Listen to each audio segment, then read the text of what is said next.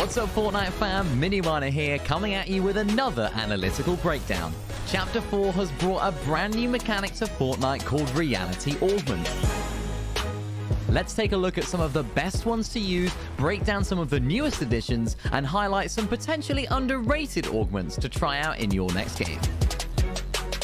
Reality augments allow players to activate a variety of abilities that alter the way you play Fortnite.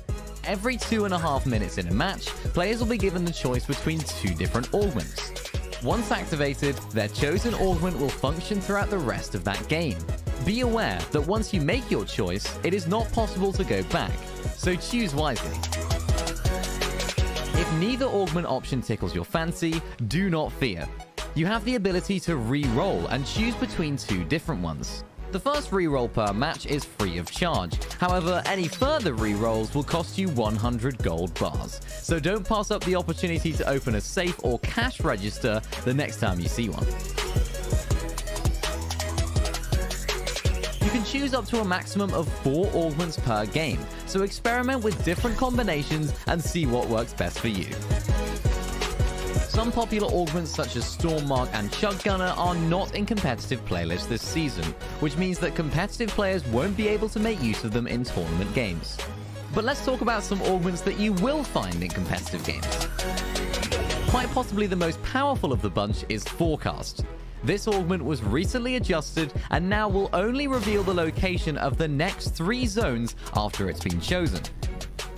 This is still so useful for competitive players though, as you'll have the edge over those that don't have this augment by being able to plan ahead. Knowing where the next zone will be is vital information on how and when to rotate, and also where to position yourself to find success. Giving your assault rifle a boost has never been easier. First Assault makes the first shot in your rifle deal bonus damage, resulting in a huge increase in overall damage output from range. This is an incredibly popular augment for competitive players, as dealing extra damage helps to keep a team above the Storm Surge threshold. Combine this augment with Rifle Recycle, which gives your weapon a chance to not consume ammo when shot. This augment means that running out of ammo is almost impossible, so feel free to keep firing to your heart's content, if you have this augment enabled. In Chapter 4 Season 1, the pistol already has huge potential for use in competitive games. Now, make what's already strong even stronger with the Pistol Amp Augment. This augment, as the name suggests, amps up the magazine size greatly to a huge 22 bullets per mag. Combine this with the Light Fingers augment, which increases the reload speed of weapons that use light ammo, and you've got yourself a dangerous weapon that can be effective from all ranges. Danger Hero is one of the newer augments to be added into Fortnite, and while it doesn't seem too valuable, in certain situations it can save your entire game. It works by briefly regenerating your health and movement speed when your shield breaks, which can save you from getting eliminated on multiple occasions. Get hit for a large amount of damage in a fight? Allow the augment to automatically heal your health while you drink some shields. Or even make a quick escape with the increased movement speed that you gain immediately after your shield breaks.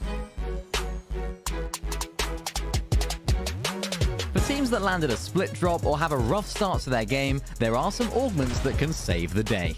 The Peely's Plunder augment grants players with a map that will help locate buried treasure somewhere on the island. This option is often overlooked as the treasure map takes up an inventory slot. However, those that do choose to make the early sacrifice will be rewarded with some top-tier loot, courtesy of Peely himself. The extra loot that this augment provides will bolster any split drop or help those with lesser loot compete with the rest of the lobby. Give a player a fish and they can heal once. Give a player Jelly Angler and they'll heal for a lifetime. The Jelly Angler augment grants players with a fishing rod that can be used in any body of water. Forget floppers or shieldfish, because this rod will only fish up jellyfish. Competitive players that are below on Storm Surge can stack these jellyfish inside of their box and eliminate some of the risk of going for peeps. A few new reality augments were added in the 23.30 update this week. Let's break down some of the most useful ones that could shake things up in future competitive games. If you're a fan of nature, then the Harvester augment is for you. When foliage around the island is destroyed with this augment active, it can drop big bush bombs and some forageable items too. This augment also increases the effectiveness of foraged items. Combine this with the Bush Warrior augment to allow you to gain up to 150 effective HP while sitting in a bush, whether that be a natural bush or from one of your big bush bombs. This saves valuable heals when rotating or going for surge damage. Expect some teams to sit in bushes going for tags this season, so the next time you see one, tread carefully. Hide and traverse within the shadows with the new Shadow Striker Reality Augment. When activated, this augment grants the ability to find shadow bombs from eliminations and containers around the island. Competitive players will surely look out for this augment when making decisions, as it will give players a whole new way to traverse through the map, making endgame rotations that much safer. If you're not lucky enough to have Shadow Striker, then there are other mobility-based augments to choose from. For example, more parkour, that rewards the use of mantling or hurdling with energy, the same effect that a slap juice or berry would have. Or even select soaring sprints, to get an increased jump height and a low gravity effect while sprinting to bounce your way through the endgame. Icy Slide is another brand new augment added to Fortnite. It gives you an icy speed boost while sliding to help you traverse the map in a more efficient way. Competitive players will find huge benefit in the speed boost that the ice offers in endgame situations. Just be careful not to slip and slide into another player's box though, as that could result in a less than cool encounter. Experimenting with different augment combinations is one of the many ways to spice up competitive gameplay this season and play the game your way. Don't forget to watch the upcoming FNCS to see all of these augments in action, and we'll see you on the battle bus. Beep beep.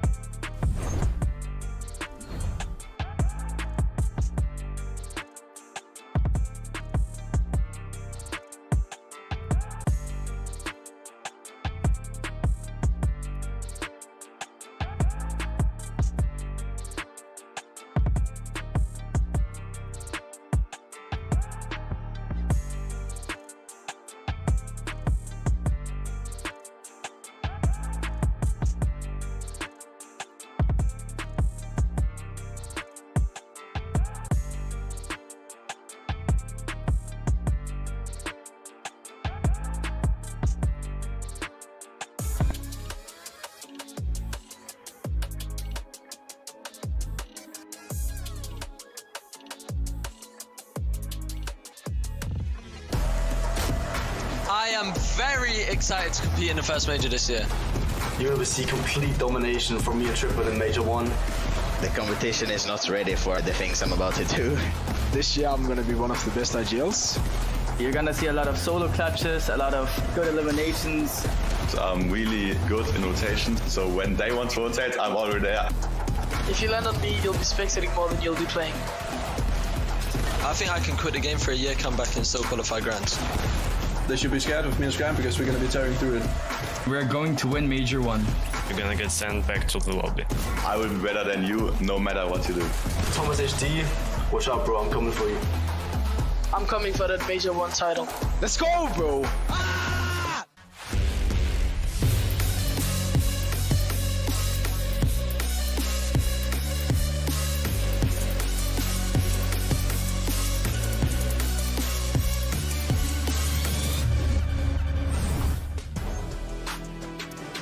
Welcome back, Fortnite fam, to the FNCS. Yesterday, we watched NA just bring the absolute fire. And now we're here to see what EU can bring to the table as well.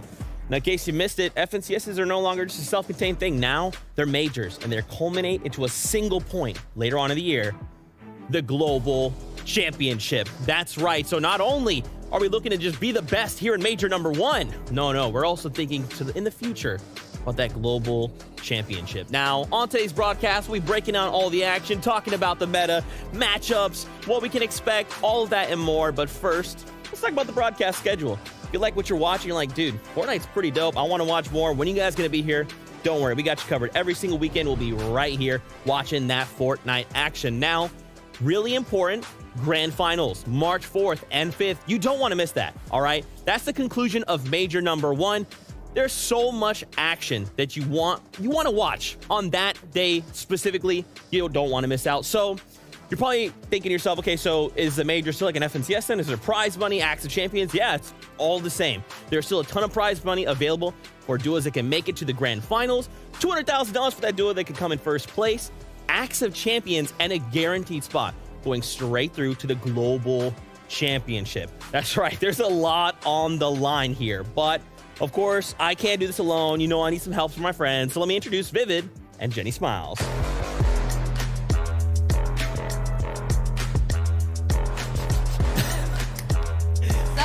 Yo, what's up, guys?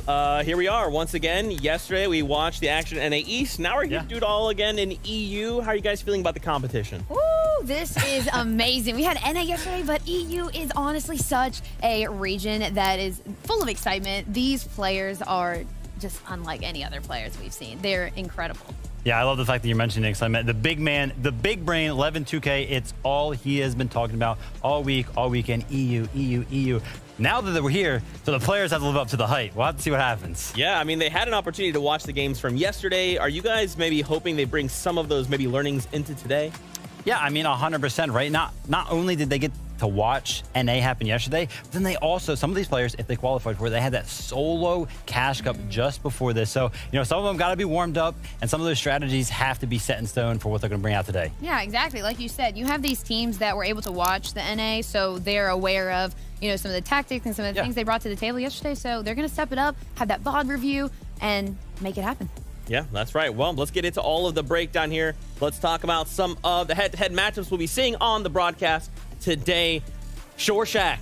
Apparently, there's a couple duos that think, hey, this is the POI I want to be at. I want to fight over this. We got Janice going up against Andalex. So what can we expect out of this head-to-head matchup? You know, Zeke, there's just a lot of this going on around the entire map. We mentioned it multiple times that there's just not as many POIs on this map. So you get a lot of these split drops being fought for. And Jenny, I'm curious, like, what do you think is going to happen right off the rip here? Yeah, so you have Janice, they are landing top of this landmark, and then you have Andalex landing the south side. So what they're really going to be fighting for is that blue house. The blue house is that area that has all the good loot, that has really what the main point of dropping there is, you know? If they aren't going to go for this house, there's not much loot, there's not much reason to land there. So that fight is definitely going to take place. And I also think it's important to point out that they have been landing here in multiple occurrences throughout leading up. You've seen them be actually able to take out their opponents. So, you know, it's really anyone's game. 100%. And one thing that I want to point out about split shops, right, that is so important is that the thing that's so vital about them, and the reason why they're often so good, is that you can cover so much area, right? We'll see the duos actually split up and just cover so much ground. But when you're getting contested like this, like Jenny just mentioned, both of these teams are actually going to be landing right on that blue house, which means that you're not actually covering all that space that you're used to seeing. So that does one of two things. That opens up all of the area that you're used to landing at for surrounding duos to kind of land at. But then also, when you actually win that fight at that blue house, if you do, then you have to walk all the way over and get all that loot. So your rotations get so delayed, which is why it's going to be so tough for this duo. But like Jenny mentioned, they've had this matchup throughout some of these Elite Cups, so they got to be used to it by now. Yeah, for sure. I do want to kind of highlight another matchup here over at Slappy Shores. And we're going to talk about Slappy Shores in a minute because I really want to touch on that subject. But first, Tayson going up against Vico here at the Shores. What can you guys tell me about this head-to-head? Yeah, so you have Tayson and Mustache, which is a insane duo to keep your eyes on. Both of these players individually are just such good players. They're coming together. They're just a powerhouse, you know?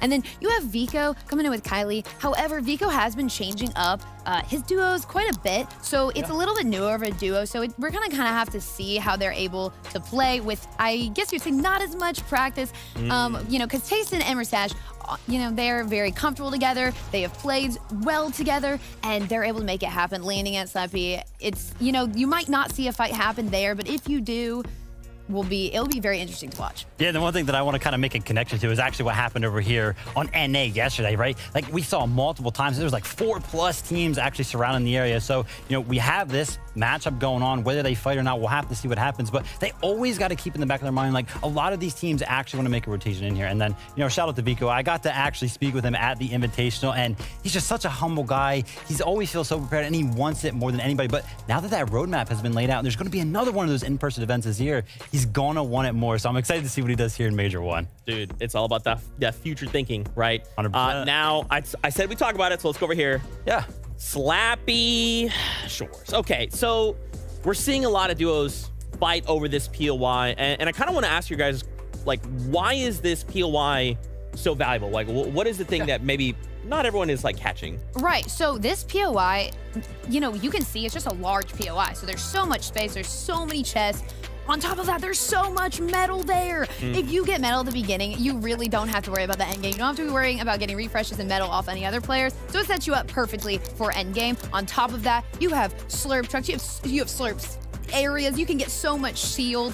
It's just a prime time location to drop at. Yeah, and I kind of want to give everybody at home watching, like, what they can kind of expect. So if anything outside of this actually happens, then somebody's switching up. So typically what we'll see is Tayson and Mustache actually land on the north side of this POI, and then Vico and Kylie will most likely be landing on that south side. Now, the north side is good because it does have more chests. However, that south side has all of that slap juice. That being said, you really need to have control over that bridge, right? Because that's the main connecting point between both of the sides of that POI. And Tayson is the one that loves to make sure that he has control over that, because that does one of two things. Not only does it make sure that you keep eyes on that south side of the map, but it also keeps eyes on the surrounding area as well. Make sure none of those teams that I was just mentioning kind of make their rotation in. And then, of course, that capture point right in the middle of the bridge there, making sure that they get just that little bit of extra loot.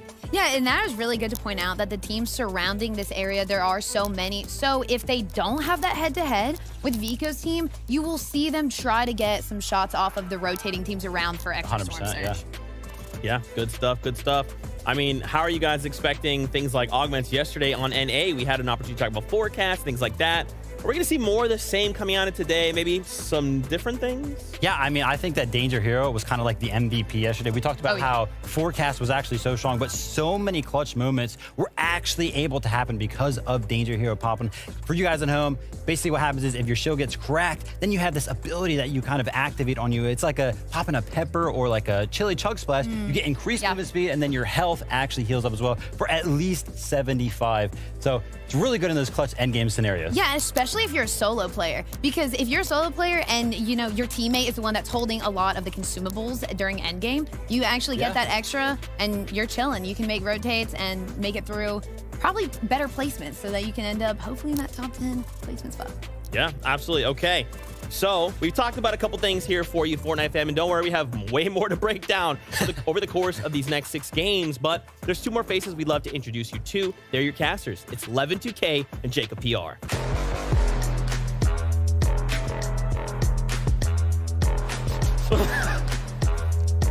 You know, I guess it's true what they say, like, as you age, you actually get shorter. Levin, for some reason, you're shorter than Jacob today. I don't know what's going on, but hey, that's the one. It's great to see you here, both of you. Welcome back. Levin, I kind of want to lead on you specifically. EU's kind of your home. It's your forte, right? Yes. So how are you expecting things to go coming into today's competition? I'm super excited. As you said, right, EU is sort of my stomping ground, right? I don't know how we're here in EU and there's no Europeans other than myself, but nevertheless, I'm very excited because the level of play we see from this region over and over again, it's on another level, in my opinion, of course. And so I'm expecting to see that level all throughout the major. Yeah, I mean, I've been blessed. I've casted NA West, EU, NA East, back on over to EU. What's your favorite? And there's one storyline. We'll see after today. Ask me that one again after today. But I want to talk about that revenge storyline, even though it's not too much for revenge. But Queasy and Vino, they went ahead and dropped on Seti and Cammy, a historic play. I still agree that was the best play of the tournament. It didn't work out for them. They had progressively worse placements through the Elite Cup. But this is FNCS. This is a different ball game. It's time for them to get their revenge. Yeah, they're just an animal waiting, right? They're just like, yeah, we're not doing well. Yeah, of course. Okay, EU time, let's go. Because that would be huge for them, right? To make such a splash, especially off the back of the Invitational, right? Yeah, 100%. And, I want to, go ahead and put so much emphasis on the fact that that Invitational was so fun for every single player. But then, if you're a player that didn't actually make it to that Invitational, then you got to want it more because you kind of just had to sit at home and watch all these players not only compete, but have the time of their lives at that. And like I mentioned before, the roadmap is laid out, the Global Championship at the end of the year, which makes every single major just that much more important. And look, there are questions around Queasy and Veno, but I think it's a bit overstated in terms of their performances leading up. They've had brilliant performances leading up. Even if you look at the 2 rounds before this to get here to Session 3, one of the best performances we've seen from anybody in any region, right? They were absolutely dominant. The only team, I believe, to get first place on both days, right, of the, sort of sessions we had to make it here. So in my eyes, I'm not worried, especially when you have Queasy fragging out. These guys had so many eliminations. They are in a mood and almost, like you said, a revenge tour type of mood. So I like to see the fact that coming in today, they're going to do what they do. I think they're probably going to win it. That's who I would predict if I had to predict somebody. And yeah, just a top team in my eyes. Me and Levin often go back and forth, right? Naeast versus EU. But I found one thing that me and him actually agree on. Okay. And it's the fact that Veno is the best player in the world right now. Yes. 3 Musketeers? Yes. 3 Musketeers? Okay. And then we got 3 lines on it. Hey, always a bandwagoner, isn't there? Okay, all right. What do you guys think coming into today? Like, now that EU has kind of watched Naeast, we know EU way more aggressive. Are we just going to see some of the craziest plays we've seen?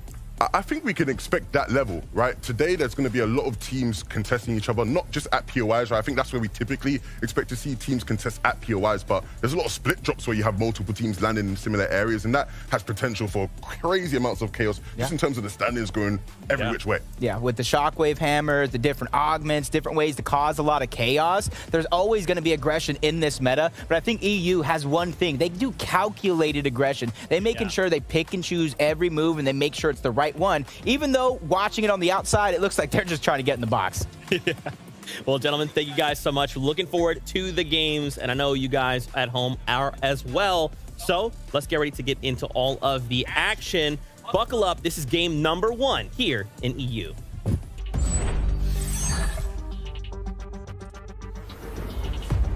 It is time to see some of the best players in Europe compete in the FNCS Major 1. I'm very much looking forward to it. I know Jacob is as well. We have a fun day on our hands. If yesterday was any indication, North American East, of what we're going to see here on EU, I am ready for it. We got some high-flying action ready to come and be right before us. And we have some players that have maybe switched up teams looking to take that top spot in EU. And we know nobody's going to let that one go easy. Yeah, a bunch of new teams are upon us, and I think that causes for excitement, right, in terms of new stories, new chapters in these players' careers.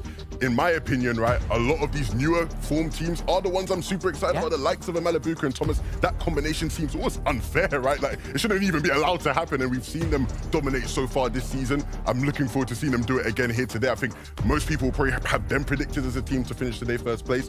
What do you think about that duo? I mean, I think there's quite a bit of duos here that are contending for that first place spot, but I actually want to see one of these teams that are paired with an FNCS champion and a player that is lacking that accolade. This is a chance for somebody to really rise up the ranks and check that one off their bucket list. Yeah, of course, right? And when you are surrounded by a former FNCS champion in their own right, it gives you that extra confidence, right? You know they have the minerals to go out there and win in the big competitions. And trust me, we have a bunch of players. We're littered with those in this lobby, so I can't wait to just hop right in. I almost think I feel like I have that same confidence. Casting next to you. This is your region. This is your domain. I can't get ready to let this one get loose. But there's one thing we have to watch out for. I don't think we really talked about it. We'll talk about it during the game. Battle Bus is ready. Game number 1 starts right now. Let's get into it. It's live. The players are ready. And half of them already off of the Battle Bus. From north to south we go. Who will be victorious? Of course, we are constantly talking about off-spawn battles. Wherever region you're watching, whatever level of Fortnite you play, that's always going to be a massive factor. Can you win off-spawn? In the case of Queasy here on our screen, they have an interesting split drop where they're not often contested, and it doesn't seem like it'll be that way today either, but at Lonely Labs, Noah Riley and Vidil have a fight to handle. Yeah, this is one of those combinations. I'm talking about an FNCS champion in Vidil. mixed with Noah Riley, a man who's tasted that spot, or at least so close to it many times before, right out of the gates. And the interesting thing, what we saw yesterday, they were kind of splitting the POI. This time around, on the EU side of things, they're not really wanting to split it too much. They're going to the same side of the map and trying to take the loot because they know behind Lonely Labs, there's a couple of extra buildings, a couple of extra chests. So they're trying to make sure they're at tip-top shape before they even end up in exchange, just like this one. Decepto's trying to do what he can. Clement goes down. Steno's down as well. This is going to end up into a 1v1 situation, but he has a chance right here to try to get the res. Deceptos and Clement are no strangers to fighting off spawn. They've done it many times in many different chapters. But this time, on the back foot, what can they do? Lucia not going to give them an inch to breathe. Clement finally taken out completely, and it looks like Deceptos will follow. The door edit comes out, and that's not the door you want to be opening. Lucia will win in that fight, but again, right back into the action, and it seems like it's all over here for Lusha and the Freezy. Teeny and Misha will take them down. That calculated aggression we were talking about, prefacing right before this. You know they're going to get aggressive, especially with the way the meta plays here in Fortnite. It's about picking and choosing, being that smart player through and through. And look, I mentioned it at the start, right, where a lot of players are contesting each other at places that aren't actually, right, these POIs. Yep. And so we're going to see a lot more of those, you know, really 50-50 heavy fights where you are just trying to outdrop somebody, right? Sometimes in bigger POIs, you know, both teams land on at the same POI. You land one side, they land the other. You get time to loot up, then you fight. In a lot of these fights, it's literally just going to be whoever has the better drop map, whoever's been practicing more, and whoever gets lucky with the loot they pick up are going to be the ones to be victorious. When it comes to this team here on our screen, Jacob, a lot of hype coming into the competition, but hype they can certainly live up to. And one of the more contested spots right now over towards Faulty splits.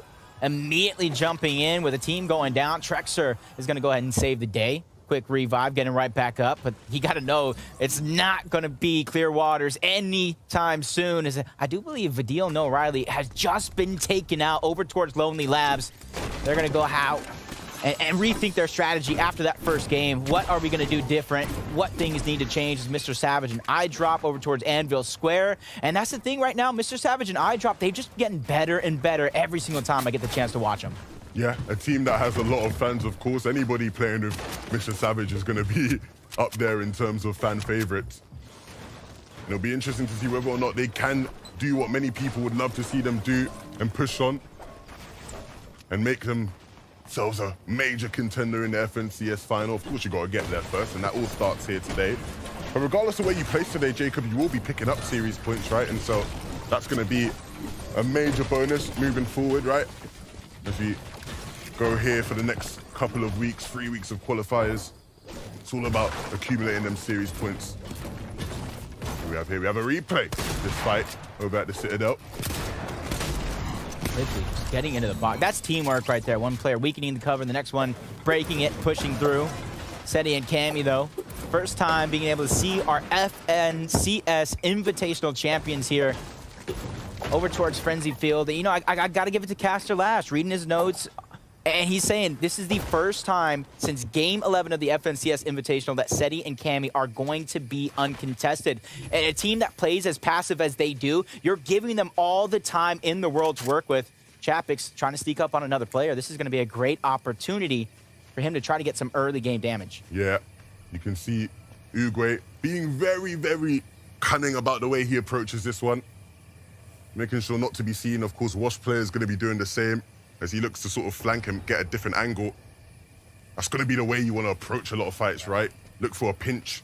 Look to try and cover as many angles as possible. And once he leaves himself open, they're going to take the shots and look to push in. The crack shields will be the trigger for them to start running on in. And it's only a matter of time you've got to think before they pick this one up. Yeah, you can see his teammate in the mini-map trying to use the Shockwave Hammer, close the distance so he can hand that helping hand on over as Joker's trying to get back on out in the opposite direction. They're reunited here for now, but how much time can they buy to gain some stability here in this one?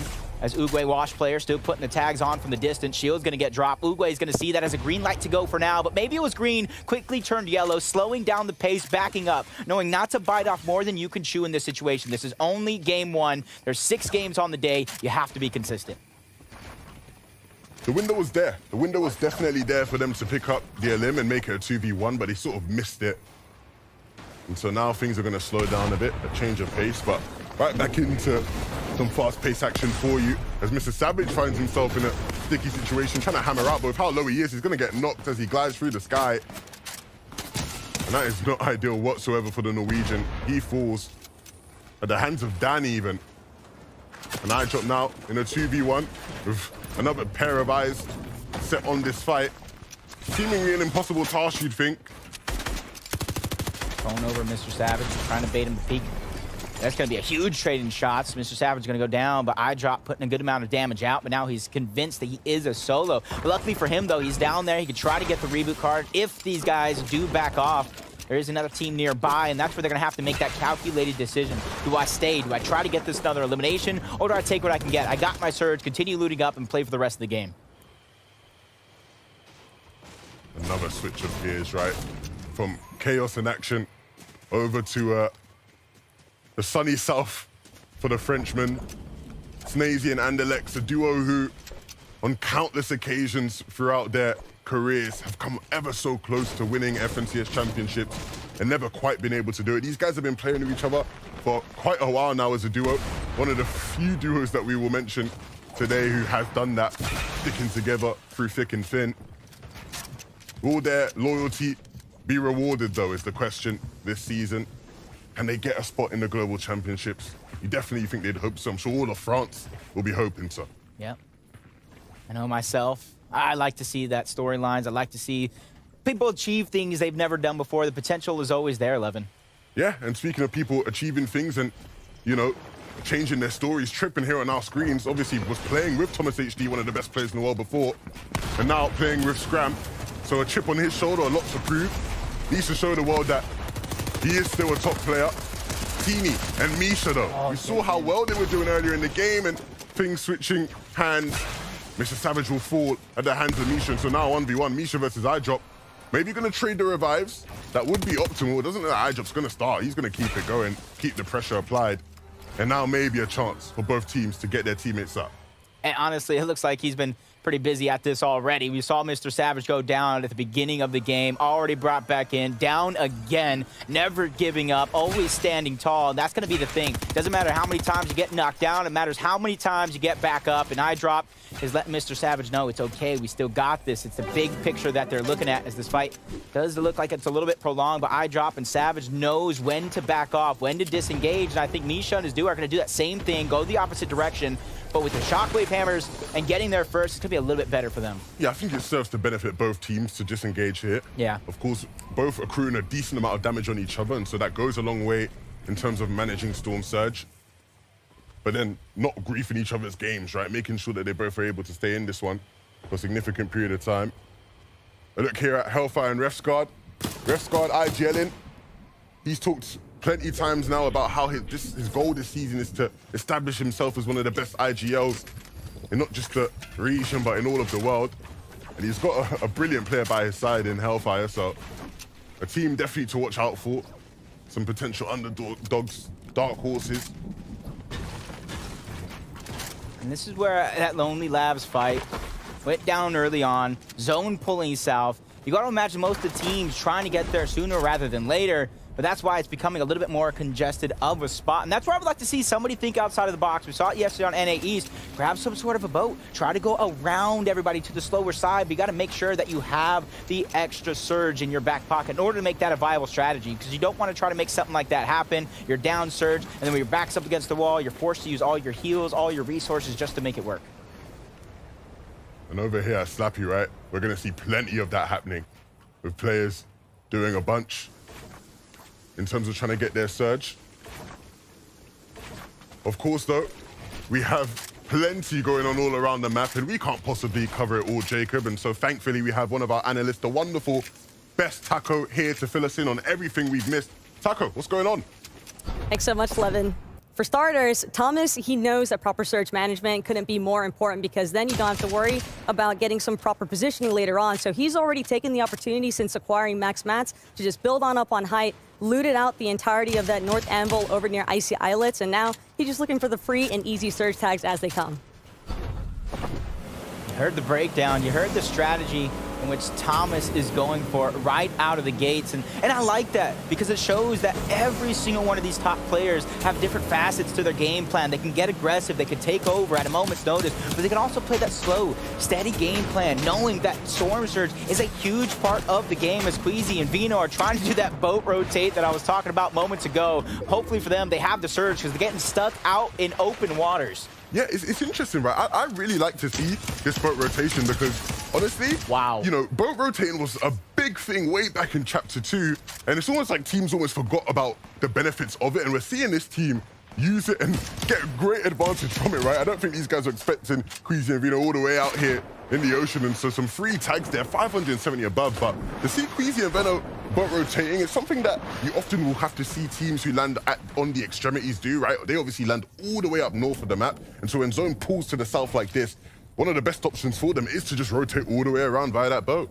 Now, I keep just thinking back to that calculated part of the aggression I was talking about, because in order to make something like that happen, you saw they were over 400 above the damage threshold. They had to be very, very proactive early on, uncontested, allow them to loot up right out of the gates, not worry about much, just like Vico and Kylie over here. A little bit to worry about over Slappy Shores, a lot to fight for, plenty of metal, so teams are going to try to scavenge it, even if they don't necessarily land here.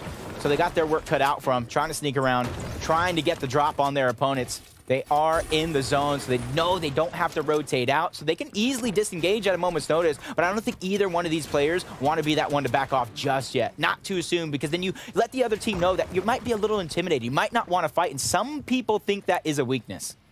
Yeah, and you never want to show yourself to be weak in a lobby like this one. Of course, Clown and Frey are weak in the sense that they are below Surge, and so they need to hit a shot.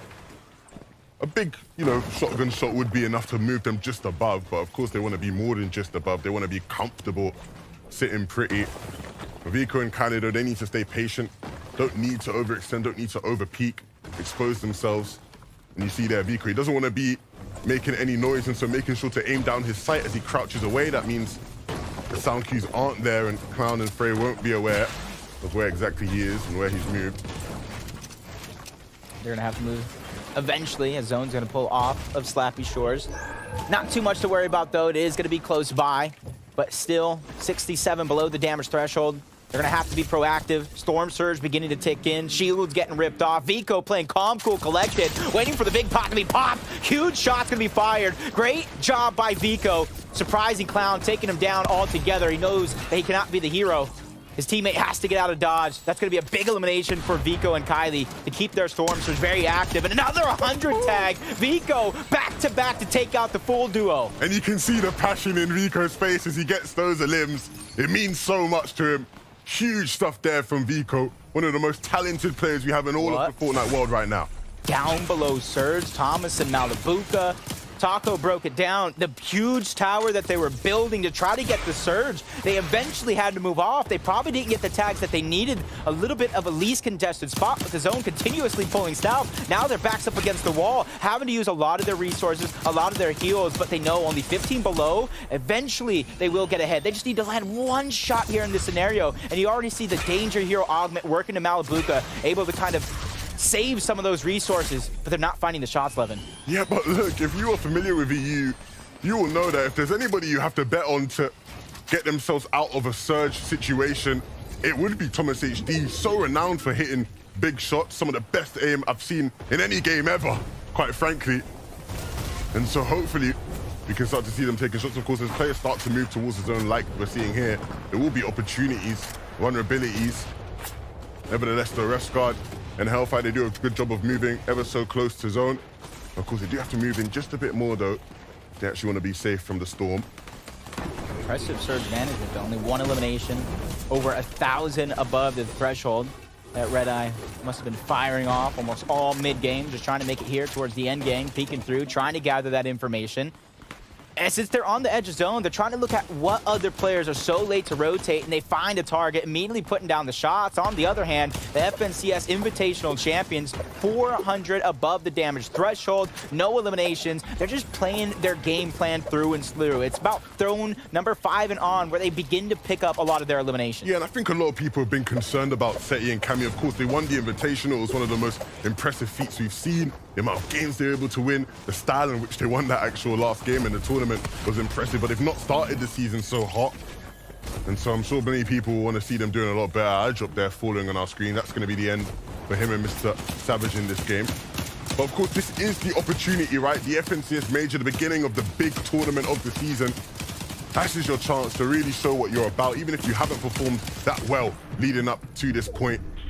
This is where it matters the most. This is where it counts. And if you have performed well leading up to this tournament, this is a chance for you to really make a statement for the next couple of weeks. Get those series points. Let everybody know which POI is yours. Vortex, Belusi, it's going to be one of those teams, 200 above the damage threshold, 12 points so far, 3 eliminations. Pretty solid game out of them. If you look at their resources, about 76 on Belusi, plenty to work with. I would say if they don't pull this next zone, they might need to be looking for a refresh depending on where it actually goes, but that's something we might see later on in the game anyway. Yeah, Belusi and Vortex just waiting there. I'm sure they know that Mappy's waiting on the other side of that wall. That left-hand peak wouldn't be favorable, and so maybe he needs to cool down a bit. Reason and Janice trying to build their way into zone, and of course they have some spare loot here. The hammers in hand will go a long way. We know how important they are this season. A necessity for success, it seems. Getting tagged out from the side. Dropping down just a quick layer, not too much, but something to work with. Queasy, Vino, outside of zone. They got some traveling to do, and it almost makes me wonder, what is that play going to be? Because the slower they take, it almost looks like they're rotating to the more busier side of zone. So they're going to have their work cut out for them, just like a couple of these teams here, taking a lot of that damage from Storm. Even if you're 700 above, you still have to be careful for those teams that are below, because they're going to be relentlessly trying to hunt to get the damage. Yeah, like you said, right? You might be fine, but that doesn't mean the people around you are fine, and that can lead them to make some hasty plays and look to try and get in your box. And when they're in your box, if you don't have the answers, if you can't hit the shots, you will go down, and it looks like that's what's going to be happening here. Okay, not completely over there, but now Frednex has to hit some sort of big shot if he wants to keep his team in the game. Of course, his teammate is down. I don't know if he'll be able to recover that body. It doesn't really seem like it. Maybe. It looks like they are going to give it to him somewhat. No, it's going to be way too hard for him. They're going to just keep on pushing him. They're going to push him the way he pushed them.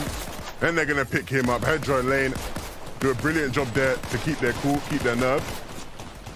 It's almost scary to think that they're barely above the damage threshold after getting both of those eliminations. So their job's not done just yet, just like Janice and Reason, 94 above. That's a place where they can feel some sort of comfort, but not ultimate comfortability, because they know they have to start being proactive, finding the shots, figuring out where most of the zone players in the zone are going to be at, so they know exactly where to rotate. Yeah, and speaking of rotate, they have a max distance zone to traverse. This is a long rotate for them, but they do have hammers, and so we know they'll be able to use that in order to get to that 5th zone. Lucian Steno, not the complete maximum rotate, but again, a very far rotation for them. Another team though that does have hammers, but I think they also may look for a refresh in this zone. They are lacking in materials. We're still seeing players deal with Surge though, and players who are down on Surge. Hedra being one of them, barely alive right now. Going back into the zone, that danger hero augment that Vivid was talking about, really saving the life again, but no shields to get cracked, 48 HP. That's what he's gonna get stuck at. But you can kind of see that effect, not getting the Storm Surge early. Even after getting those eliminations, he was barely above, dropped down low, forced to go right back in, but now with very little resources to work with all around, he's going to have to figure out what his next play is going to be. Janice, Reason, not too much commotion going on around them. They must have found themselves a great rotation. Wait until everybody rotates around it before they make their next move, so nobody can really focus on getting those shots. Everybody's focused on trying to get into the zone, and that's a perfect play, perfectly executed by them too. Yeah, I love that positioning there in terms of just making sure to get into zone and get a bit elevated as well.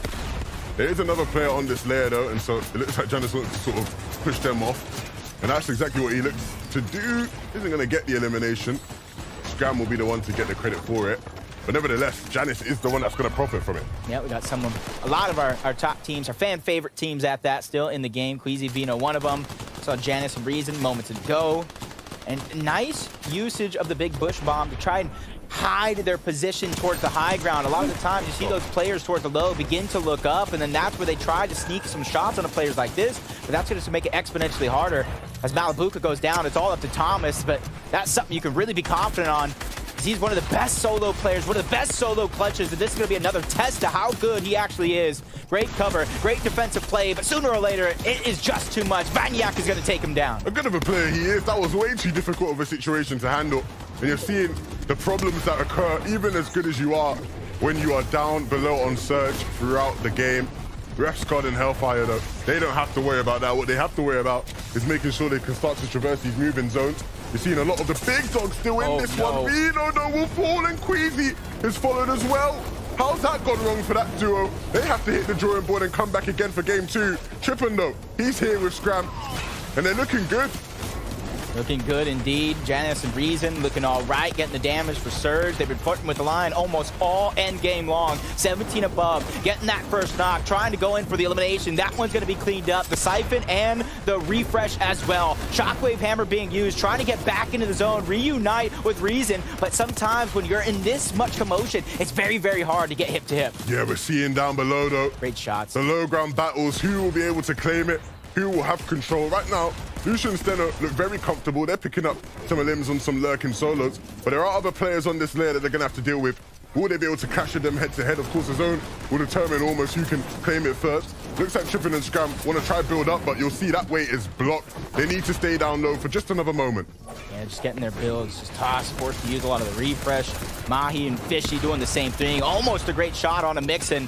He goes down nonetheless. Vico's down there as well, putting in a lot of damage to everybody, being forced down into that low ground. Fishy's daring to go into that layer, thinks it's a bad idea, tries to go back, but the decision has been made. He goes down. Now it's off to Mahi. He's stuck in a blender right now. He just got made into a smoothie and sent back to the lobby. And you can see Grows and Fire Hunter up above the rest of the lobby, sitting pretty. They will love the view as well. Everybody below them fighting it out, but the problem that they will have is that their materials are very, very low. And so it's down to a couple little wood builds and a couple mantling sessions. They need to start hitting some big shots. And soon, Lucia and Steno, they couldn't stay on low. They had to move up a bit.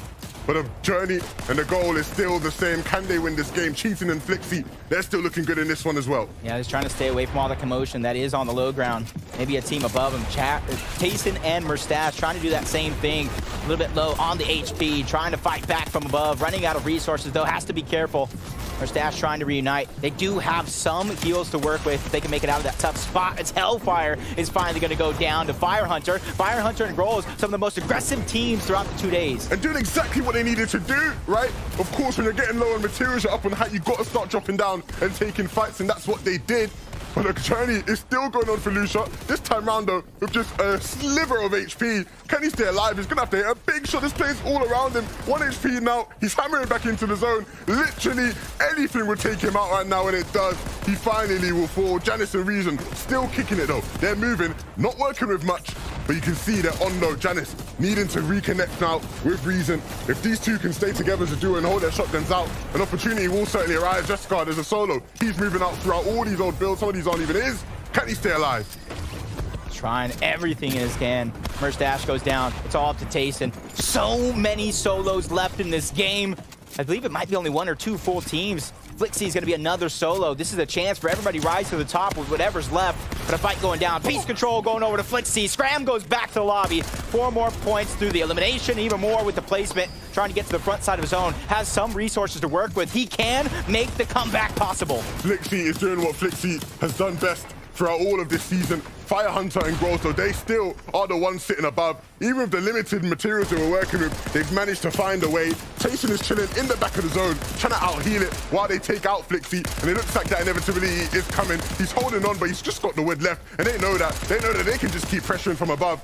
Tayson, though, with the med miss, he's got another one as well. Barely staying alive there. And he just needs to wait for Flixie to fall in. It looks like that's what's going to happen in just a matter of moments. They can't connect any shots, though. They can't hit him. And Flixie actually takes down Tayson. And so he's got in second place. But will he be able to win against these guys? The hammer play to come back in. He's built up above them. But they need to stay together. They need to look up. And if they can start to take a look at him, it would only be a matter of time, you think, before they take him out. And that's exactly what it looks like is about to happen. But he is just scurrying away, getting out of their sights, making it last just that bit longer. And now they're trying to hammer all around, break every single build. And you've got to think now, Fire Hunter and Grolls will connect to the shot. They hammer back up, and he will fall back down. Flixie, second place. but it's Fire Hunter and Grows who take game one. I gotta give Flixie all the credit in the world right there, though. He would not go down. He would not go away. It almost looked like he had a chance to clutch up, but gotta give it to Grows and Fire Hunter.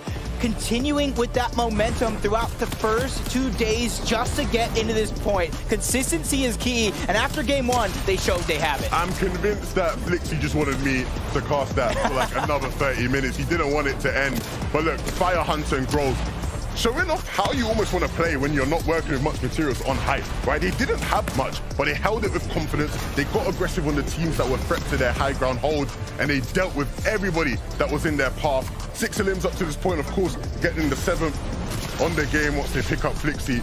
A very, very good start to the day, and a big grin on the face of Groves as he starts very, very well. Yeah, and I love it. Like I keep saying, 2 days of practice, getting into that 3rd day. This is a great chance for them to keep that momentum going. So many teams, though, going down a little bit early while others making it farther than we expected in that last game. EU, I'll tell you, it has definitely surprised me. Yeah, look, it is only the beginning. We still have plenty more games, but let's take a look at where all of our players stack up after this first game. Let's send it back to the analysts. Game number 1 here in EU, just as chaotic as it was over in Naeast.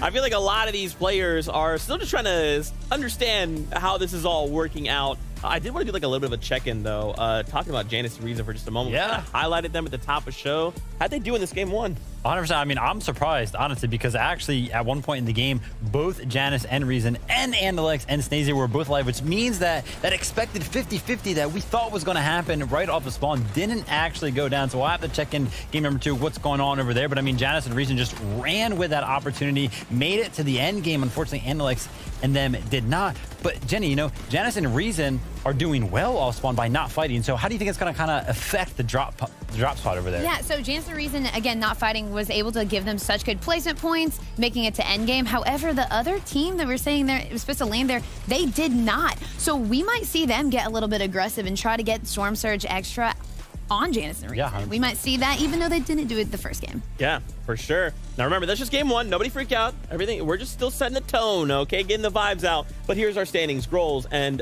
Fire Hunter here in that number 1 spot after just game number 1. Kind of top heavy there, and as far as eliminations go, Ryan, you've got Cheatin' and Flixie there with 7. And then, I mean, Steno at 10 eliminations. My gosh.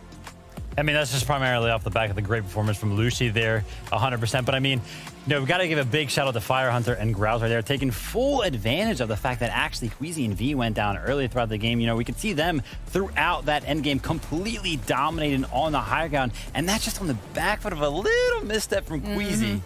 Yeah, too, like, they are prominently the team that takes height. So that's what we see during endgame. So since that team was not alive, we see them being able to come in and hold that high ground and using the hammer to dominate through the builds and ultimately end with a victory royale. And you know, I love Jacob, right? He gave big props to Flixie here at the end. In a 2v1 situation, I mean, the Fire Hunter and Grouse just could not find that guy, so making sure that he gave himself the best possible chance, but even still getting that second placer there, very, very good. And just highlighting there for a moment, Fire Hunter utilizing that shockwave hammer. We kind of talk a lot about it front, going from, you know, low ground to height, but he was like, I'm on height. Let me use this to kind of maintain that high ground. That's sick, bro. Yeah, I mean, 100% taking full advantage of pretty much everything that he can get out of that shockwave hammer. But I mean, somebody who was just kind of running throughout the mid ground and that low ground, like we mentioned before, Lucia, you know, picking up a majority of his team's eliminations, kind of making sure that they squeeze into the 3rd place. As you can see right there, only 32 placement points, but still finding themselves up in the top 3. And I mean, just as a duo right here in the end game, just breaking through all the builds, making sure that they're together.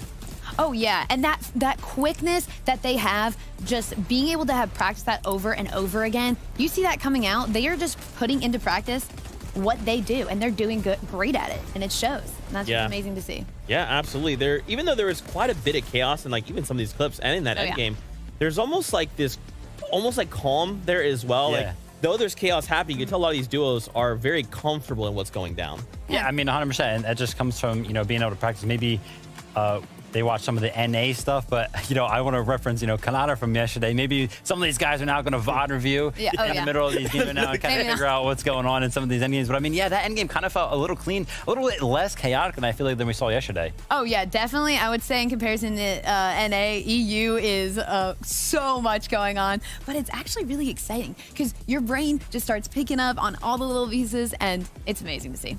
I'm curious, you know, like, will they continue to get crazier? Will we see, like, maybe a ramp up? Is this the tone EU's setting? Now, this is just week 1. We got weeks following, and so on and so forth. But I'm kind of curious, where do we go from here? You know, I think that the main reason that game wasn't as chaotic because there wasn't as much fighting going on for higher ground, right? I mean, I think maybe a lot of people could just kind of assume that higher ground was set and so on, when really they weren't. Like a couple of shockwave hammers up and could have created a lot more chaos in the lobby. But since everybody was kind of letting that higher ground kind of just stay smooth out, then the rest of the lobby was kind of just forced into this like calmness, and nobody was really just bouncing around.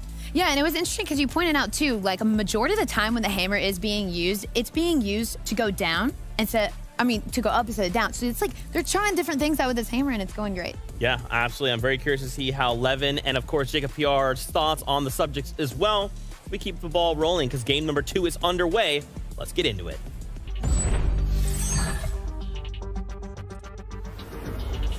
If game number 1 wasn't an indication at all what you're going to see, strap in those seatbelts because this is a roller coaster. This is going to be 6 of the greatest games that we've seen in quite a long time. A couple months at that since the Invitational. Yeah, I think a couple surprises in that first game. I think some of the top teams you wanted to see go all the way, make it to a distance, didn't quite have that kind of performance. But we did see, you know, really great stuff from Grows and Firehunter. Big credit to them, holding that height. Not necessarily the team that you would have thought would come out and dominate height in game 1. But if they can continue to do that, then hey, we'll be talking about them all season. And let's see if they can do it again. We have the battle bus ready. The players are ready to drop. Who will it be to win off spawn once again here in game 2? Yeah, we've seen some of our superstar style players go down relatively early of what we expected in that last game. Let's see if they can kind of make up for it. We got a west to east bus pass, a little bit on the southern portion of the map. And this is going to cause for some early game fights, and Lush is going to be able to get that first knock on the 1, but it's just not enough. Teeny there to save the day, gets both of those eliminations, but you have to be careful. This is right out of the gate, Levin. You don't spawn with shields. As Janice goes down as well. What's going on Snazy here? and Andalex. Yeah, we talked about how Andalex and Snazy, they're no strangers to fighting here off spawn.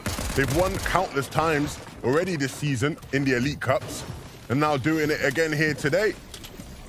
It's a rematch. This is literally a 1v2 rematch of what we saw last game. Ushi was able to take it last time, but this time he's not having that same feeling of confidence. Both of these players are up. Clement and Decepto's trying to close onto the gap. They spot that Thunder in there. Let you to try to go in, sneak that one away. I don't even know if he tried to get the grab just in time. He might have something to work with, but they get in the box anyway. Shot's going to fire off, and that's not going to be a repeat of last game. They both go down, sent back to the lobby, but let's see a replay of how that one started. A full 50-50 right out of the gate. Great usage of the slide to just whiz past him and steal away the loot. That is big. That's exactly what you want to see from teams, right? If you do go down or spawn, when you come back the next game, can you make up for it? Can you be locked and loaded, ready to go? That's exactly what we've seen from the 2 French players there. Clement hitting some big shots. A brilliant start to this game and a chance now for them to actually show us what they can do now that they've not gone down in the first couple minutes. Not just yet. Tripper and Scram, though, trying to make up for lost time. A couple of resources to work with, but not much if this ends up in a prolonged fight. So they want to end it quick. They want to end it easy. Marco and Tricked on the other side of that one. Not building, trying to hide their position. I don't think either of these teams have a ton to work with. But a nice shot by Tripper to drop him down the shield. Back-to-back 170. Tripper and Scram really rising to the occasion right out of the gates. This early surge is huge for some of these teams, so that way they can actually focus on the rotations. Yeah, and that was a big one as well. Marco and QB are 2 players who have been incredibly impressive so far this season. Definitely not an easy team to fight by any means, but Tripper and Scram making quick work of them. Brutal Bastion has first and second place. So you can already see, last game, they split it, looking like this game, they might follow suit. Coupe, Cade, trying to sneak around over towards Anvil Square. Just 2 different teams dropping here. iDrop and Savage are going to be the other one.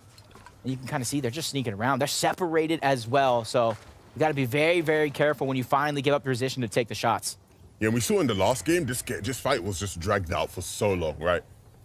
All of the players sort of bouncing around, doing their thing, and nobody really, you know, just getting in, right? Going all the way. This time, will things sort of conclude a lot faster? It'd probably benefit all parties to do that. But nevertheless, you'll see it's just moments like these where they just sort of get out, reposition, and look to set up the fight again in a different manner. It does look like they're picking up the pace a bit here.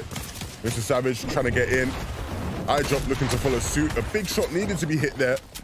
It doesn't connect, and so Cade is going to now try to sneak up on eye drop. And it's going to catch him behind if he's not too careful, just building away. And they were marked quite some time. Cade was able to capture that point, and that's why eye drop was so close. He was trying to contest it, not wanting to let it go easy. But now that the dust is settled, they already know where they're at. Both teams trying to disengage, get into a better position for now.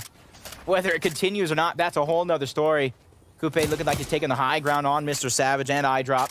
Cade trying to refarm. This is going to be a prolonged fight, like you said, from one game to the next. Neither one of these teams wanting to give it up easy, and I like it. It just goes to show that they're using every single thing that they've practiced up until this point to keep themselves alive. My favorite player in this lobby, the player who I think is the best Fortnite player on earth, Tundra V, playing this season with Queasy. He's been playing with Queasy almost half a year now. It's been quite a while they've been together. And what an amazing amount they've been able to achieve together. And I'm sure they'll feel like they can do plenty more. And last game, their attempts at high ground didn't go as planned. But nevertheless, we will see them be a constant force in endgames throughout today. Tasting a mustache, a very similar story, right? Where not the best of first games, not too bad either. I'm sure they would have felt like they could have done more. Of course, they're struggling there in mid and low ground, just trying to stay alive with how chaotic it was. But to be fair to Mustache, he thrives in the chaos. That's where he likes to be. I'm the type of passive player. I don't thrive in okay. I'm a steady and cammy type of guy, but without the winning, of course. Of course. But, you know, I do try my best, just like these guys here. Teeny getting very, very active. They already have 3 eliminations. They figured out where they were at on the leaderboard after game number 1, changing up their strategy, taking out Vortex and Belusi, claiming that spot. That's their 4th elimination now. As they keep getting more and more aggressive, keep finding these surge tags, they're going to be able to just beeline into zone without little to worry about other than the other competitors to maneuver around, to scram and tripping down low towards the low ground. Hellfire and Ref's Guard built the tower towards the sky, so that way they can try to find the shots for Surge. And looking at them right now, they have actually pretty good loot to work with. Yeah, some Danish on Danish action here. 2 of the better Danish duos battling it out, from afar at least. Scram using that ridge to get out of the way. Of course, it means that Hellfire doesn't have the angle to really see them there. I wonder if you'll see those 2 teams run into each other again. Very familiar with each other, of course, Flixie and Cheating. I was bigging up Flixie last game for how they've impressed me this season.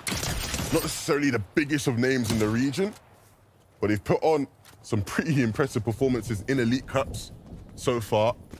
And if they can translate that into today's lobbies, which I think there's no reason why they can't, they will be a lock to make it to the final, and potentially even a big threat in the final.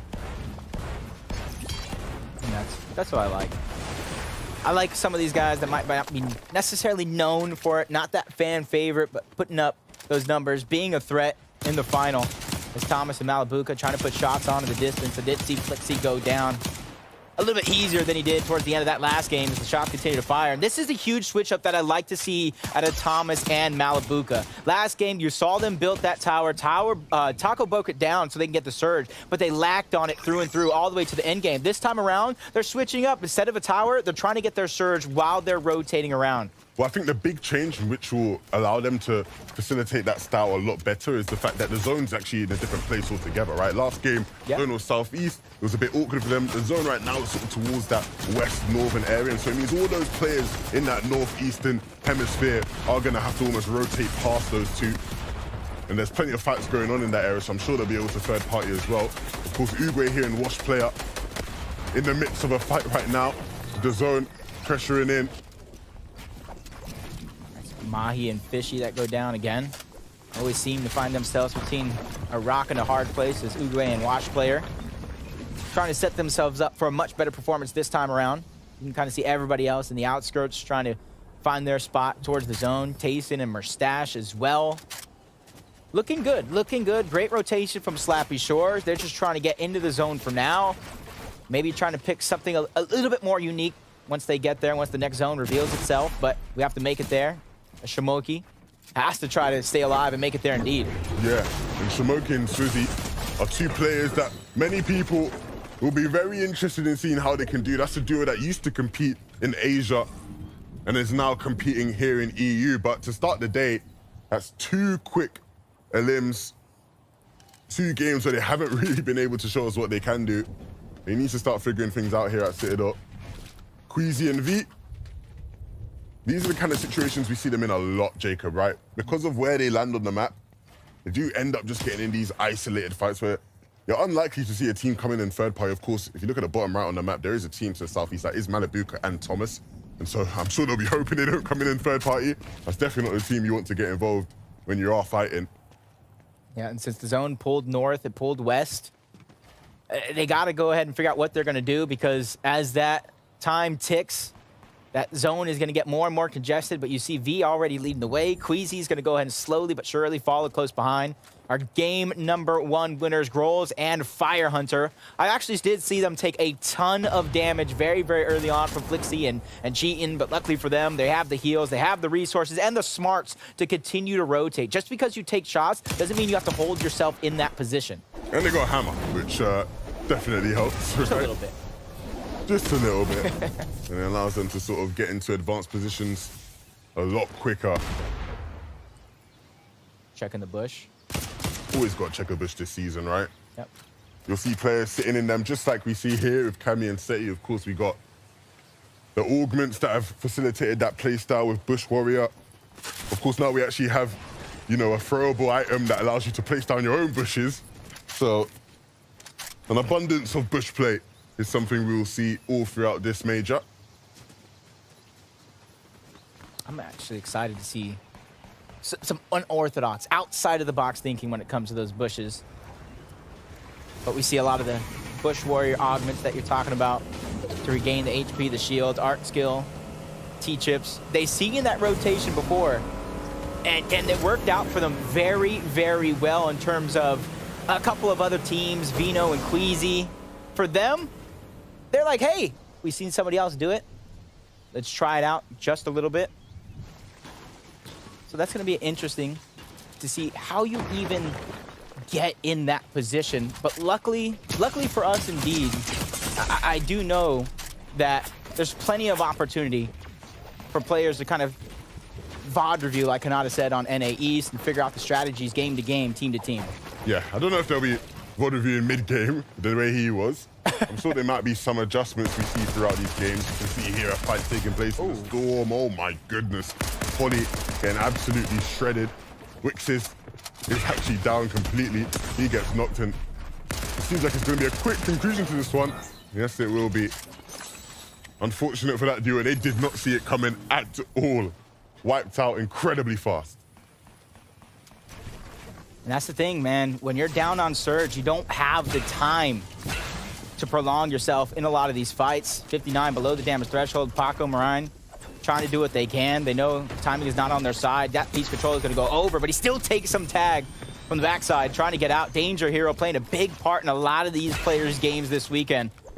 Not only lets you regenerate that health, it gives you a little bit of speed boost to move around. Trexer is doing what he can, but you cannot get too separated in these close range fights, because that's all you need is 1 second, one shot to really make the difference. Yeah, and of course, time ticking. They do have chug splashes, which will be some fast action heals. Marine, though, really trying to force the issue now. We know how dangerous he can be, but there's a player right in your face. You have to take Asa out right there, and that's what he'll do. A big, big shot being connected. And they look like they could conclude this fight rather quickly if they could just get that wall and connect with a shot. Yes, that's exactly what they will do. Nice work there from Paco and Marine. From all that action went down, I saw Andalix get dropped in the elimination feed. plenty of our top teams. Flixie's back? He's down. Okay. Storm Surge is there as well. This is going to be one of those positions. You at least have a shield. Ooh, trying to trade off the shots, but not landing what you need to. A couple other teams coming in. Hopefully that is able to kind of distract and allow you to kind of use that as a way to get in. But Firehunter and Grolls know that they're so weak. They see the effects of the shield keg going off, so they know sooner or later that team's going to have to peek to try to get in zone, and that is the moment they're going to strike. And you see Mustache and Tayson being victims of Storm Surge as well. They're going to have to think outside of the box to try to get the 65 shots. Look, this is not a team you want to see struggling down. No, not at all. You'd expect them to have this sorted out. And some extra context here, this is something they have struggled with in the Elite Cups, right? Of course, we've had the Elite Cups leading up so far this season. They have struggled with Surge in those, and they've struggled with them so far today.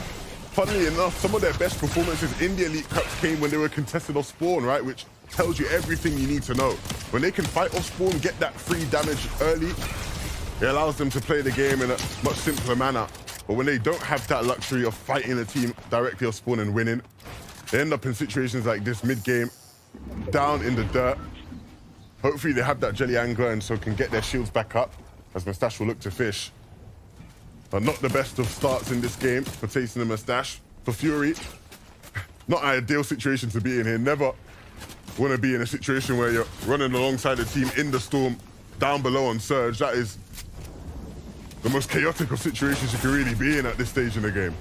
I was thinking right there, Kylie and Vico hiding in the bush, seeing the team down on Surge, taking some shots in the distance, probably smiling ear to ear, knowing this is just an opportunity to be the janitors of the bunch, clean it up easy, sneaking around, taking that position above, and nice shot as the player trying to escape. But Vico charged 2 into the box, shot after shot. He makes magic happen again. A walking double elimination machine. There's a reason why people say Vico is one of the best mechanical players, not just in EU, but in the world. He is unreal in those types of situations.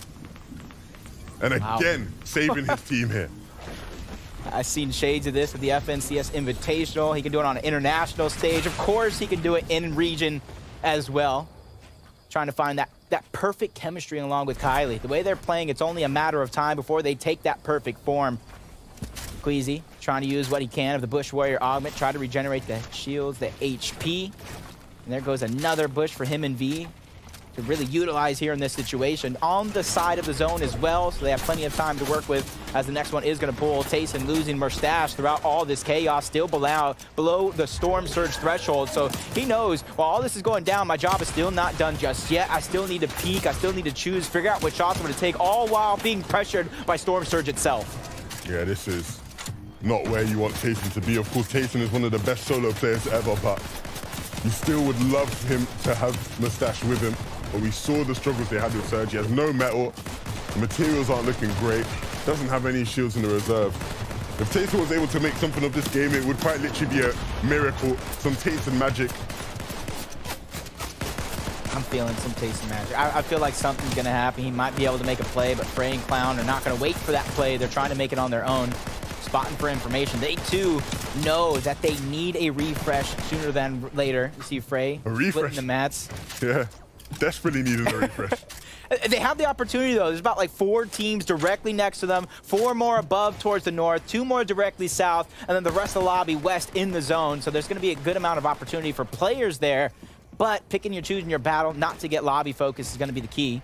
As we've seen Flixie go down early, Cheaton's left by himself. 2 strong teams nearby, Malibuca and Thomas trying to get into the box, take a 2v1 while they can. That's Vico that's by himself, getting pressured, dropping layer by layer, getting out of there on dodge. Once again, he's just making all the smart plays at the right time, but Thomas not wanting to let him escape, not wanting to let it go easy. Finally gets cleaned up by Malibuca. All the loot is theirs. And that's a great refresh for them. Look at his mats. Yeah, of course.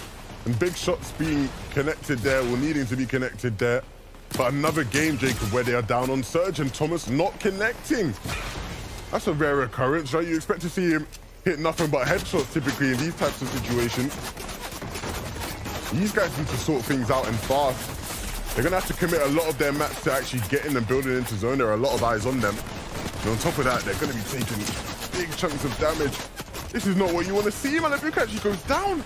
And Thomas has to stay in the zone. What is going on with this duo today?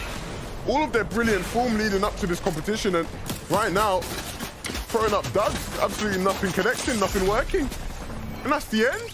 Not only is it not what you're wanting to see, I don't think it's what anybody really expected to see with how they've been performing lately. But almost that trend does continue, because when you perform well in the Elite Cups right before FNCS, that isn't a direct indicator of how you're going to perform. This is a whole different stage, a whole different set of nerves. And even though these guys are the best of the best in their region, it's not going to be a cakewalk, and you can't pretend it's going to be. And the rest of this game is certainly not a cakewalk for anybody in it. Even if you are currently in the zone that's pulled towards the south, towards that Citadel area. Still plenty going on. Artul up here, though, sitting in one of the prime positions in the lobby. Almost sort of the gatekeepers to the zone. Fortunately, there are a bunch of builds that players are able to sort of scurry their way through, and so it restricts their vision just a bit. Hellfire went absolutely ballistic down there, picking up a bunch of the limbs. So we know that team's looking good. Depending on where these zones pull, this actually could get just as scary as yesterday. I'm talking little roller coasters of emotions going up and down the Citadel, the surrounding waters, the hills. So many different plateaus. Got to make sure you have the resources, or at least the Shockwave Hammer, to at least deal with this madness that players are soon going to face. 2 above the damage threshold. Tayson looking for something. Scrapes some HP off, but it's still not enough. Falls 9 below the damage threshold, and he's seeing that as a green light to go while everybody else is distracted with taking those shots. Tayson just making his way on in. And if you can just stay alive in this game, it will be beneficial. The extra placement points will go a long way, but the caster curse strikes through. Tayson falls imminently. And that's the end of that run. Cheating, he might face the same fate in a very similar predicament, right? A solo high up in the standings without their teammate and without much to work with by way of shields, materials, and the works. Oof. Not only does it go down and across waters, it goes back up mountains. But I'm hoping somebody here can move out of their way so they can go ahead and try to find that advantageous position as Art Skill.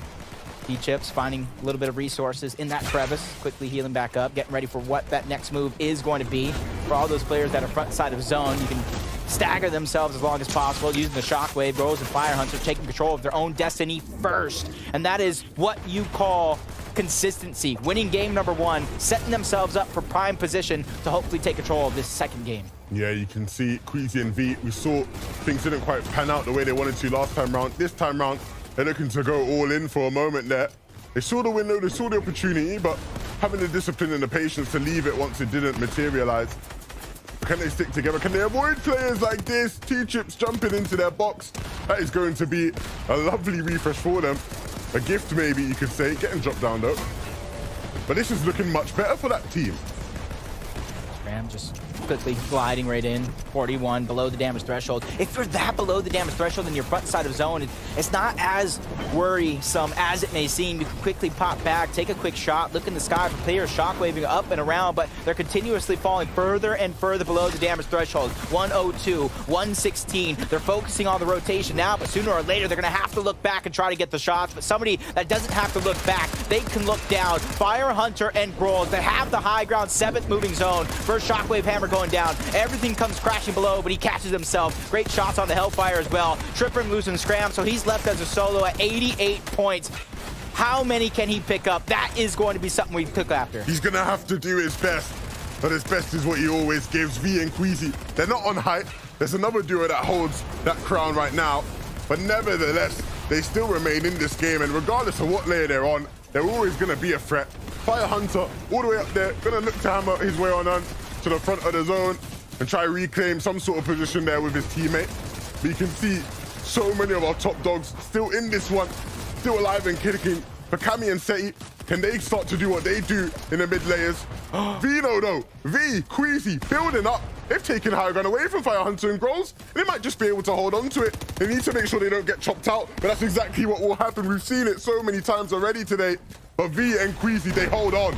Yeah, the Kings of High Ground know better than just to let their backside go for free, but Queasy gets knocked down momentarily. Grolls loses Fire Hunter, winning game number 1. Now he's back up against the wall with SS Solo trying to get as many points as possible. Tripper's doing that same thing. Gets a big elimination onto Wafa. Shockwave Hammer, that's going to be a big tool for his success, but he doesn't make it out of the box. Venya catching him slipping. Grols trying to play defensively against the wall. Spots so many players on the outside. Quickly tries to go through, pops the shot, but doesn't land it. 54 HP. Shockwave Hammer trying to get out of dodge. No resources, no mass, but now he puts himself backside the zone, sacrificing 10 HP just to get some material to work with. Yeah, trying to hammer as a precautionary measure.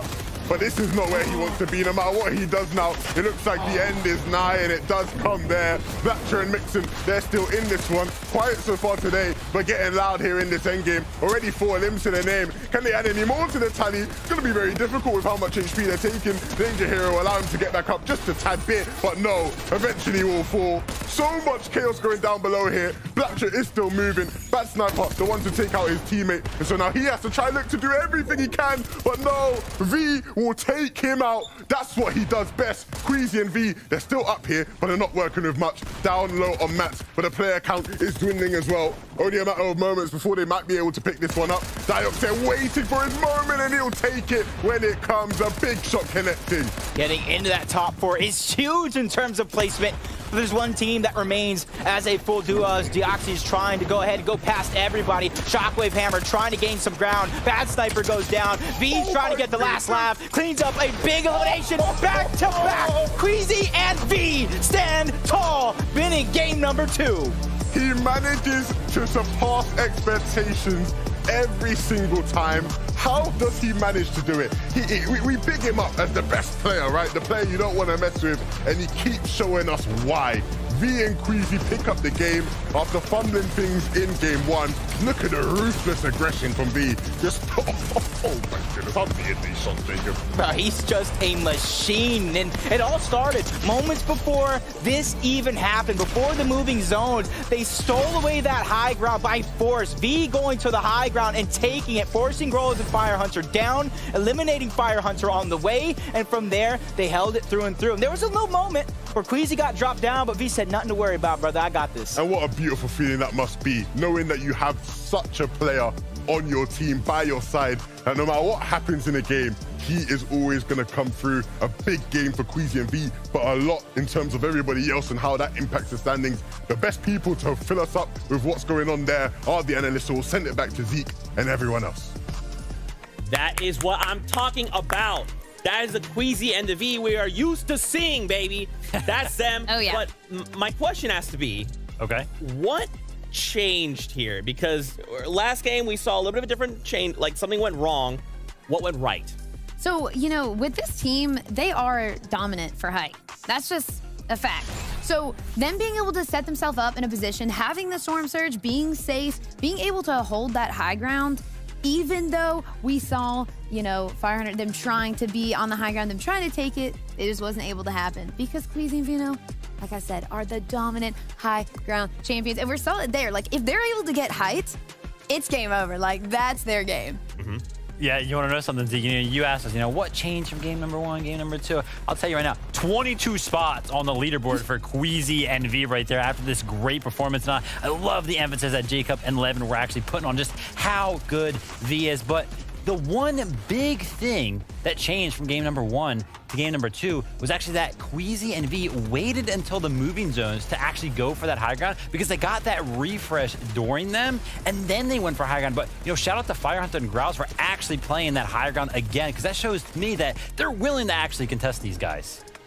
I love it that they're so good at setting the tempo of the game.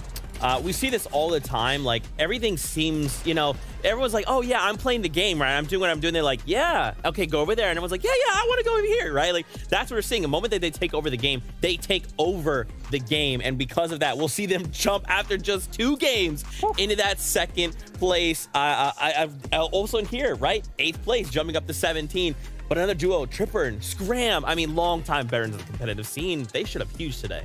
Yeah, I mean, they're just finding eliminations throughout these matches right now, right? It only shows 8, but it feels like all the eliminations they were getting just felt so impactful. And yeah, they should be a part of a highlight package. And love this play right here from Scram, right? Just barely actually getting out of the way of the zone right there. Unfortunately, it does go down, but Tripper left to do it as a solo, which is why we love this performance right here, right? Look at this, just clean shots. It doesn't even feel like he's phased at all by the nerves. Yeah, and him being able to get all those eliminations, being a solo, keeping that surge safe for him, was able to put him in a place that he could have more placement points and just set him up for success. Yeah, and I think it's interesting that, like, from NA coming yesterday, we saw a lot more, like, individual efforts, right? A lot more people were left to fight solo. That's not really the case here in EU. Like, once one goes down, the other follows. Like, is EU going to look to make that change, or is it just kind of like one goes down, we're both out? You know, I feel like the meta for a lot of these solo clutches that were happening on NA was actually the shockwave hammers, right? And, you know, in order to use the shockwave hammers, you have to have charges. I feel like EU,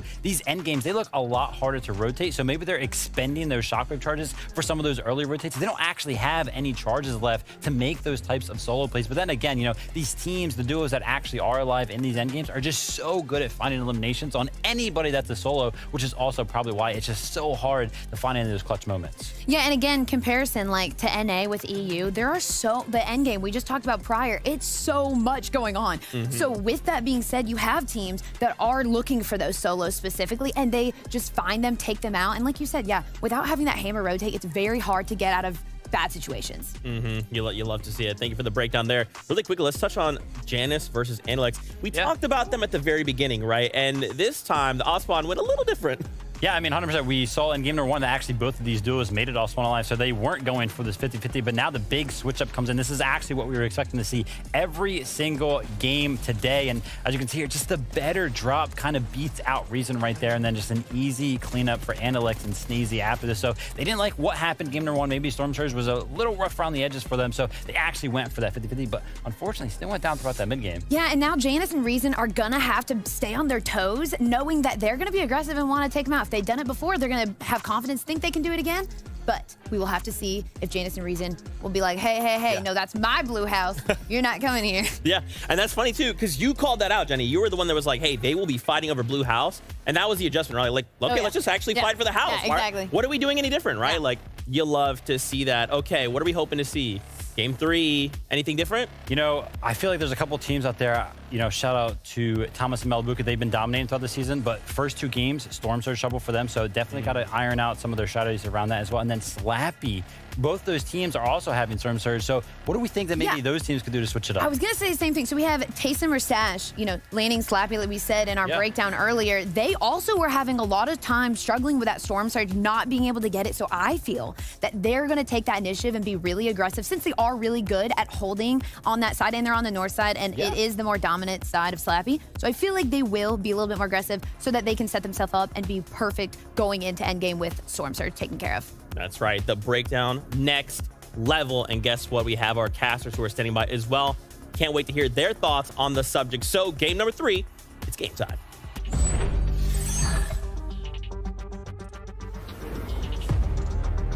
An excellent point made there by our analysts, right? It's game number 3. We got to start seeing players make some changes, right? Jenny mentioned it, right? If you're tasting them as such, do you now start to push the guys who are landing south of Slappy just because you need to deal some damage for Surge, or you can't just afford to allow yourself to waste away for the next couple of games? Yeah, you can say the same thing about Thomas and Malibuca. There's been a trend here. A lot of our top teams, a lot of our superstars lacking on the huge fundamental of Storm Surge. That's a big theme, because ever since those changes happened months ago, a lot of teams revamp their game plan, revamp their strategy to suit the Storm Surge. I don't know what happened. I don't know if they went to sleep and forgot, but something's got to change here. And look, as good as they have been, V literally is, you know, on social media going, I'm playing this game with a disadvantage. I've got no hammer, I've got no zones, you know, we've not got the best of loot, and they're still performing at a high level. So imagine now, if things do start to go their way in these next couple games, it is going to be an absolute masterclass from one of the best teams we've seen. Will it be that way? We will find out in just a moment. Luckily for us, that moment doesn't have to wait too long. Game number 3 is upon us. On a mid-bus path west to east, I'm liking it, giving everybody that chance to have their little bit of a hot drop, give them a couple extra seconds to work with. A couple of fights that we've seen almost all day long, and already we see a couple of them going right out of the gates. Teeny and Misha versus Lucia and Frizzy. It does look like this time around they said, nah, not again. We've had a couple of games not go our way because of this off-spawn battle, and you already see a huge change up before our eyes. We're seeing a 50-50 drop here between QB and Marco, tripping and scram. Are we going to see a repeat of last game? Will Scram and Trippin come out on top? It doesn't look like that way. Trippin goes down early. Marco doing what he wasn't able to do last time, and maybe even going to pick up the double. He will. A brace for Marco to start the game. I know that pain. You go in, expect, anything. You get a mini, not anything to work with. Steno and Lushi, Clement and Deceptos. Another huge adaptation coming right out of the gates. And I like it. Because you can't expect to do the same thing over and over again and expect a different result. That would be called insanity, and I don't think anybody here is too insane unless you're talking about their skills when it comes to Fortnite as Fire Hunter and Grolls. They do have at least one team extra being contested this time around. Somebody switched up their drop spot, as they should. After 2 games, you have to make the proper adjustments. You do have to switch something up, right? You can't afford to just keep doing the same thing like you said. That would be insane.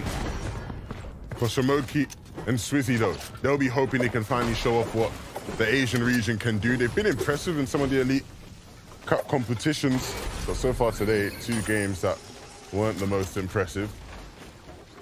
And Skyzoo and Double have been definitely making it a lot more difficult for them, making them have to work for their place in this lobby.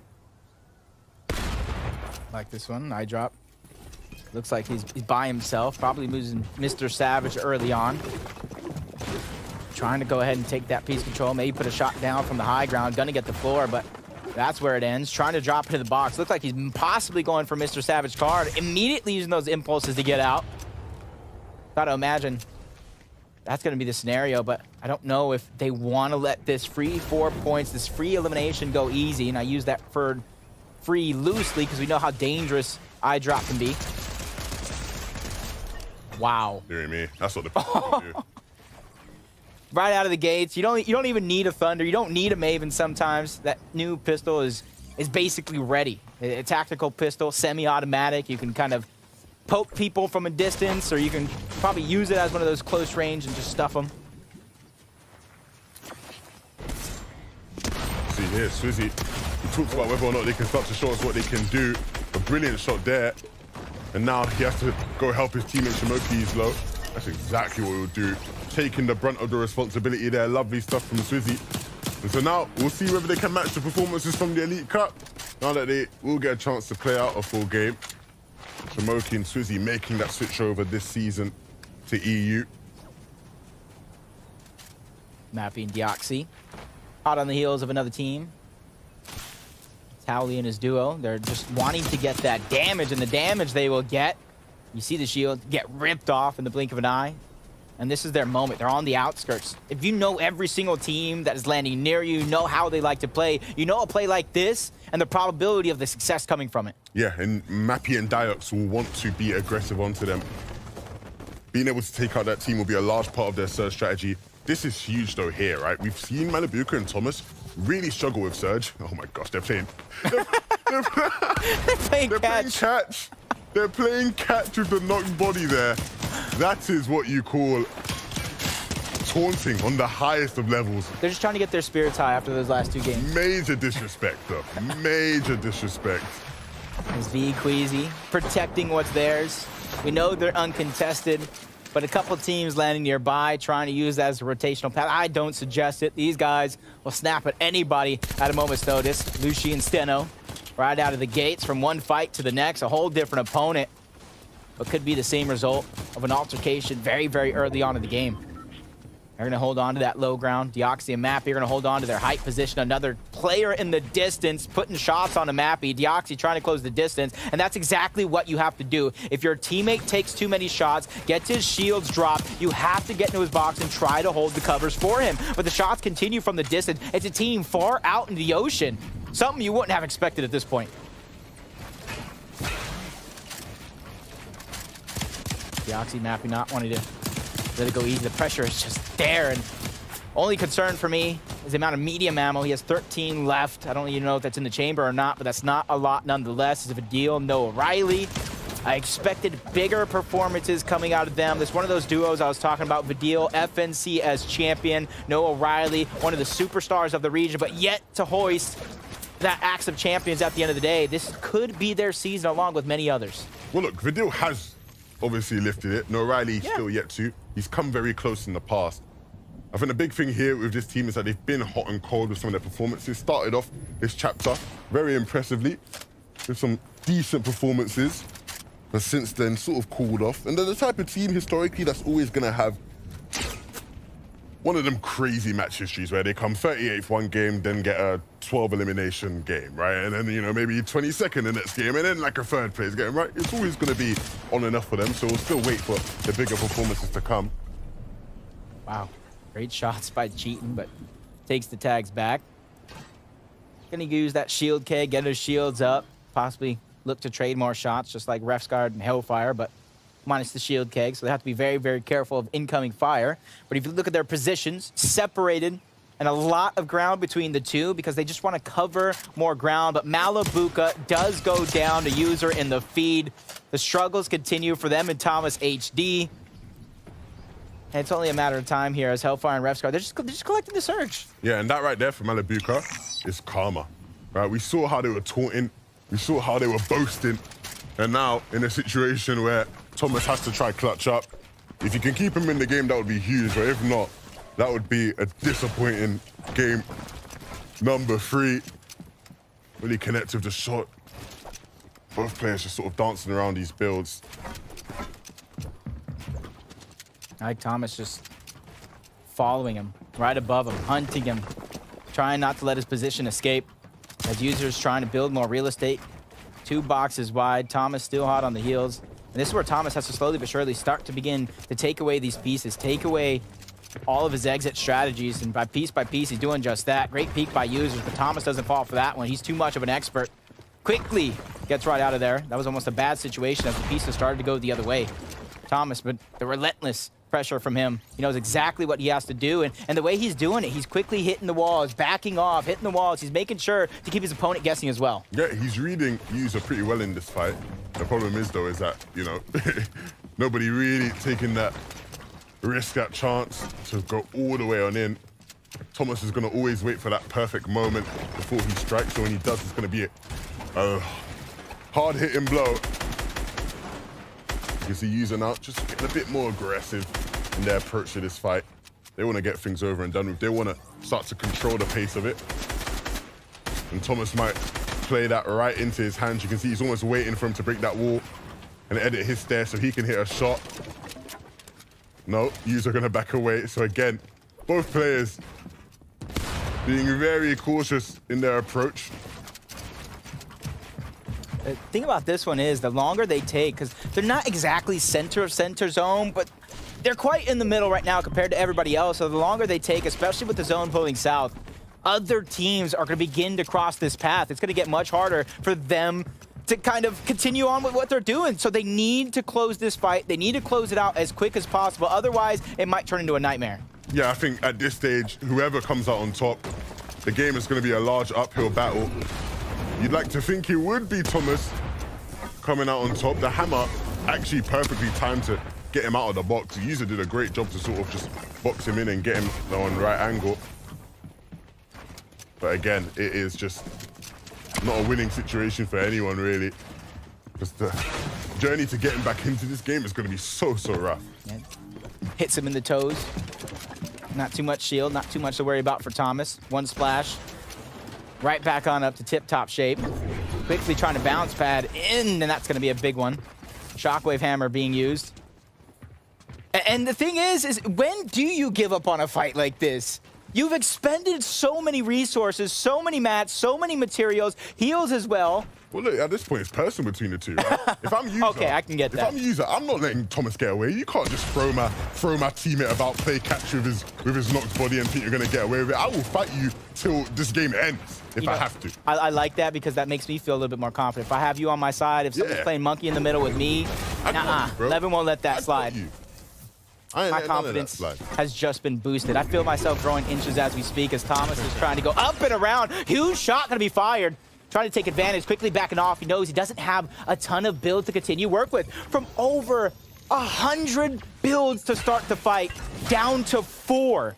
This has to be one of the longest fights that we have seen in a long time. That danger of other teams moving in is slowly coming to fruition. You're seeing the third parties in the distance. They haven't taken shots just yet, but you see in a big fight like this, you see it in the distance, it almost piques your curiosity to go in. I feel like I'm watching a child's cartoon with like the, you know, the villain and the protagonist, they're just constantly going at each other, right? Like just, it never ends. Back and forth, that pendulum. Finally, somebody wins the fight. Thomas HD cleans it up. That's the entertainment we watch the FNCS for, isn't it? 16 builds for his efforts, and we miss so much. Thank gosh we have Taco to cover up some of what we miss in here from Queasy and V. Listen, I don't think it was just Thomas that was going on a little bit of a journey there. In fact, we saw V utilizing some of the natural launch pads right north of Bastion in order to do a little bit of scouting activity. And when he realized that he had a prime opportunity to isolate an individual, look for an elim opportunity, pushing them inside of the boat on his lonesome, but he knew he had it clean and secure and did a fantastic job of making sure to clean it up. Yeah, that's a different level of confidence, right, when it comes with V.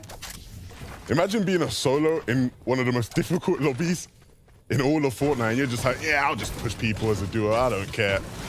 I got what it takes to deal with them. See, I thought it was the other way around. I think, you know, V noticed his boat getting taken off his land, and he was just like, yo, that's mine. that was mine. I used that in game one. You can't be taking that. And I do like what Taco was saying, those static launch pads in multiple positions around the map, thinking outside of the box. And that's exactly what you got to do, because these zones are going to go all over the map. You have to know every single position, even if it is your POI. Fire Hunter and Grows. We saw them in the first couple games and doing a brilliant job in that first one. They tried to play for height again in the second one, and unfortunately they weren't able to hold on the way they could in the first. And looking a bit rough as things go on in this one. So deep in towards Frenzy Fields. Lucy only having bandages to work with, and only 2 at that. Luckily for him, he does have the Shockwave Hammer. Has to quickly follow suit onto Vortex so they can try to get out. Overstaying in this spot, just asking for bad things to happen. His Rep Scar and Hellfire just outside his zone, 189 above the damage threshold. They're just picking and choosing right now. They're seeing a full bunch of teams on the north side of them, and that one team just being annoying, high ground, trying to get the shots. They're returning fire, at least getting something for their efforts, because now they just moved up 252 above the damage threshold. Yeah, I like what I'm seeing so far for Queasy and V today. We've seen them countless times in these games now, playing the dead side of the zone. Oftentimes, just sort of going around where all the players are going to be. They're dealing with a lot of their surge earlier on in the game, and so it gives them the freedom to do that. This game, not as high up above the threshold as we're used to seeing them in some of these, but they're only ever a couple moments away from being able to be a significant amount above when you've got the firepower of V on your team.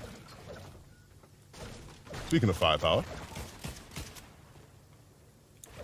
No O'Reilly, the deal. Ton of firepower onto them. Couple top teams right in front of them, though. Got to be careful. Don't want to cross the path. And they actually have an easy rotation directly into the zone. Not too much contest in there. But a team that's going to be gatekeeping, watching everybody trying to find that sweet spot. Oddthor and Joker. And this is where they're just immediately dropping down, passing over the hills, and trying to bring in everything that they can back up. They know the possibility of trading shots going to be there, so they want to make sure that when eventually they do have to rotate, they do it with full shields. You see the splashes on the ground. Big pot there is going to be extra. And just look at the amount of information they're able to gather here. Yeah, and this with third zone pulling back the way it did towards the north after pulling south a couple times earlier zones. This is going to be one of them games where your ability to box fight for surge is going to be super important. So many players are going to be congested with each other. For the players who wanted to play dead side like the Queasy and V's of the world, you know, it's going to be a lot harder to get the kind of damage you want to deal. And so you're going to see situations like this, cheating and Flixie, where players are just sort of trapped around a lot of different players and having to fight to deal damage. Seven of the 33 teams in close proximity. One of those players, Grolls, is going to get eliminated, sent back to the lobby, so it's all up to Fire Hunter in that position. and he possibly got taken out. You're thinking your ultimate high ground, over peek through the cone, get eliminated. He doesn't have a ton of heals to work with. Obviously, we're trying to look for scraps left behind. There goes some resources. Not too much brick to work with. There's going to be a couple teams still down on the low side as Clement and Decepto is trying to go at it. Decepto is going to go down. Marines putting the pressure there. Multiple teams in the distance. Clement getting forced back into the zone. Danger Hero is going to be popped off, but it's not going to be enough. He goes down altogether. And that's going to be Vaniac Marine there as well, trying to get out, take what they can. Mapping Deoxy, they found themselves a good spot. And if you look at straight ahead, when it comes to zone, they don't have too much congestion to get there. Yeah, this is the chaos I was talking about, man. This is what happens with these kind of zones. The Diox and Mappy, they're no strangers to chaos. We obviously saw Diox last game playing as a solo in endgame, and he hit a couple big shots, but they want both of them out. Oh, dearie me. Yeah, this is not ideal. Queasy is down and out for the count. Again, they got into close quarters with a team that isn't too bad, if I do say so myself, and unfortunately Queasy will suffer as a result of it. I'm sure that, again, they'll be feeling hard done by it, not having hammers and whatnot. By the end of the day, V still has a journey to go in this game. I'm a little scared, a little nervous. No Shockwave Hammer, perfect rotational item for a solo. Don't have to worry about your duo going along with you. You could just bounce back and forth, front side, back side of zone. So you find that spot of comfortability as V's just trying to box up, builds himself some space to work with.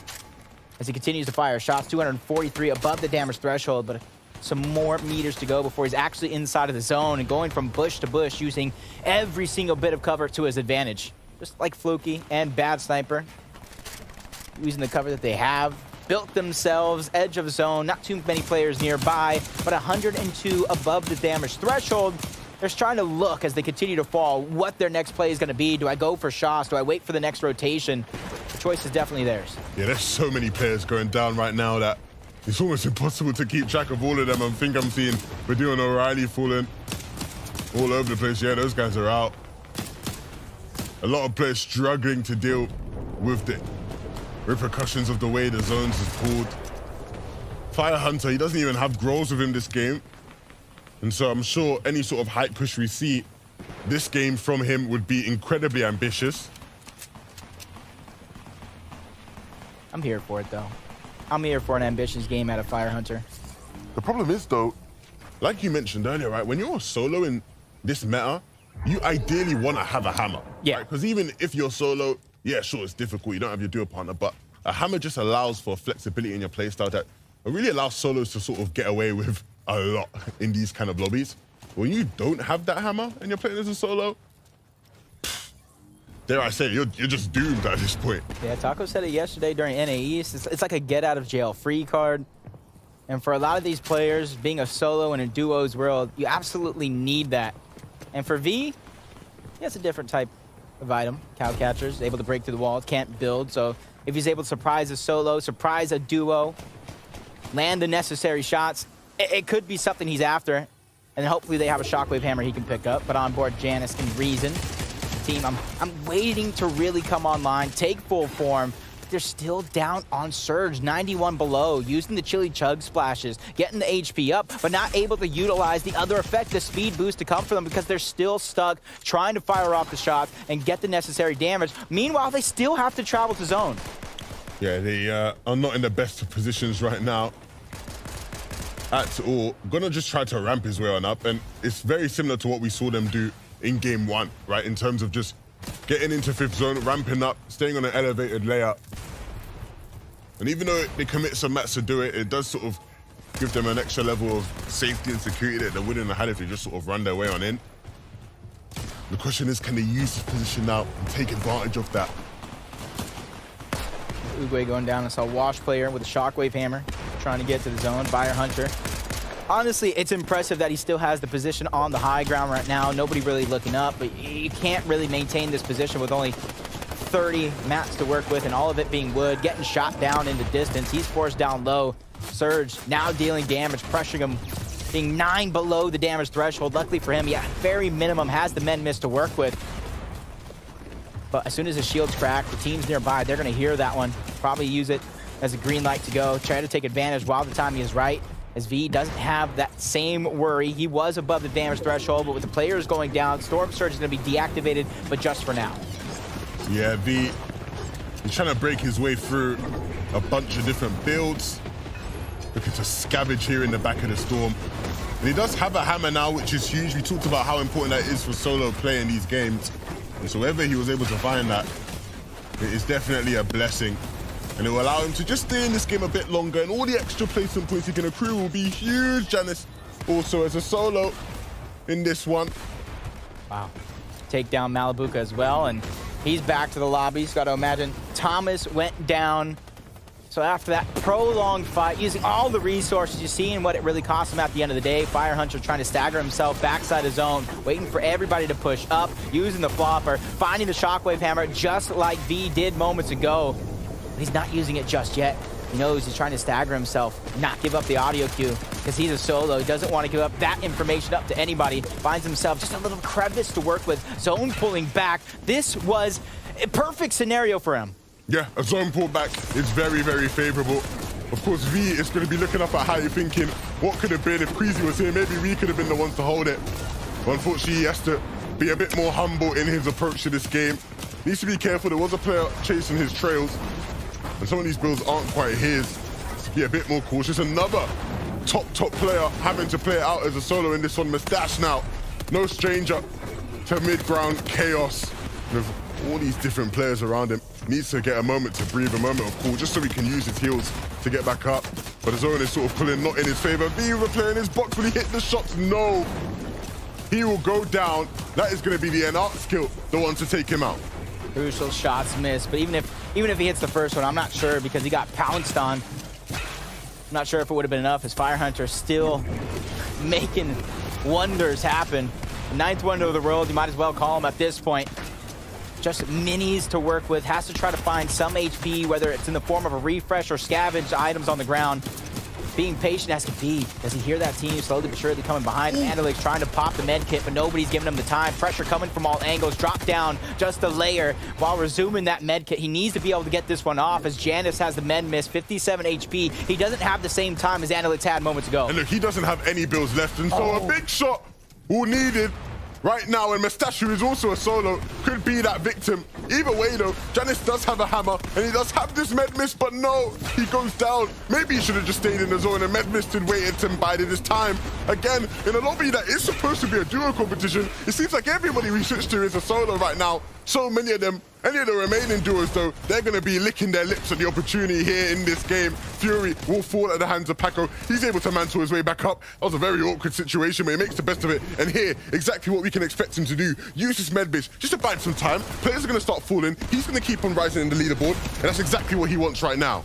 Into the top 10 situation. Clown lost Frey literally just seconds ago, trying to hold on to the high ground as long as possible, running out of builds on their way there. Drop down to 2, making the smart play, ultimate low ground, so that way nobody looks up and you can't defend yourself as you bob and weave and get in and out of these covers. As Bad Sniper does go down, Lanier trying to shockwave to the front side of zone. You said it yourself, plenty of solos utilizing the shockwave hammer, creating chaos for everyone around him, trying to outlast and grab those placement points. Yeah, just searching around, looking at every single different angle out of that box. We're seeing down below, Diox and Mappy, one of the few remaining duos in this game, having their fair share of struggles. JJ Tudo and Glubsheet, 2 players who have been getting themselves more involved in the FNCS competitions over the past year.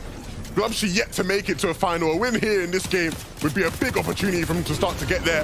Mappy though, gonna hammer up. We've seen this play so many times this season. He doesn't have Diox with him anymore, and so he's left with the big responsibility of hitting some shots. Kyoto still on this layer though, and he has to try to clear him out. He knows he's behind that wall, sees him behind the wood, and he needs to connect now, but no, taking big damage himself. He's not gonna be able to do it. He will fall as well. No, it's still gonna be Kyoto. The zone laner was the one that falls, and so Mappy still has a chance to take him out. He has to be patient here. Mappy had 11 splashes to work with. He can get out of here alive, but it's JJ2 and Glubsky in a 1v2 situation. Mappy goes down. Everything going over to Glub. Shockwave Hammer, Joker trying to break him down, cause some chaos, end up in a 1v2, but it's just not enough. JJ and Glub take the game. Glubsky and JJ2 will take it home. And a big win for a duo who will be trying to make it to the FNCS final. Glubsky's never been on that stage. And what an opportunity it is for him here to compete and get the series points that will make him there. And a very impressive win nonetheless, right? We saw so many of the big dogs struggling in that game, but these two looked strong. They looked mighty, and they hit big shots. Mappy getting wiped out there in the end moments, and then closing things out very calmly, even with the hammer causing a bit of chaos. Yeah, with about a third of the lobby here, trying to make their first FNCS final. About a time somebody really stepping up to the plate and really knocking out of the park. That's what I love to see. I love to see these up-and-comers, these new players that someone would look at and say, yeah, y'all don't got a chance, and they prove everybody wrong. Hey, look, work hard and your opportunity will come. A brilliant game 3 from that duo. I can't wait to see where that puts them in the standings, right? That's going to be a huge getting a victory out with a bunch of eliminations is always massive. Zeke, what we got cooking? I'm not a chef, so I don't know. All right, guys, see you guys later. I'm just kidding. Wow. New team steps up to the plate here in EU of week number 1. I mean, EU's already a massive region with a ton of different duos. Some we still are still waiting to kind of like break into the scene. So I'm excited that we finally get some new names I'm not really familiar with. Take a victory royale like that. Yeah, 100%. That's just them taking full advantage of the fact that a lot of these big name duos are currently going down in the middle of the game. I mean, we saw JJ right there towards the end of this game. Like I mentioned, again, just taking full advantage of the fact that we don't have the big name duos that we have seen throughout games 1 and 2. Like, for example, Queasy and Vino down early this game, Firehunter and Grouse, who have made a name for themselves towards these end games, also not alive. Yeah, like we said, like you just said, they were soloed and they did not last long enough to take that height. So you see these players that are trying to, they just are not in the same category as Quizzy and Vino that you just like say they dominate height. So they were able to get knocked down and they were able to be eliminated. So you see kind of like more mid-game play during the end. Yeah, 100%. And, you know, of course, Pio at the end here tries to make this solo play.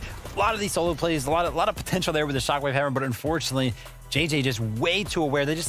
You're like, listen, just hold your weapon out, wait for him to actually go up for that, because when you do go up for that, you're just so exposed, and easy cleanup for them from the low ground. That's right. We turn our attention here to the standings as they are after just game number 3. Mappy, Diox now kind of sitting really pretty there in first place. Remember, we do have still 3 more games to go before we kind of like take a look at that final leaderboard. But look at the changes happening here across the board. I mean, just to point out one that like Murstache and Tayson suddenly up 6 places, right out from 12th, now in 6th. I mean, there's even names like Floki and Bad Sniper, like names I kind of didn't expect, not in a bad way, but we haven't seen much of them. They've been under the radar. Now they're like, oh, just kidding, we're knocking on top 5. Like, what is going on? Yeah, I really feel like that's actually been kind of the story of these 3 games, is that nobody has really like shown out consecutively from game to game to game, right? It's kind of just been like, oh, we've had one good game. I mean, yeah, we do have teams all the way at the top of the leaderboard with more points than the rest of the teams, but there's really been nobody that's like, oh, wow, these guys are for 100% sure winning today. Right. That's right. Guess what? Just like yesterday, we got a little special interview. It's none other than our boy, Tokata. Hello, my friend. It is great to see you 2 days in a row. I just need to see you every single day in my life. How are you enjoying all the action so far? I mean, it's been incredible. The back-to-back. I was here yesterday for NA and now back again for EU, and it's amazing. That's awesome. How are you liking NA versus EU so far? Like, the games yesterday were crazy. How are you feeling like EU stacks up so far? Look, it happens again and again and again, but the aggression that we see on EU is like nothing else. I mean, it's been like this for a while now, where EU is always playing more aggressive than NA, and they're showing it today. Yeah, 100%. Now, I'm curious, we're kind of like halfway through the day. Who are you thinking is going to take it home on day number 1 of the major number 1? Look, I could go with the Queasy V. I could go with the Murstache Tayson, but I like going with underdogs. Being from Spain myself, I want to see Nako Dan, or possibly even Jarko and Clone take it home, which are the 2 duos representing Spain today. Yeah, so some of the players that you had mentioned that, a lot of us think are going to make it, they had some trouble with Storm Surge. How do you think they need to change and adjust to be able to, for the future games, to, make it to the end game?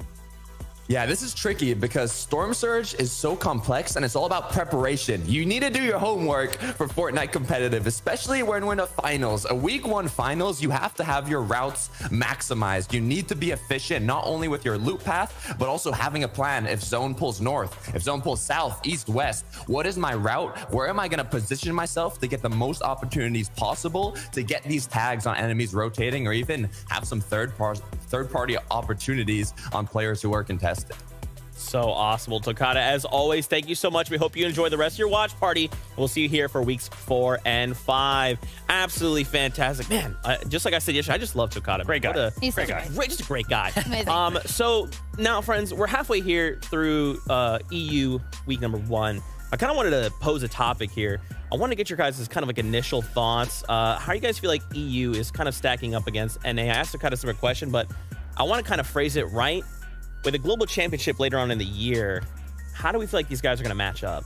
You know, I feel like EU has a lot more respect for height, right? We don't see a lot of people kind of flying up for that high ground like we did on NA. And also, not as many, like the amount of solos alive at the end of each game is different. Yeah, the solos in NA, you were able to see that they could stay alive a lot longer and they were not eliminated. But in EU, I don't know what's going on, but those teams find the solos and just take them out. That's right. There is zero breathing room for these solos, but who knows? Maybe they might find opportunity to get to play the game, or everyone else is just going to shut them out. But that, you know what time it is. That's right. Game 4. It's here. I'm ready. Let's get on that battle bus.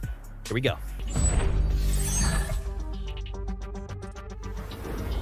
Game number 4, the halfway point is upon us. Where you're at on the leaderboard matters so much because you can no longer play your style of play. Seti and Cammy, FNCS Invitational champions, multiple top 10 finishes in this game, but they stand outside of the top 20 in the leaderboard. Yeah, you have to start to make things count. We're in the back half and we're back on the battle bus. Here we go. Who will it be to start to change their destiny as we continue through these games? We've had 3 already, and we have 3 more to go. And there is still time, Jacob, right? Maybe you haven't had the best of starts. The leaderboards, the standings are a bit of a surprise to me, right? Not necessarily what you'd expect. Oh, this could be a good opportunity. Gets the Maven right out of the gates, but 96 HP. This player is before our very eyes. That's the usage of Giorgio and that red eye assault rifle beaming down the hallway, making it look easy. Some chug splashes as well, getting that shield up, and this is where Video Noah Riley trying to have to rethink their strategy after what he thought was such a great start landing on that Maven. Oh, not this again. Not this again. At least Scram got something to work with this time. I know all too well. You go into one of those trailers, you get a mini, you get a med kit, you have nothing to fight back with. This time around, he said, I got my loot, I got my luck. Time to start swinging. Yeah, at least this time round, they are actually going to win the fight again. I don't know what that is on the day. Is that what, 3-1 maybe, I think? Something like that. They've won something like that. 3-1 or maybe 2-2. I think it's 3-1 though. So the Danes getting the better of that POI so far today. Georgian. His duo putting the shots on Noah Riley as Vidil's backed up already, trying to get that extra loot towards the outside before making a U-turn right back on in. Don't want to let anything go easy. Don't want to let your opponent capture that point for free. As Queasy and V uncontested yet again. And you can kind of see towards the first game, they land close by. They want to make sure nobody's threatening their loot. And as soon as they find that comfortability, they begin to split further and further away. So that way they just get even more loot than ever before. As Grols, Fire Hunter. And it almost leads me to question, is this a switch up of a drop spot? Were they landing towards Brutal Bastion before? It is a bit of a change. You're seeing Floki. I'm not sure if he's expecting them here whatsoever. He's sort of moving about completely unawares. And now finally realizing the danger that is upon him. He's able to sort of build his way on out of the situation just briefly. But nevertheless, they're just going to keep it moving. They're going to keep pushing him. His teammate is nowhere to be found. Floki, you've got to think, is only a matter of moments away from being completely taken out of this one, but actually switching up the tempo completely. He might 2v1 them. Oh my goodness, Floki! How has he managed to win that? More times than not, you expect a player to completely just fall to their knees and surrender. But Floki, creating space with his builds, isolating a 1v1 situation, hitting a massive shot there onto Fire Hunter, mantling up and dealing with Grols appropriately. Wow, what a player. That's a huge confidence boost. You get the surge. That could be the moment that they had right there. I do believe, don't quote me on that, but Grols and Fire Hunter trying to have some sort of trick underneath their sleeve, dropping on a team right out of the gate that they knew was split up. But you got to give him all the credit in the world. But on over this one, Mr. Savage, eye drop, Anvil Square battle that's been going on all day long between these two teams. First Cowcatcher going out, trying to stop that build from being able to be placed, but not going a little too deep there. Yeah, when I see Osborne battles like this, Jacob, I always think to myself, look, let's look at where the teams are in the standings. Is anyone actually benefiting from this fight? Mr. Savage and I drop 30 second. K 30. Nobody really is, you know, coming out of this one looking amazingly in the standings. Of course, you can see Waffler just on the outside of Anvil Square. They're looking to third party this fight, but for both teams, it's sort of a fight that's leading to nothing. And it's a shame when you get these sort of situations, right? You almost think someone needs to put their pride aside and just leave. But we know that's never going to happen in Fortnite. No, these guys practice hours, days, weeks, months in their drop spots, trying to perfect every inch of it, trying to get the best loot right out of the gates. As Savage getting pressured from underneath, doors getting knocked on. Coupe doing what he can, but not biting off more than he could chew, ready to back up, reunited at a moment's notice, and even taking this moment to pop that big pot. Even though he doesn't need the 50 shields, he's just getting as much as he can because he knows this fight could go on for ages. Mr. Savage trying to go ahead and edit through, peeking, trying to go for the shots, but he doesn't have that piece control over the cones, so there's only so much he can do. Ooh, gets the floor stolen from him. Coupe ready to be daring. Cade on the other side. You got to imagine they're slowly but surely taking away the options, forcing them higher and higher away from them. And this is another one that you're talking about. They're just taking such a long time. Not only they're going to have to rotate, all those other teams that were north of them are going to have to rotate into them as well. So this is so important, basically, at this point, to win. You can't let this one disengage anymore because then both of you will be in shambles in terms of loot. Yeah, and even with damage being dealt on both sides, the fight doesn't end, right? You know, both teams will get out, they'll refarm, they'll loot up again. It's one of these really long drawn-out affairs. Mr. Savage, though, finally maybe starting to feel the brunt force of Coupe right now as he moves on through a beautiful window edit. And the composure was brilliant there, but Mr. Savage even more composed to get out before eventually falling. Eye drop, you'd love to think, is on the way to joining Mr. Savage. But again, just getting out. It almost looks like they're standing on the capture point and forcing Mr. Savage and iDrop to come to them. Otherwise, they risk getting marked. They risk giving up all that loot as Malibuca and Thomas trying to have a similar hot start to that last game, but a much better ending. No, not this fight again. Oh, we're going to be here for about 15 minutes, aren't we? Hopefully not, though, because it is a 2v1 this time round. Ooh.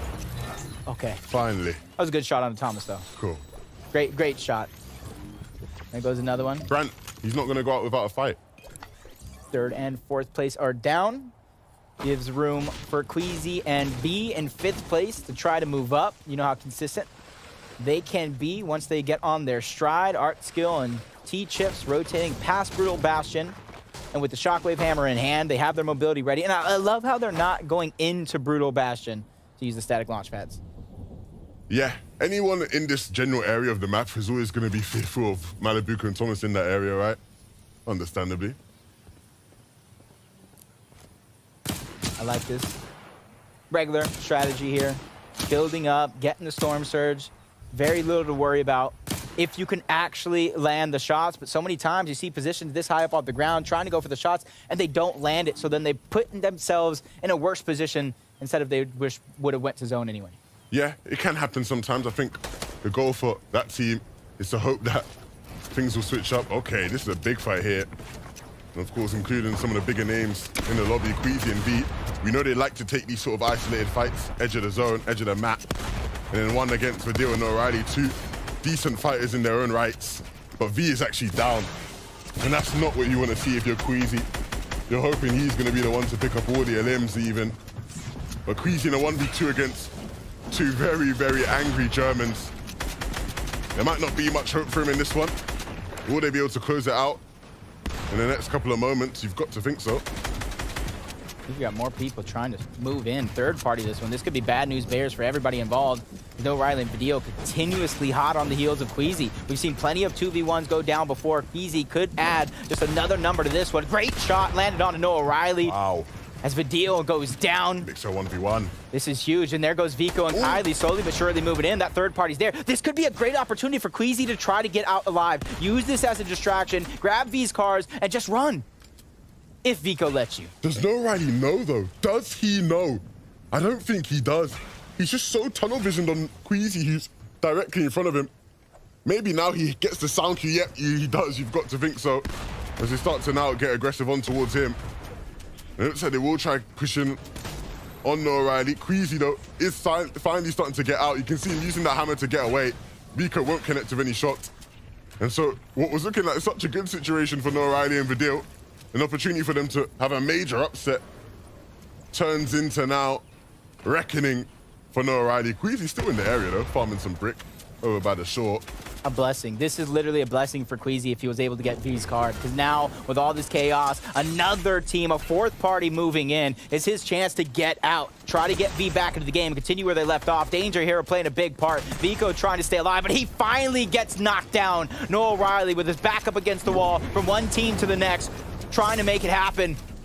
As Vico is not cleaned up just yet.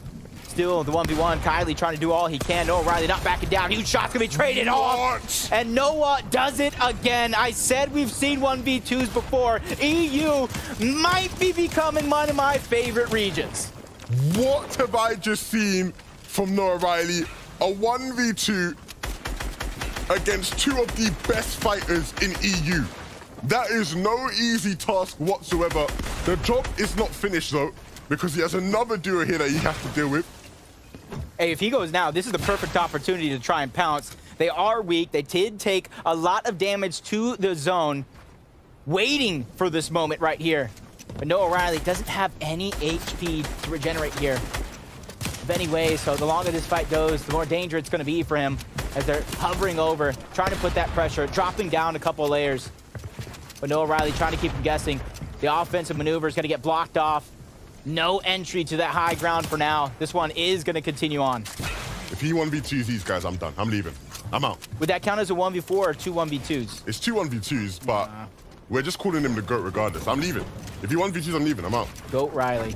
New name coming out. You got to earn it, though. Shockwave Hammer getting tagged up. Options being limited. Builds getting destroyed. And you can kind of see why they're getting so active to take him down. 600 above the damage threshold now. Oh, lightning does not strike twice for Noah Riley. And with all that chaos, with all that madness, the winners ultimately are Queasy and V, who get out alive and have a chance to play the game. I believe V was rebooted in that time, so. And honestly, realistically, depending on where they rebooted at, if they do have the heals, if they do have the resources, they could go right back to that fight, pick up all that loot where they left off, and try to take down a weak opponent. That could be a great opportunity if they want it. That fight happened right by Slappy Shores, so yeah, if they rebooted in Slappy, they're going to be able to get their mats all the way back up. There's an abundance of mats over there. I'm sure there'll be spare loot as well. This game is far from over for that duo. You see that? See that stat right there? I love that. That just goes to show that anything can happen in Fortnite. Teams currently in the top 10 have less total FNCS final appearances than teams in the bottom 10. That just goes to show that these new challengers are really trying to make a name for themselves. Hey, look, maybe we're seeing a new era here in terms of EU Fortnite. Some newer names starting to establish themselves as the top dogs in the region. We do always seem to get that almost every year and a half in EU, right? You start to see some fresher names being added to the list of top players. Depending on where this next zone goes. See the north getting a little congested here. Queasy and Vino make their return to the big screen. Medkit being used, but not too much to worry about for them. They know exactly the position they're in, 113 above the damage threshold. It's barely enough so they can focus solely on trying to get into zone without the worry of having to take the shots, but they got to start thinking of that backup plan as the next zone begins to move in. Medkit splashes onto Queasy, so plenty of heals if they should need it, as Deoxy taking some shots into the distance, trying to build 2 boxes wide, trying to make himself look bigger. Like when you're going up against the bear, just make yourself look bigger. Or is that a mountain lion? Probably both. Probably both, yeah. I don't go up against bears often, Jacob, unfortunately. You should try it. in London, the most dangerous thing we got to deal with is like a fox or something, mate. So I ain't worried about bears or mountain lions in South London, I'll tell you that much. I might have to come visit you then. The Oxy's trying to just hide his position. You can already tell he didn't choose staying in the bush, not regenerate health, not regenerate his shields. Hopefully what he did choose on the other side is worth the trade-off as Scram, Trippin, looking like they're in a great position. 12 splashes on Scram alone, 2 big pots. When push comes to shove, they feel like they're going to be ready. And then you add in the bonus fact that they're literally right outside of zone, so they can wait there as long as they want. Oh, this is a something. Queasy lining up the shot, and now is going to look to push Malabuka and Thomas HD, claiming this higher position above them. Just built up 1 layer separating the two. Malabuka and Thomas, very fortunate Queasy didn't hit some better shots. Very fortunate that I don't believe he has first assault, right? Because that could have went really bad for them if he did. Luckily for them, though, they have a 6-pack of slap. Ooh, they'll get some revenge. Thomas with the 0-point ability thanks to that augment, trying to get into the box. The shots coming in from all directions might have been up more than they could chew. Malabuka goes down. This is all up to Thomas now. Something we've seen so many times before. But does he make it happen? Stays alive, takes the 1v2, and gets a chance to get Malabuka back. This has been the game of 1v2s. Thomas keeping his cool. And he heard me. He heard me say I think V is the best player in the world, and he said, Levin, you better shut your mouth. Put some respect to my name. Showing us why he is considered in that conversation of the best player in the world as well. Well deserved. Well deserved. And that's a momentum shifter. Start to build that confidence back up. These players, they know they can do it, but it's different when you're actually doing it. Hey, look, it is a momentum booster in the sense of his confidence as an individual, but you have to remember, he is still, you know, going to be hoping that they can avoid situations like that moving forward. Of course, Malabuka was revived, and so at least he's not as a solo left in the game. That could have gone a lot worse for them. Looking around. Surprised Karmi's just not getting tagged up right now. Just standing at the top of the mountain, not really getting shielded. That whole side of the land. But still taking the shots. 141 below the damage threshold. Not finding what they absolutely need as Zone can continue to take him down. Baniac popping down the shield keg. You can outlast Storm Surge for the duration of the shield keg. But the worry comes once the shield keg is done and dusted. They're still 134 below. Not finding any success here. Yeah, and so they might have to get a bit more desperate in their approach, and you can see Kami building up. He wants to get above this team over there, and even wants to start pushing on in, or taking shots from all over the server, all over the lobby. That's a must. Talk about taking risks, taking chances. Vaniac just immediately beams Lions all over. Karmi trying to do it, but he gets tagged up on the way there. Great shot by Lushi. Tags him up on the side, trying to get too aggressive. Wow. Karmi goes down. Vaniac by himself, resets the cover. Perfectly executed. They take them both down, and that's supposed to happen. If you fall that below the Storm Surge threshold, you're no longer able to make any decision yourself without consulting Storm Surge. Yeah, we see it all the time. Teams need to make these all or nothing plays, right? Because they're down on Surge. You just have to get in box and hope they can connect with some shots. But in a lobby like this, it's never going to be that easy. That's the reason. Trying to get to zone. They got some traveling to do. Fury. Working good, along with his dual linear. Breaking through some of the covers, 222. When you're above the damage threshold like that, you have to pick and choose whether you're going to peek or not. Not bad. It's Thomas and Malabuka making up for lost time, or at least trying to, and this is what I'm talking about in the second half of the day. You have to realize where you're at in the leaderboards, and if you're that far down the leaderboards, unexpected like Thomas and Malabuka are, a victory royale is simply not going to be enough. You have to chain it together with eliminations, but now they become the focus of the lobby. Trying to hold on, expending some mats to make sure that they're as safe as possible, getting into the edge of zone before starting to build up.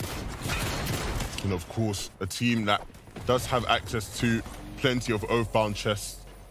Of course, with the changes over the course of the season, with more offerables from those oath-bound chests, they're less likely to have hammers, but Malabuka still has one, and that's going to be very important to their playstyle in this end game. Diox again as a solo. Mappy is not around to support him. Like this, Mustache, Tayson. Hopefully they too looking to take form here in the 4th game. Not too many eliminations so far, but 5th zone, 6th moving. These eliminations will naturally present itself, or at least the opportunity will. As Fred gets 4 more points with that elimination, adding to his total. Pretty contested side near towards the bottom. But if you have a Shockwave Hammer, it shouldn't be too hard as long as you wait for that perfect time. Everybody kind of rotating all simultaneously. Wash Player and Oogway right above them. But you got to be careful with all this madness going down. Shockwaves going off. A lot of damage being dealt. Thomas and Malibuca box to box against the FNCS Invitational Champions, who are box to box with 2 to 3 other teams. Yeah, it's very tight packed right now. So many players all around them. But they have the means. Malibuca scouting, figuring out where it is exactly they're going to be able to hammer through without getting caught up too much in other players' builds when the time comes. You can see an aggressive play being made onto Diox, yeah, and he doesn't have the means to defend himself at all. You can see how safe they're even being about collecting some of his loot. The scraps he had, he didn't have much to work with at all. Just knocking it down. I like how they're not getting too greedy, just like you're saying, taking their time. They know there's so many players just waiting for anybody to slip up, including them, as Optor peeking through. Building, like you said, more real estate, more room to work with, so that way if anybody crosses their path, they can go ahead and take a shot, as Thomas does go down, leaving Malibuca by himself. The struggles for them do continue, just like Fury. He's left as a solo. At least he has an elimination, 206 damage above the threshold. So for him, peeking through the cone, gathering information, figuring out when the zone pulls, I know exactly what to do rather than waiting for it to pull. And that preparation is so crucial in these games. 673 above is very nice right now for Howley in his duo. But Mustache and Tayson looking to try and take their position away from them. They went up for a moment and almost had it. Unfortunately, Tayson taking a big chunk of damage, having to drop down and heal. They want to make a play though, because they don't have much in terms of materials. The hammer is going to be crucial for them to get to the zone. And a long journey they have to make to get there. Jason just gets beamed out of the sky for a quick second. Luckily for them, they do have the heals, a couple of splashes on each respective player to try to regenerate as much as possible. Ref's guard seeing Hellfire going down, having to stay back, not being able to defend him. That's not a sight that bodes well for any player, but sometimes decisions have to be made as he goes outside of zone. Med Mist and Chug Splashes to work with. 434 above the damage threshold, so for him, it's about playing calm, cool, collected in all this chaos. Yeah, we saw former duos in the feed going at each other. Mustache taking out Malibuca after Malibuca took down his teammate Tayson. And so now Malibuca with a solo job on his hands. What can he do? He has one already. Will he be able to add to that tally? Trippin and Scram, they've been putting in work so far in this lobby. They were already positioned really well for this zone. And so they've just been able to sit in this area and hold players as they try and make their way on in. Looking very good when it comes to their loot and realizing that height is free. There's nobody playing for it. We have the opportunity to take it. And a quick little build fight breaks out there for a second. But Trippin and Scram now hold the keys. Gotta imagine their counterparts probably didn't have the resources to hold on to it. Scram, Shockwave to the front side of zone. Trippin standing back, making sure nobody sneaks up on him. Knowing exactly their role in this position as Flixie's just trying to make it through the low ground, getting pressured from the highs onto Trippin. They have no minis, they have no resources really to work with other than the 10 builds. No Shockwave Hammer to get to the front side. Cheaton gets peeked on to the flank. He gets knocked down. Flixie trying to escape. We know he is an escape artist that can outlast so many dangerous situations, and this is his chance for the Shockwave Hammer to do it again. Yeah, you can see now the desperation from Flixie. No materials, he just has to get in somewhere and hit a big shot. But Vortex sees him. The ramp flip will give him a bit of time. Some clever mastery there. But nevertheless, it will be the end of his game. Refscar trying to get in. Hellfire's gone. He has to come up big, and it's not going to happen for him. Just doesn't have what it takes to hold on. Was running low. But you can see, for Scram and Trippin, taking a height was the best decision they ever made. This game looks so free, so easy for them. Glumshy and JJ too. They want to try to do a repeat of last game. They want to win. but it's going to be a lot harder this time. They don't hold the keys to height just yet. Can you imagine what kind of turnaround that is? Somebody who's never qualified for the FNCS finals is going to be able to make those moves at the end game. Cammy and Seti, 6 eliminations on this Seti. We called it out. A huge switch up of strategy. Getting into the top 10 is not going to be enough, even though they do it yet again. Finding 2 more eliminations towards the low ground, picking those ones up, bringing his total to 7 overall into the top 6. Quickly maneuvering toward the low ground. If you look at their resources, they are looking like one of the most healthy duos left in the lobby. Seti is on one right now, but can he continue this streak? Glubsheet using the hammer now. He's getting desperate. His teammate is no longer with him. He has 3, but can he find more? Running low on material, down to just wood. These are bare bones. These are struggling situations, and people are trying to capitalize on him. Just having to hold on for his dear life to his ceiling as players are just relentlessly spraying down on him.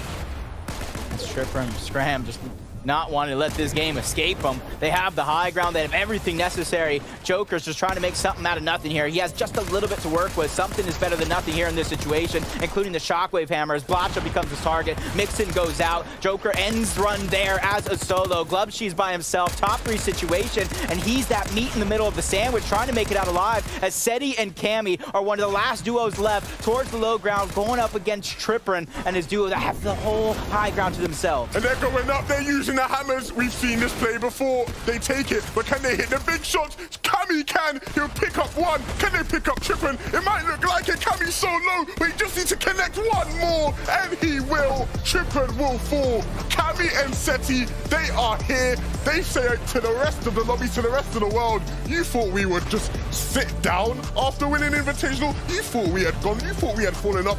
No. We are them guys. We are the reigning champions, and we are winners of this game. What a performance! A win with how many eliminations? We don't associate these guys with double-digit elim games. Yet they've come out and maybe put on the best performance we've seen today. Snuck in double-digit eliminations. I called them out. Top 10 performances throughout the day. Not getting into the top 20 in terms of the leaderboard. I said where you're at determines so much. They realize we're too far down for our comforts. It's time to turn it on. They put their foot to the pedal and never looked back. In game number 4, the FNCS Invitational champions finally showing us what they are made of, and a brilliant way to do it. We need to take a break and cool down after that one, so we're going to send it back to Zeke to break everything down for us. Thank you guys so much. First off, before we get anywhere, let me introduce your analyst for the remainder of the games. It's none other than the best Taco and, of course, Mini Miner. Welcome here to EU Major number 1, week number 1. My goodness, Cammy and Seti after last game falling super early. We're like, okay, you know what? Not appreciated. We're just going to come back stronger than before. Yeah, it's been a bit of a difficult day for them so far. It hasn't really been their playstyle, but this, it seems to be back to normal for Cammy and Seti. We've talked so much about how Cammy and Seti have changed up their playstyle for the whole of the year, right? Last year, they changed it up. They went for high ground. They went for a lot more eliminations, a little bit more risky plays. But now they just went, you know what? Let's scrap all that. Let's go back to low ground. Let's go back to our roots, Taco. And they did it so well. They're tired of just being in that little bit of a lull. They decided, hey, halfway point, what better time to actually kick it up a notch here? And this is a massive jump in the standings for them as well. But more importantly, Seti and Cammy, it almost seems like they were just taking those first 3 matches to really internalize the lobby. And then once they started to get a little bit more of a feel for things, their development and how they were able to process that information. I mean, I love the way that they just coordinate throughout these low ground features and even made sure to get some utilization out of that aerialist augment. Yeah, and the difference with this team at the moment in this game was the hammers. They hadn't had the best loot so far today. I saw them on social media. A little bit of complaining maybe from them as to how they were getting a little bit unlucky with the loot. They weren't necessarily getting the red eyes and the hammers off their drop spot, their uncontested drop spot, as they're not used to. But it's looking good for them so far, Zeke. Let's see if they can continue. I mean, jumping up 25 places to find yourself in 6th place. Jeez. That's what a single game can do in these lobbies. You just have to show up. You have to put up elims and hit the consistency factor. At the top, Piotr and Artur now overtake. They just push Diox and map out of the way and say, okay, friends, take a step aside. We want to come out as that number 1 seed in week number 1, but still plenty of names on this board that I'm just really excited to see. Yeah, one of the ones that I'm excited to see, Trippin and Scram, of course, having such a solid game in that last game. It was at their drop spot, wasn't it, Taco? Yes. It was the end zone was at their back garden, and they were enjoying every moment of it, taking high ground early on, and what a performance. Helps a lot as well, given that they actually had a little bit of better luck off of their initial drop spot too. They didn't have to worry about their loot being as poor initially, but love this from Tripper and just really taking advantage of having that slight height layer over the rest of the lobby. Unfortunately, wasn't able to close it out with Scram. Scram getting knocked a bit too soon and leaving Tripper in that 2v1 situation against Seti and Cammy of all people, but at the same time, it's the mental fortitude. They might have been eliminated at the very start of the last round, but then they bounced back here and made it to second. Yeah, and they're one of those teams that you'd expect to do well. You know, they're one of the teams that have a lot of potential. Trippin, of course, doing so well with Thomas HD previously. Scram as well, a very, very talented player, been around the scene for so long. So they have all the ingredients for success. And as you can see, going up 7 places, 4th place for them right now. Doing very solid. Right. Levin asked what I had cooking. Apparently, it's what Mini had cooking. He's the chef. Now, we want to take a moment to highlight dead side rotations here for the Fortnite fam, the viewers at home, or Legends Landing, wherever y'all are watching from. We appreciate y'all. What did you guys have for us? Yeah, well, we have Queasy and V, right? These guys have been using the boat. Some of you guys at home might have noticed. And of course, they're landing at the top side of the map, the very north side of the map. And they're doing something very interesting, Taco. Yeah, it's actually, I think, very important that they recognize the fact, hey, we're probably not going to be able to collect enough surge here, so we're going to start making this rotation. They actually headed down from Brutal Bastion off of that boat towards Slappy Shores, and that's where we saw that infamous encounter. And it's a little bit unfortunate how that actually panned out, but not for Queasy and V, surprisingly enough, because it was Queasy actually clutching out a shot, managing to get that reboot off for V that ended up making it possible for them to rotate one more time through the dead side of zone until they ran into Thomas and Malavuka. Yeah, well, this is sort of what you need. When you're going for that dead side rotation, you need to prioritize Storm Surge. You need to make sure, and of course, Queasy getting a huge shot right there. A lot of people talk about V's potential when it comes to fragging, but Queasy hitting the big shots to keep them alive and keep them in the game. Of course, in this fight, there was a third party, which allowed Queasy just to escape just enough time, and he obviously managed to get the reboot off just there in the end for V. Didn't quite work out for them in the end, though. You have to feel a bit, though, for Vidil and Noah Riley in that instance, because it looked like prime pickings for them to finally get a little bit more footing throughout. Some of these matches have been kind of rough for the German duo, but at the same time, you never know what can happen. I mean, we've seen 25 placements jumped already here today because of Seti and Kimmy's last performance, so it's really anybody's game still. Yeah, I feel like momentum is kind of like a big factor for a lot of these duos, right? They're just trying to hit the ground running, right? And for each duo, they're having to adapt on the fly, right? I mean, this is still kind of uncharted territory as far as coming. Like, yeah, we have these cups and stuff, but like now this is the FNCS. People might bust out strategies. There might be a duo there you're not ready to see, and you're like, okay, we have to kind of change up how we're approaching the game now. Yeah, definitely. This is what the new chapter's all about, isn't it? We have the new map, we have the new meta, we have new items, and even using boat rotations as we saw. Who would have thought? I mean, it's crazy, isn't it? It's great to see. Even, of course, Cammy and Seti that were sort of an all-round duo, just going back to their roots, going back to low ground, thinking, you know what, let's just stick to what we know. Such an unspoken appreciation, though, for Europe and the fact that we're really getting an instance of being able to see just how these players can actually all hold up clutch situations, because lots of 1v2 so far. Yeah, absolutely crazy. And of course, they're all adapting. They're like, hey, what do I got to do in this game? Let's do it. Boat, let's go all the way around the map. It works out for some. With that being said, though, guess what? It is game time. Game number 5 is on the horizon for us. So let's find our seats on the bus. Here we go.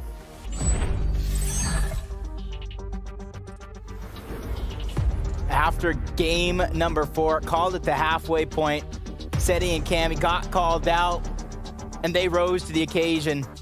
Unfortunately enough, Seti's out there saying, I didn't record that game. The only game I didn't record. Don't worry, just watch back the VOD. We got you. I'm really looking forward to it. I really wish we could have gotten the replay of that game from their POV around. I'm sure they would be ecstatic because, again, not a team that we expect to see popping off the way they did. I'd love to see them come out again and be as uber aggressive as they were, you know, in that mid-ground layer, just cleaning up everybody that comes in their way. The big thing is, though, can they continue this? We saw the massive jump they had in the standings as a result of that impressive game. There's still plenty more work to be done. I'm sure they will expect themselves to finish high up in the standings, and we can finally see whether or not they'll be able to move towards as we head into the penultimate game. Game number 5. Anything you want to see here in this game? Do you have any favorites right now, Jacob? I mean, other than I feel like the People's Champ V, who's always going to be one of my favorite players on EU, I just want to see the resurgence of Seti and Cammy, because if you take note of before the FNCS Invitational is still one of the least aggressive teams, and talk about aggression, back to where we began. They split and changed up their drops in that last game, but back to finish what they left off. Clement and Decepto is going to get that first elimination. Lucy, he's just trying to go around, grab that reboot card and see what he could do as a solo. Deceptos and Clement one of our many French duos near the top of the competitive scene. Can they do something here in this game? I'd love to see one of our French duos come out. Of course, you know, we were talking about Anderlecht and Sneezy at the start of the day. Not seeing as much from them as we maybe would have wanted to. Couple teams. So I wouldn't say switched up their drop spots overall, still going to the same splits, but Tripper and Scram changing it up in terms of not going to those actual trailers, switching it up, not wanting to 50-50. It's too much of a gamble because we've seen what happened to Scram in a couple of those early games, not getting anything to fire back with, just a mini and a med kit. Cheating on this side along with Flixie over towards Brutal Bastions as we see a replay of what we might have missed during that early commotion. Grohl is already going down. Fire Hunter literally fighting for his life, takes down Flixie, 1v1 against Cheatin'. But sooner or later, those 1v2s gotta stop. Yeah, he ain't got that 1v1 juice. I don't know what they've been maybe is it slap juice? Our players taking some slap juice and it just gives them 1v2 powers, maybe. Maybe that's the answer. Something's in the air today. Could be. Just waking up, having a great breakfast, Wheaties or whatever it may be for some of these champions that we've seen right before our very eyes, and even these newcomers. Like I keep saying, if you're new trying to qualify for your first FNCS and you may not have made it this far, but you're watching, this should give you hope. This should be something to build upon, saying, hey, if these guys can do it for the first time, why can't I? There's another fight going down, but just as we get into it, it quickly ends with Bad Sniper being dropped. Yeah, here Gruden and Forzen on our screens. Cleaning that one up. Gruden with both of the LMs. Not too shabby. Now a chance to really make something of themselves in this game. Of course, if they start heading towards the zone in that direction, there will be plenty of players in and around that Citadel area that they can maybe look to pick up along the way. Do need to get their loot up a bit. Not the best. Not what Gruden will want to work with, at least. I'm sure they will look to loot up some more. Facing a Mustache over towards Slappy Shores. When it comes to loot, they have everything at the start of the games, but the actual game itself, not necessarily going their way, but 6th place, that's something that puts you in contention. It gives you a chance in these final 2 games, but one slip up could cost you everything. The big amount of pressure for some of these players at the top of the leaderboard is Fred, Marius have the high ground. It's actually Marius that does have the low ground, that extra angle, trying to surprise attack once the covers get weak and these players tunnel vision on Fred, who has the high ground. Fred next just applying some pressure, looking to claim some pieces along the way. Got the cone, wasn't able to get the floor. Will retake that wall. Again, it's a war of attrition. Playing it patiently, playing it slowly, trying to claim as much as he possibly can in the hopes of their opponents making some sort of mistake. Don't worry, he didn't see you. That's probably what he's thinking right there. Picks up a little bit extra light ammo, still waiting around the corner. This is that cheeky play. Frednex is trying to mimic the sound with those impulses. Make them believe like he escaped. Make them believe that he got out. And this is their chance as they're escaping the boxes. They're trying to take these 2 additional angles. Marius peeking through. The patience is incredible for him to not take that shot, give up his position. They're building up towards the high ground. The information is going to be dealt over. Shield's going to get dropped off of Paradise. The cheeky play has worked for now. I really like that play. You highlight it in a moment exceptionally, right? Using the shockwaves to just bait, or the impulses, sorry, I should say, to just bait that they've left. And even though they were cautious, they still took the bait. And we'll see now if they can actually capitalize off of it. Chari, just in that box there. Ton to work with for some of these guys. It's Paradise and Ross trying to play defensively, hold their covers, but sooner or later you're going to run out of resources, you're going to run out of mats, and offensive play has to be made sooner rather than later, and quickly he goes up, he takes the high ground. Chari, low ground, the 2 different angles. It's not ultimate low, but he's a few layers down. Frednex with a huge shot, 88. The trade-off is going to work out in their favor, because now Cherry can be aggressive. Nice angle being watched, teamwork making the dream work. But they're just not able to get that upper hand just yet. They're holding on to the high ground, but nobody being advanced enough. But there goes a big shot. One's going to get taken down. Chari gets taken down as well. This ends up in a 1v1. Maris versus Ross. With covers for both of these guys and no elimination being picked up just yet, no siphon or refresh, they could probably both go for the res, but it doesn't look like neither one want to make it happen. Dross just want to live up and let that pressure go to waste. Great shot going to be tagged off. 100 more shields being disappeared, and he gets the back-to-back eliminations, and it's he who's going to get the last laugh and the res on the Fred next. Yeah, Giras has had a bit of a stinker there. You see, both players had one of their teammates down, and there was an opportunity to trade the res. But Giras instead decided to go on the offensive and doesn't win the fight. Having an absolute mare. Nevertheless, they will have one more game, one more opportunity to make up for this lost time. V and Queasy, though, will be looking for revenge, not just throughout this year on the way to global championships, but in this game here, sitting currently in 8th, hoping to rise up the standings. But it's all going to come down to how this fight plays off against T-Chips and Artskill. Two very talented players. It talks about wanting to see some of the French players do a lot better in this lobby. This is one of those duos to watch out for sure. They have the pressure with their backside to the rest of the map. V and Queasy, the only escape plan is the open waters behind them. Shots continue to get trade off. Flopper's got to work in V's favor as he's trying to put the pressure with the Twigman SMG, but no more light ammo to continue said pressure. Now it's down to the red eye and the medium ammo that he has left. It's not a lot of pressure, so he's trying to build up. He's trying to force something, but before he does just that, let's use the Flopper. Let's go ahead and tip ourselves up, tip-top shape, but he gets chopped down, taking a little bit of fall damage from shields along the way, as he continues to be that relentless aggressor trying to take that additional angle. But instead of just the angle itself, they realize this fight is just not worth it. They're going to disengage and try to play the rest of the game. Maybe they'll meet up later, maybe they won't. Yeah, it's not just about it not being worth it. They ain't really got the mats to deal with this at all. Queasy's just dropped V a couple mats just so he has something to work with and protect himself in case of an emergency. But they are not working with enough at all to be able to handle this fight. Delay, wait. Whew. Great shot gonna be fired. Still taking damage from the zone. Too far back, has some splashes to work with. But that's gonna be it in terms of their HP heals, so it's all or nothing here. The longer they continue to wait, the harder it's gonna be. The cleanup's gonna come through. The siphon's gonna buy him a couple of extra seconds. Ruden's right there. Oh, he realizes, hey, I can't play too defensive. I don't have my teammate anymore. I'm trying to shockwave out, but HP gets drained along the way. Trying to med mist up. But hot on his heels. The reload saving him a couple extra seconds. And this is basically done and dusted because they need this refresh. They realize they have no heals, so this siphon is absolutely imperative for them staying alive. And they get rewarded with a shockwave hammer on top of that. Yep, cleaning that fight out. Guden did his best, but his best was by no means enough. That is unfortunately going to be the end of their run. The end of a run. That's been good. Cammy here. What's going on? This isn't something I'm used to seeing from Cammy. And we actually have the one and only Jenny Smiles here now giving us updates. Jenny, what is going on with Cammy and Seti? How do they have a hammer? Yes, so we see Cammy and Seti have a hammer here. They tweeted out, as Minnie said earlier, that they were not able to find a hammer off spawn, but they did find one this time. So let's see what they'll be able to do with it.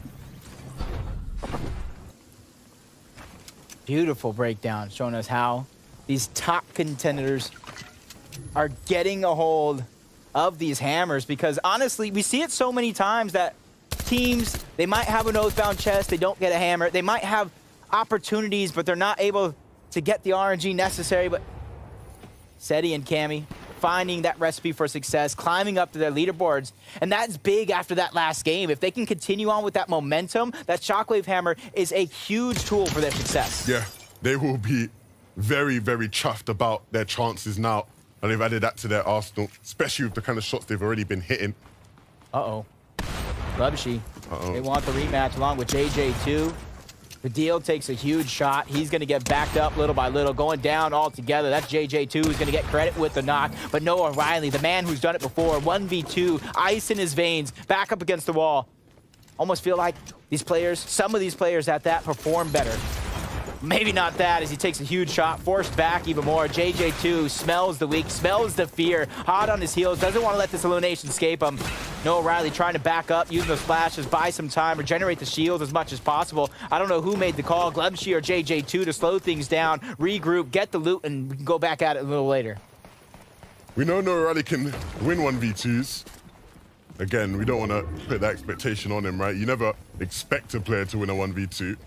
Or with how many we've seen today, you can never rule things out. JJ2 and Glubshed are being very cautious in their approach here, not going gung-ho. And understandably, especially considering who their opposition is. So many, look at it, so many heals left by. You almost think they're just gonna build, yeah, I'd say build up, get some height, begin to trade shots, not fear the trade at all. They have extra heals towards the bottom. Thomas with crucial shots needed for the damage threshold. Still 77 below though. They have to continue what they're doing, shooting into bushes, shooting everybody that crosses their path, but still 17 below. With how well they have performing, I don't think anybody in the region has expected them to perform to this standard. They expected much more out of them. Sitting on 62 points. They have to literally go back-to-back victory royales, about 15 eliminations each. Yeah, they need a big game. They need to start playing at a much higher level to what we've seen from them already today. They're a team who came into this competition as big favorites. Their performances leading up to this part of the season have been exceptional. But it's not materialized in the games we've seen today. We've seen them struggle with Surge, we've seen them have their issues. We've seen that throughout these games for a bunch of different teams at different times. For Poly and Wixie's here, they've not had the best of days by any means. I'm sure they'll feel like they could have done a bit better up to this point. You can kind of see their strategy. Leaving back some other items that they could probably pick up. Keeping the fishing rod, you got to imagine the jelly angler augment, especially with the jellyfish in the inventory. It's got to be real, just like this team here, sitting on top. Big bush bomb in the inventory. You got to imagine that these augments allow for the different variations in the loadout. No matter what tier some players might think these items may be, you can always think outside of the box with your creativity. As Noah Riley still in that solo position. Video got dropped right below him, 52 below the damage threshold overall, taking damage from the storm, trying to get proactive. And the dangerous thing, as soon as they hear this shield crack in the next 7 seconds, that team below him is going to know he's weak. They know he's down, and they're going to use that as a green light to go. No, Riley is not in the best of situations by any means. It doesn't really look like there's much of a pathway for him to get out of that one. Vortex and Belusi, another example of a team that has just been rather hit or miss at times today. And they stand in the face of a team that has been very much hit today, Scram and Trippin. Really doing wonders here in this lobby, Scram and Trippin. I think maybe having one not so good game, consistency pulling through for them. You can already see 165 above the damage threshold. They know that team's nearby, trying to make the GP plays. Shockwave hammers up and through their builds. Not going to find any success there, but it was definitely worth the effort. As Trippin just biding his time, waiting for those builds to break to peek a shot through. And since everybody has to rotate, they tried, they didn't get it, so now they're going to go on with the rest of the game. Having to travel through faulty splits, a little bit of a north pool, is going to make they really have to pick and choose, gather the information, because there's about 2-3 teams in front of them, another 3 teams below them, so they are pretty stacked all around if they want to make this rotation. But JJ2, see this replay of him versus Noah Riley. Noah Riley running out of options, JJ2 just waiting for that perfect moment, even before Storm Surge began to tick in. Yeah, we knew it was only going to be a matter of time in terms of what Noah Riley was dealing with. Now they have to make their journey into zone. Fortunately for them, it's not the longest of hikes by any means. Just a couple meters forward. Now they are safe. Queasy and V still in this one though. We saw their struggles earlier in this game.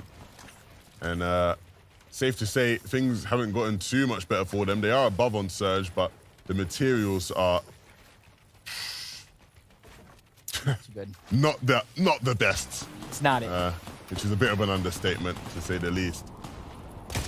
Jelly Angler, though, will mean that they can get some spare shields. Ooh, dearie me. What do we have here? Cammy and Seti struggling with Surge. Literally 1 below. Like 1 damage below. Like, as in, like, they do 1 bit of damage. You just need to mean mug him. You get that 1, but instead they're taking damage from all different directions. Vortex and Belusi They also take damage from other players in the lobby, and that's really, really interesting to see with Cammy going down after a double-digit elimination victory royale. It just turns sideways, and everything comes crashing down as Vortex getting into the box, taking over all that loot that they did have down there moments ago. You got to imagine it's Cammy's loot that fell all the way down there. Carmi and Vanyak slowly but surely nearby. Murstache and Tayson trying to last out everybody else. 152 points on the leaderboard, 231 above the damage threshold, continuing with their proactivity, finding the information so that they're ready for anything that comes out of next. Yeah, they're looking a lot more stacked than what we've seen from a lot of the other teams and POVs we've been watching. They have a hammer, they have good materials. Their surge situation is not dire by any means. For Mixon, though, this is a dire situation. Blatcher is down completely. And so Mixon having to pick up the pieces. Pick them up, just get right on out. You can see the loot. It has 2 apples on him. Something's better than nothing. It just goes to show the type of chaos and destruction he was probably playing through and through. Finds the Bush Warrior Augment beginning to play its role here into the game as Joker and Arthur. They have a tower as high as can be, but you see they're picking and choosing which layer they're shooting from, dropping down ultimate low ground before they're starting to make that next rotation in. Arto and Piotr make their way into zone. And again, one of the teams that is looking a lot better than some of the things we have seen. Trippin and Scram, they're still in this one. We saw how difficult of a rotation they had to make earlier, and they weren't able to make it in. But just by the skin of their teeth, and now with no materials left. Peely's Plunder's not going to come in handy right now. They need to find something and fast. Fortunately for them, they have some builds here that they can sort of hide beneath. And there is some loot just above that floor. I believe they see it, but they're also aware of the players who are above them, so they don't want to make any sort of hasty decisions. I'm not sure if there's any spare mats in there, but there is some items of some sort. Depending on what Scram might have, that might be a perfect opportunity, but Paco using the Shockwave Hammer. They know a third team is nearby. Trippin trying to get the cheeky shots from below. This is so bad. They have no control here whatsoever. A desperate hammer play just to cause a distraction, and a distraction that might just work. Trippin hits a big shot, connects with something, and there's some loot there, and another one from Trippin. Will he be able to close things out completely? I don't know how they managed to get out of this situation with a positive. I was about to say that same thing. I don't know how they went in, everything went awry, and they end out with better loot than when they began. That Shockwave Hammer really to play a role here in this end game, as Vanyak, even though he doesn't have a Shockwave Hammer, he must have found a supply drop along the way, which is one of the only ways you can get that launch pad, which is now a throwable. But as soon as he lets that one go, you're going to see some other teams begin to try to recycle it, especially if they don't have any mobility on their own, as Queasy and V beginning to find their stride here in this game, looking like things were in a rough patch for quite a while, but you got to imagine that Jelly Angler Augment getting them back up to tip-top shape as soon as they're able to gather all those jellyfish. Thomas, Malabuka, we've been able to watch some of the struggles they've had throughout today, and another game where that is the case. Malabuka is not even in this one to lead the way. Jelly Angler is going to be Thomas's only saving grace. Oh no, Peely's Plunder, sorry, is there. He drops it. Something's better than nothing is what I would say. He needs shields though. That's the point, right? He needs some shields. Regardless of how he gets them, that's his own problem. Like this being Queasy. Not forcing that ultimate high ground. They don't have the resources to back it up. They're looking for the refresh, trying to stay toward the outskirts, dropping them down piece by piece. It's going sideways. That's Thomas. You got to imagine they probably know he's a solo, trying to take advantage, but at the same time, with so many other teams nearby, you can't go all in, just like Tripper trying to make that cheeky play. Over 100 damage being put on the Tripper and forced to back up, but luckily for him, he still has that Shockwave Hammer, which is slowly but surely charging up, giving him something to work with. And we talked about the effects of a Shockwave Hammer on a solo, so it's not over for Tripper just yet. Not over by any means, but certainly an uphill battle. Thomas, with just the 2 builds, even less HP than when we last checked in on him. And a very, very big rotation to make. If he's able to survive this, I would be very, very surprised. There's a bunch of different augments at the ready, but not many of them will be able to help him in this situation. And yeah, it looks like it will be the end. Nothing to defend against that aggression. Dan will take him out. The Spaniard having a brilliant, brilliant game so far. Easy picking up one in the feed as well. Trippin looking for some here on our screens. Not able to catch anybody out, but a hammer will allow him to start to move forward. Usually he's just holding on to the Phillies plunder. Usually you see people drop that. Maybe he's going to find some buried treasure along the way. Highly unlikely, but Mixing's going to find his own surprise, catching somebody off guard. Huge siphon and refresh before JJ2 immediately takes him down.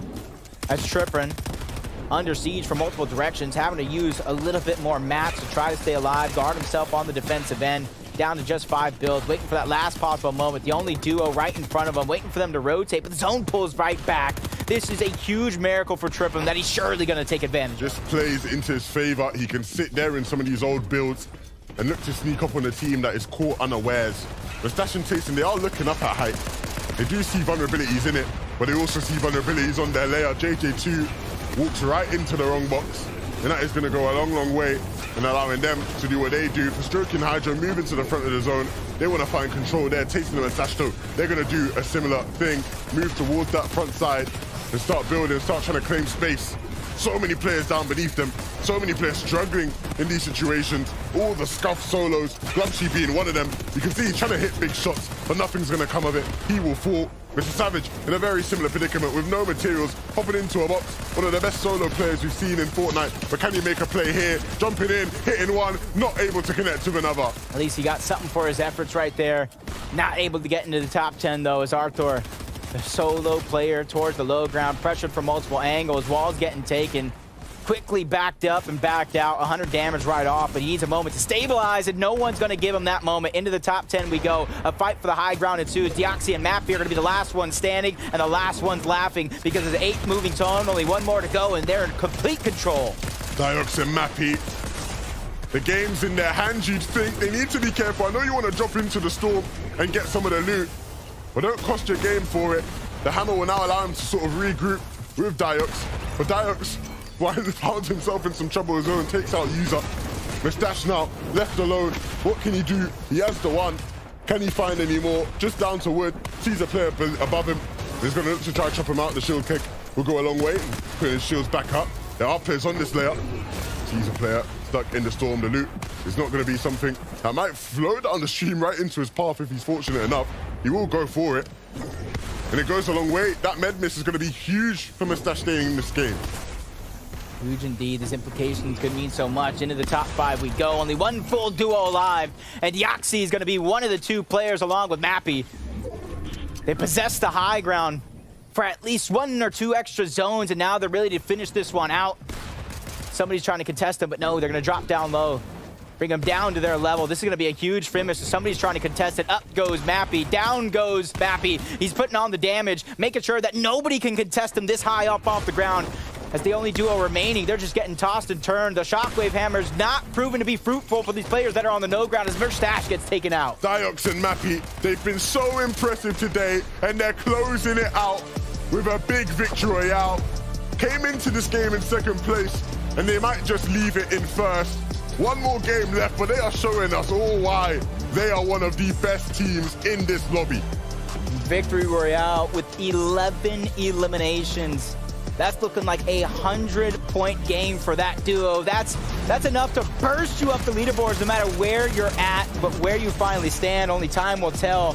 But huge plays, knowing exactly what to do. And then the augments, the Danger Hero. I know we've said a lot about Forecast, but I think Danger Hero might be the best augment that we've seen so far. Yeah, it has been so crucial in these moments. You see Mustache being absolutely wiped out by Mappy.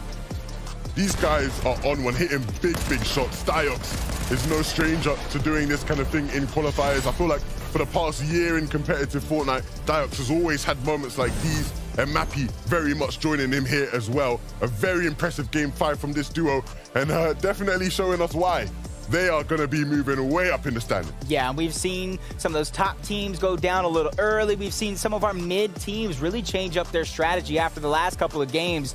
What the leaderboards say going into Game 6. Luckily, we have 3 of the best analysts to break it all down and make some sense of what we're about to see.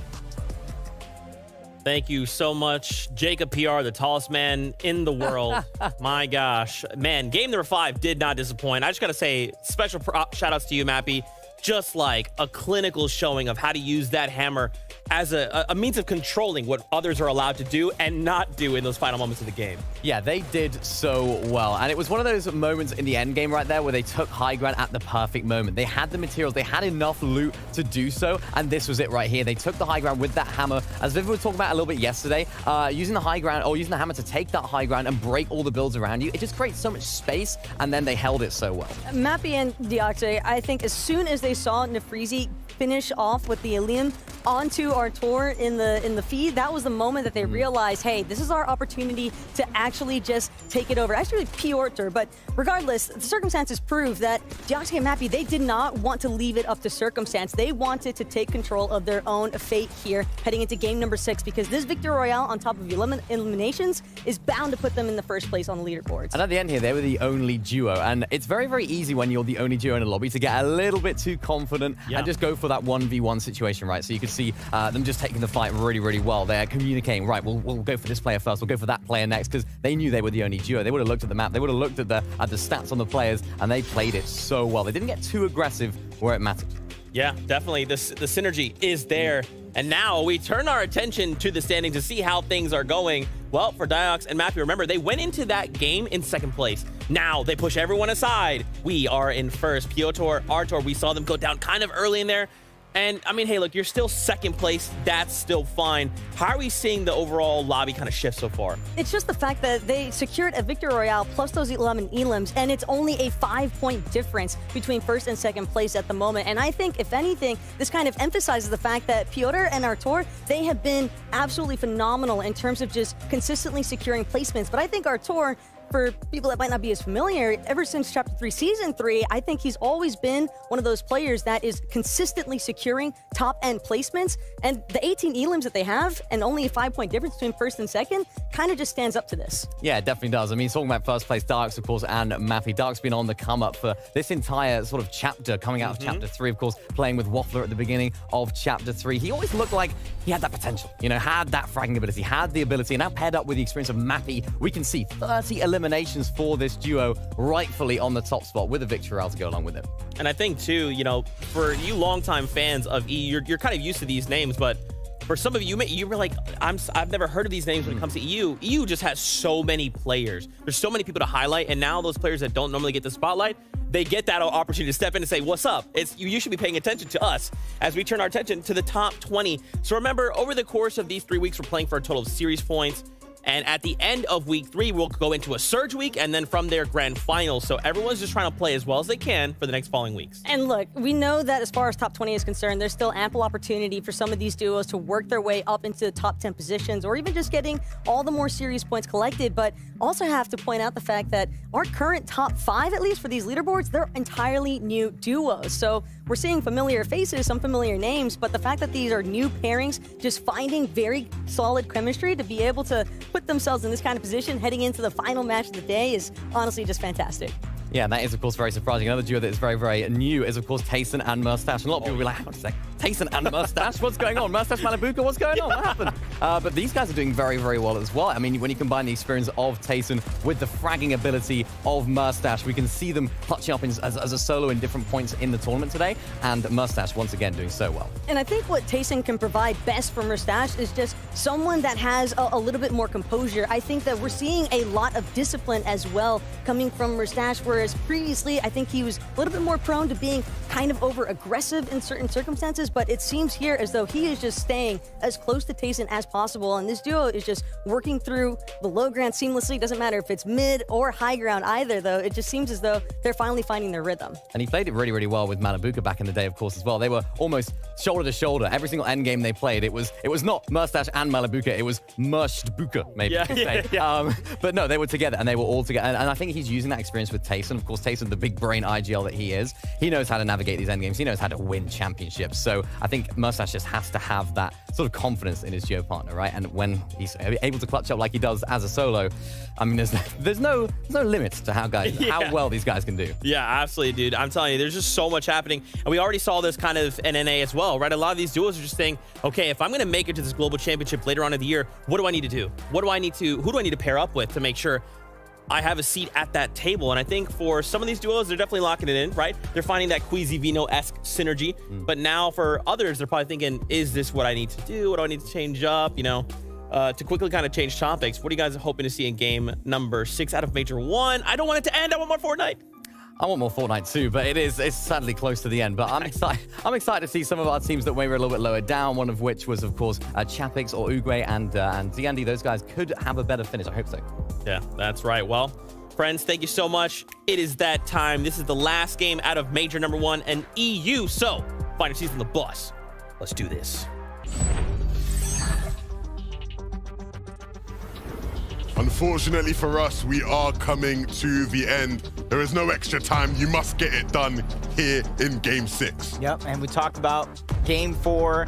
You have to really change up how you are playing through and through to kind of achieve greatness at the end of the day. Well, it's Game 6. That opportunity is right out the window. You either have a shot or you don't. You're either going to collect the max amount of leaderboard points or you're not. This is really going to come down to the wire to see who's going to take that top position, and game number 6 starts right now. Let's hop right in. One of the biggest things about today, for me, Jacob, has been the surprises we've seen, right? It's not necessarily been the favorites we expected coming in that have been the ones to perform.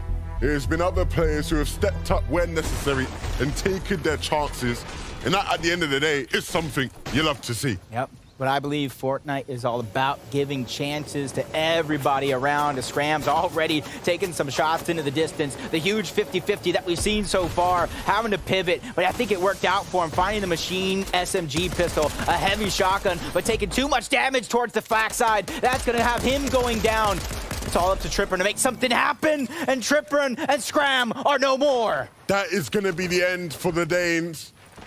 They did their best throughout the day, but the problem with these 50-50 type of drop situations are that they are so variable.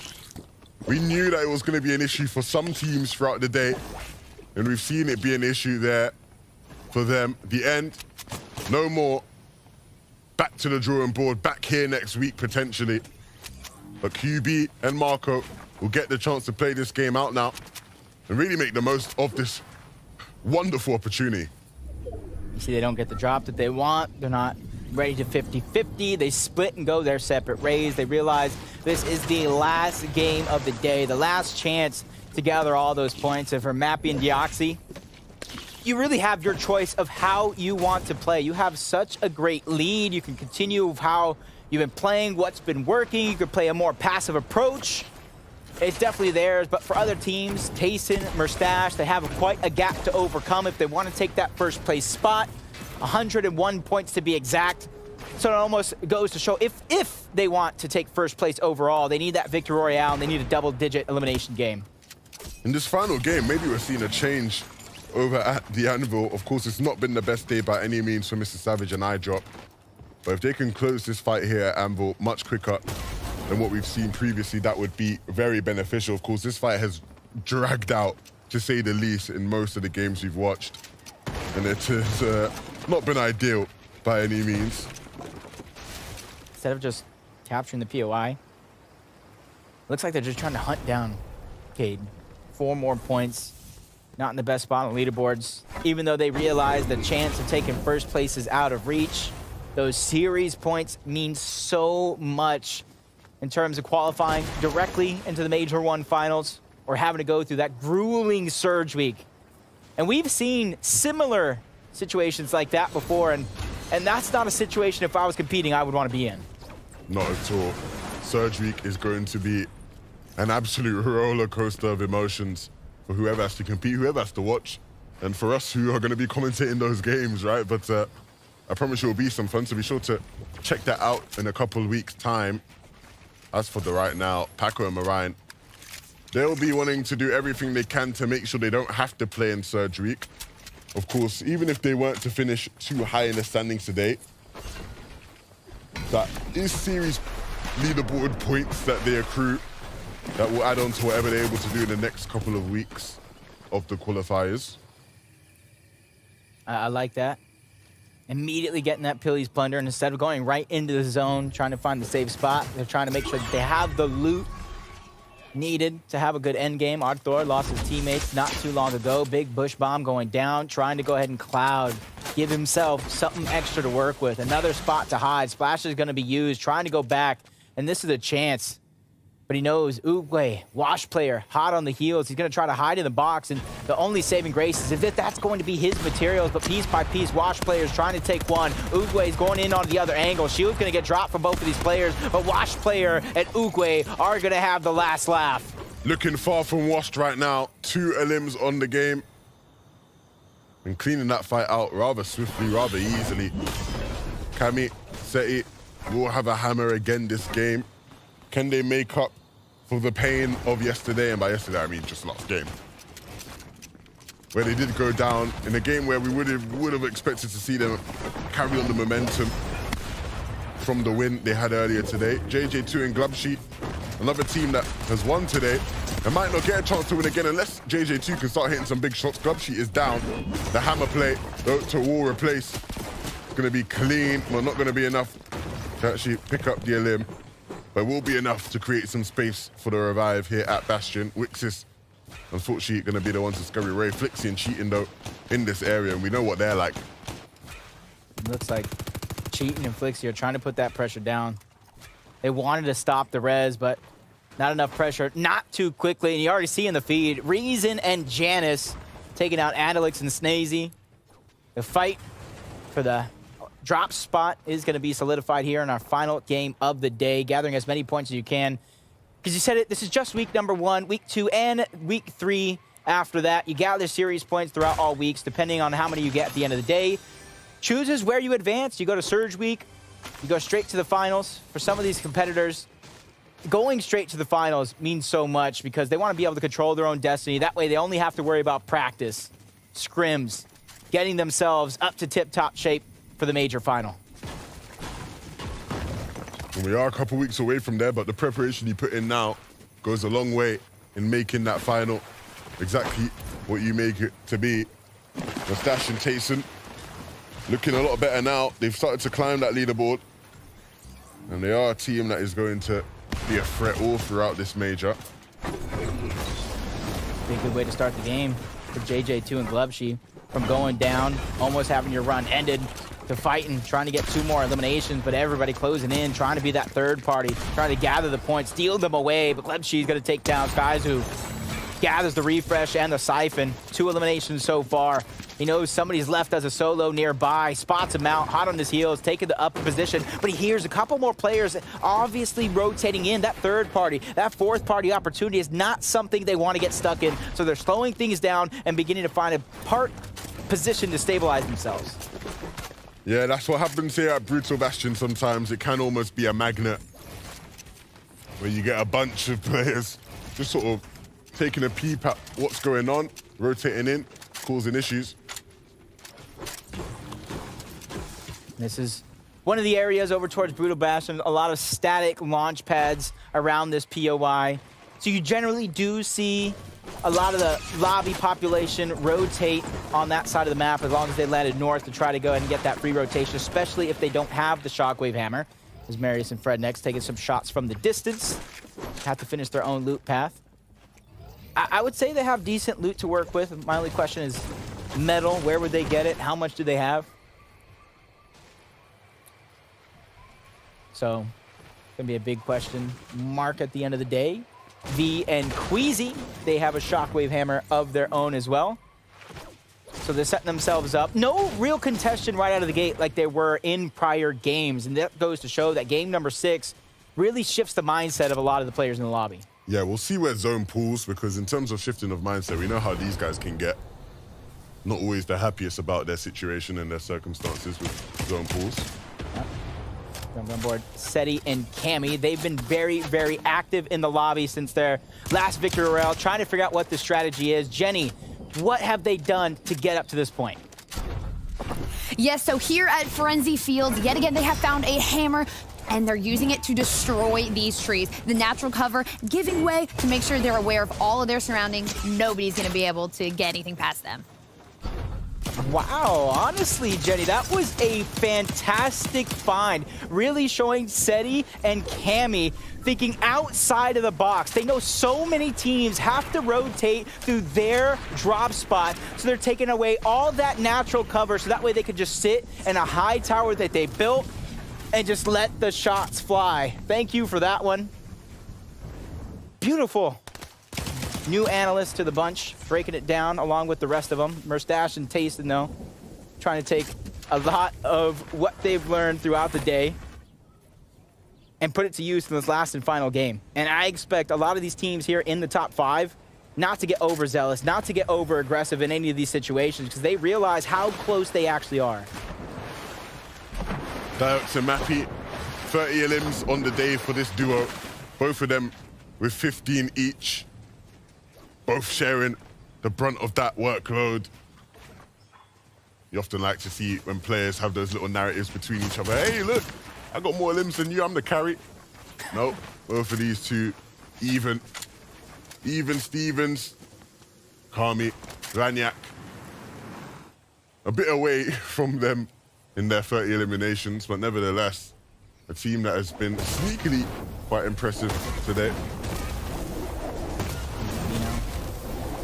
Bypassing that team, possibly don't know he's there. They're just trying to beeline it to zone, gathering all the information. I think they finally spotted him out, and you can see them slowing down in their tracks, making sure that they gather all the information. Even though you see them not really taking advantage because they know they have to move to zone, they can't get stuck, they can't take too much time this far around. It is a full southern pull of that zone, so all of these north teams are going to have to really think quickly about how they're going to get there.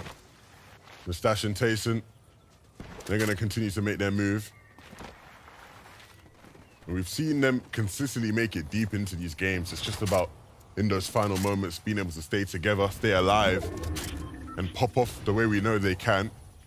Nevertheless, even if the game was to end here for them, they've still picked up a bunch of series points that will go a long way. Mixon and Latcha will be looking to do the same and have a much better finish. Janice and Reason, who started off the day a lot better than they finished it, have the chance to shut me up here and at least have one final hurrah.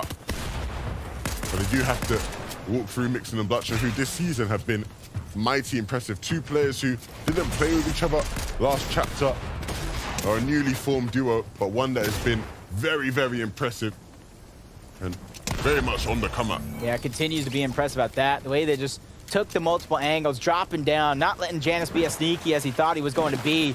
As Reason just trying to hide behind the reboot van. He gets spotted out. No free rides for you. As they get 2 more eliminations, 8 more points total. Trying to gather as many of those series points as possible. Everything to fight for. Is Glubshy, JJ2. They're high up on the leaderboard for them. It's not about just the series points. It's those bragging rights you were talking about. But instead of against one another saying, hey, you got carried, I got carried, it's against the rest of the lobby. Hey, you might not have known our names yet, but I'm here to make a statement. And that's what I love to see out of these two. They just got to stay consistent, traveling next to Uguay and Wash Player, who at a moment's notice could become a target from these two players. It's going to be interesting. You see them slow and steady, crouching their way in, not wanting to let their position be known. Merstash and Tayson slowly in the distance as well. They realize this team is under pressure. They're going to go ahead and add to that, put some shots in with the Red Eye Assault Rifle, not wanting to get stuck on that low ground, shockwaving up and trying to go over, but it's not going to be enough. Probably having to use another charge. So all 3 of these teams congested on this side of the map. Yeah, they can chill here for a second, though. Now that zone's popped, they know where they need to go. I say chill. When there's a shotgun in your face like that, there's not much chilling you can do. Glubshy just has to get out, but you see where he's actually hammered his way on into. It's not going to be easy for him by any means. They realize he's a solo. They are aware. They only heard the one player glide in. And so Uguay and Wash player are going to go on the offensive, understandably. They see him as 3 easy pickings. And so it looks like Glubsheet and JJ2 may be out of this game completely unless Glubsheet can pull off the spectacular. Yeah, Glubsheet, he's inadvertently helping Watch Player and Uguay, the way he's building multiple layers to work with that team that's on the eastern portion, trying to lend that helping hand.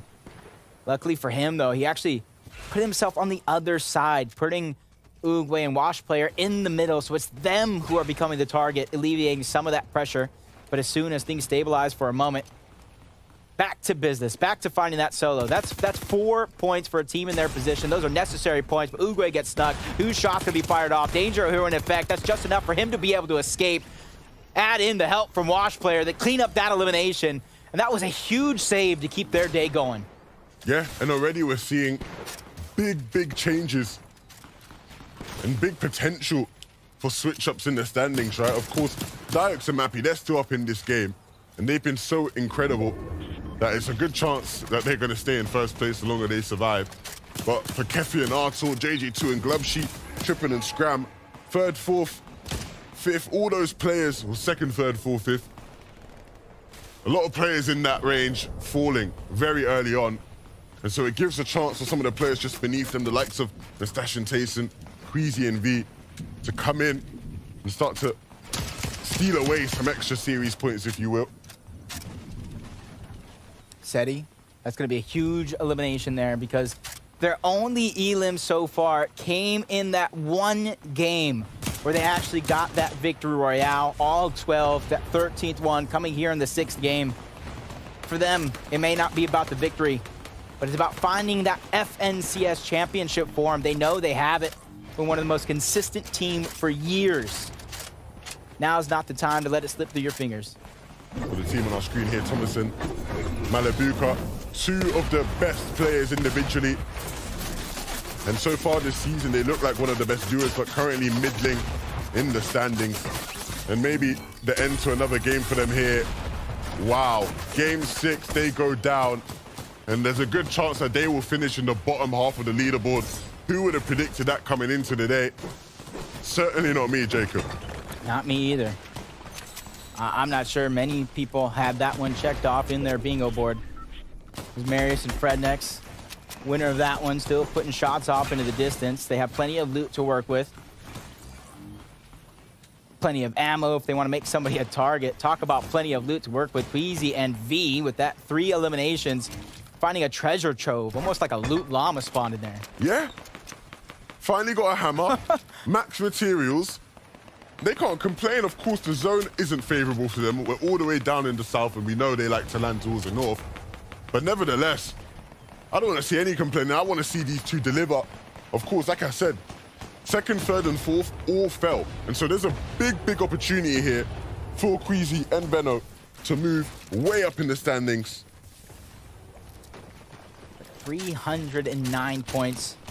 With those players going down, that all but solidifies who might get first place. But with 26 teams still left alive, there are a ton of placement points still left on the board. There's a ton of possible elimination points left on the board. Just how daring are they going to be to try to take advantage of that opportunity as Tayson and Mustache just peeking through the cones, trying to gather as much information as possible because information is key. And as soon as they spot out no players in close proximity, they're going to begin their rotation in, shooting some shots into the bush. Just double checking, especially this season. You always got to double check those bushes. Tayson and Mustache, they have to capitalize in this game. They're not going to get a better chance than this. Of course, this is the last chance today. Game 6 out of 6. Hellfire and Refsguard sneaking their way as well into the top 10 is definitely going to be a possibility for them, depending on how they play their cards. We need a big game. Nothing out of the realms of possibility. And the pressure's on. These guys know how to deliver. Seti and Cammy nearby as well. They have some mistakes to fix. But it's good to see them here in the position they're currently in. Good on materials. doesn't seem to be too much of a struggle that they're facing. And so this last game truly is setting up for some of our bigger names and the bigger teams to finally sort of have the games we've expected them to have all day long. For Watch playing Uruguay, not in the best of positions when it comes to the materials they have, and so a refresh should be very nice. You can see they're being quite aggressive onto that team over there in front of them in fray. Probably trying to knock them down to their opponents that are right above them. Starting in an action that they really have nothing to do with in terms of winning or losing the fight. Great outside of the box play is something you normally see for the players that are on high ground, but doing it in the middle of 5th zone, that's going to be impressive. It's Fred next. Marius just peeking through once again, trying to grab some elevation. So that way they use that elevation combined with the shockwave hammer to try to optimize the amount of distance they're able to cover. Because right now it looks like they got some of the farthest pool in the zone. Maybe a couple other players are on that same page with them. It's going to be a tough rotate for any of those players. And I say any, there's a lot of them. Clearly not a lot of players in this game had that forecast augment, because there's a lot of players that still have to get towards the zone. But the movements are beginning now. You can see all those arrows in the bottom right starting to flock towards this 50-50 zone. Seti and Cammy looking to refarm, making sure that their brick is at the maximum. We know how much these guys like to tarp. And so the more materials they have at their hands, the better and further in this game that they will be able to go. Mixon and Blatcher. I was picking them up earlier this game. Maybe they're going to show the world why exactly. I think they're one of the best dark horse teams in EU this season. Mixon definitely impressed me at the Invitational. As an individual player, he's got to be improving each and every season. They have the high ground. They have the bush at the top, so they don't even have to hide below the layer. They can consistently stand on top of their builds and look down and all around, trying to put the shots and pressure everybody else in the lobby as V and Queasy. Nobody really having that front side of zone. And you got to imagine, if you have that information, you shockwave to the front side of zone and be one of the first teams there. And this is a max pull for so many of these teams. It's going to be such a difficult zone to traverse. And we're seeing instantly some players taking the initiative, making sure they get towards the front side, making sure that it's not as hard of a rotation for them. For Cammy and Seti, they're going to have to find a way. Hellfire and Refscott, they're a bit elevated, and so they have a better vision of where it is exactly they have to go. But that doesn't make it any easier, especially without the hammer available to them. So they're going to have to start running, using some of their builds. Of course, the players with the hammers, they're going to be the ones who just walk their way on in. Fletcher and Mixon, they're going to start figuring things out as well. We're seeing all these players making their decisions in wisely. Zone moving towards the bottom of this hill, and so a change in elevation will definitely be a something, but Refscott having to play out the rest of this game as a solo. I feel like I've said that many times today, but can he handle that pressure? Can he do it once again? I like the usage of the aerialist augment. He might not have the shockwave, may not have some impulses, but he has some mobility, but ends up into the wrong box. That's a decision he's going to regret while finishing and watching the rest of this game. Mars trying to do what he can, stuck in the backside of zone. Now would be the perfect time to shockwave to try to go ahead and make something happen here. The Oxy loses Mappy, but they have a strong hold on first place. 329 points for now. You just want that icing on top, that victory royale to seal the deal. And Diox is no stranger to a clutch. He's done it countless times. The zone pulled way down the edge of that cliff. And in the meantime, Queasy and V finally showing us what they can do above. This is a team we expected to see on height all day long, and it hasn't quite happened that way. But nevertheless, here in Game 6, they have a chance. They hold the keys. Tayson, one of the best solo players we've ever witnessed, has a chance as well to show us why he has that accolade. A big shot hit there, but he receives a big shot of his own, and now he has to try and create space, get out of his box. This player's pressuring him. It's so chaotic down there, he has to move up, but he has no mats left. No resources to his name, pressure is on, tries to go to the backside of zone, shots continue to fire. That's User who's trying to get the last laugh. He goes down altogether. Lorenzo, Giorgio trying to do the same thing. The double shockwave hammer as a duo, trying to make teamwork, make the dream work. They get into the same box with pressure on the other side. Shots bursting through, but the shield K goes down just in the nick of time. They have to gain as many shields as possible before this next zone begins to pull. Seti and Cammy towards the low ground. Cammy's under pressure. He drops down to just a sliver of HP. So much pressure being applied. And at the end of the day, for Cammy and Seti, we know what goal they have in mind. They want to be the ones that claim low. But right now, with what they have, it's not going to be easy. the zone will start to pull, and that will allow them to look to get ahead. Cammy is going to use this time to heal up. Seti has to start to clear the path. And we see revives coming on all over, around, everybody struggling in all their different ways. But for Queasy and V, they remain up above. They look cool, they look calm, but can they collect the victory aisle? We've seen so many teams feel like they're calm, cool, collected on the high ground. All it takes is a well-placed shockwave hammer to go ahead and bring them all, have them all come crashing down as Seti and Cammy working from backside of zone, staying towards the front side of zone, trying to stay ahead of everybody. Mr. Savage makes his appearance for so long. One elimination, no builds to work with. Luckily for him, he's trying to shoot down that team that does have high ground. That's Vino, that's Queasy, who are hot on his heels, trying to take him out. He finds elimination and a siphon along the way, but he goes down altogether. Marco is down below, and he has QB with him, and he has to hit some big shots. QB's fallen, so the pressure is really on now. The hammer allows him to get out if he wants to, but he's gonna fall. Not gonna have what it takes to stay in. Seti and Cammy, they really rule the low, but the zone is moving back up. And as it moves back up, it moves closer and closer and closer towards everybody being squashed together. V and Queasy, they got pushed off height, but not pushed out of the lobby. They're still in this one. They still have a stake in this game. V, so many eliminations to his name. He's popping off right now. He's hitting shots, but he needs to hit just one or two more. Queasy trying to clear a path out. He's building.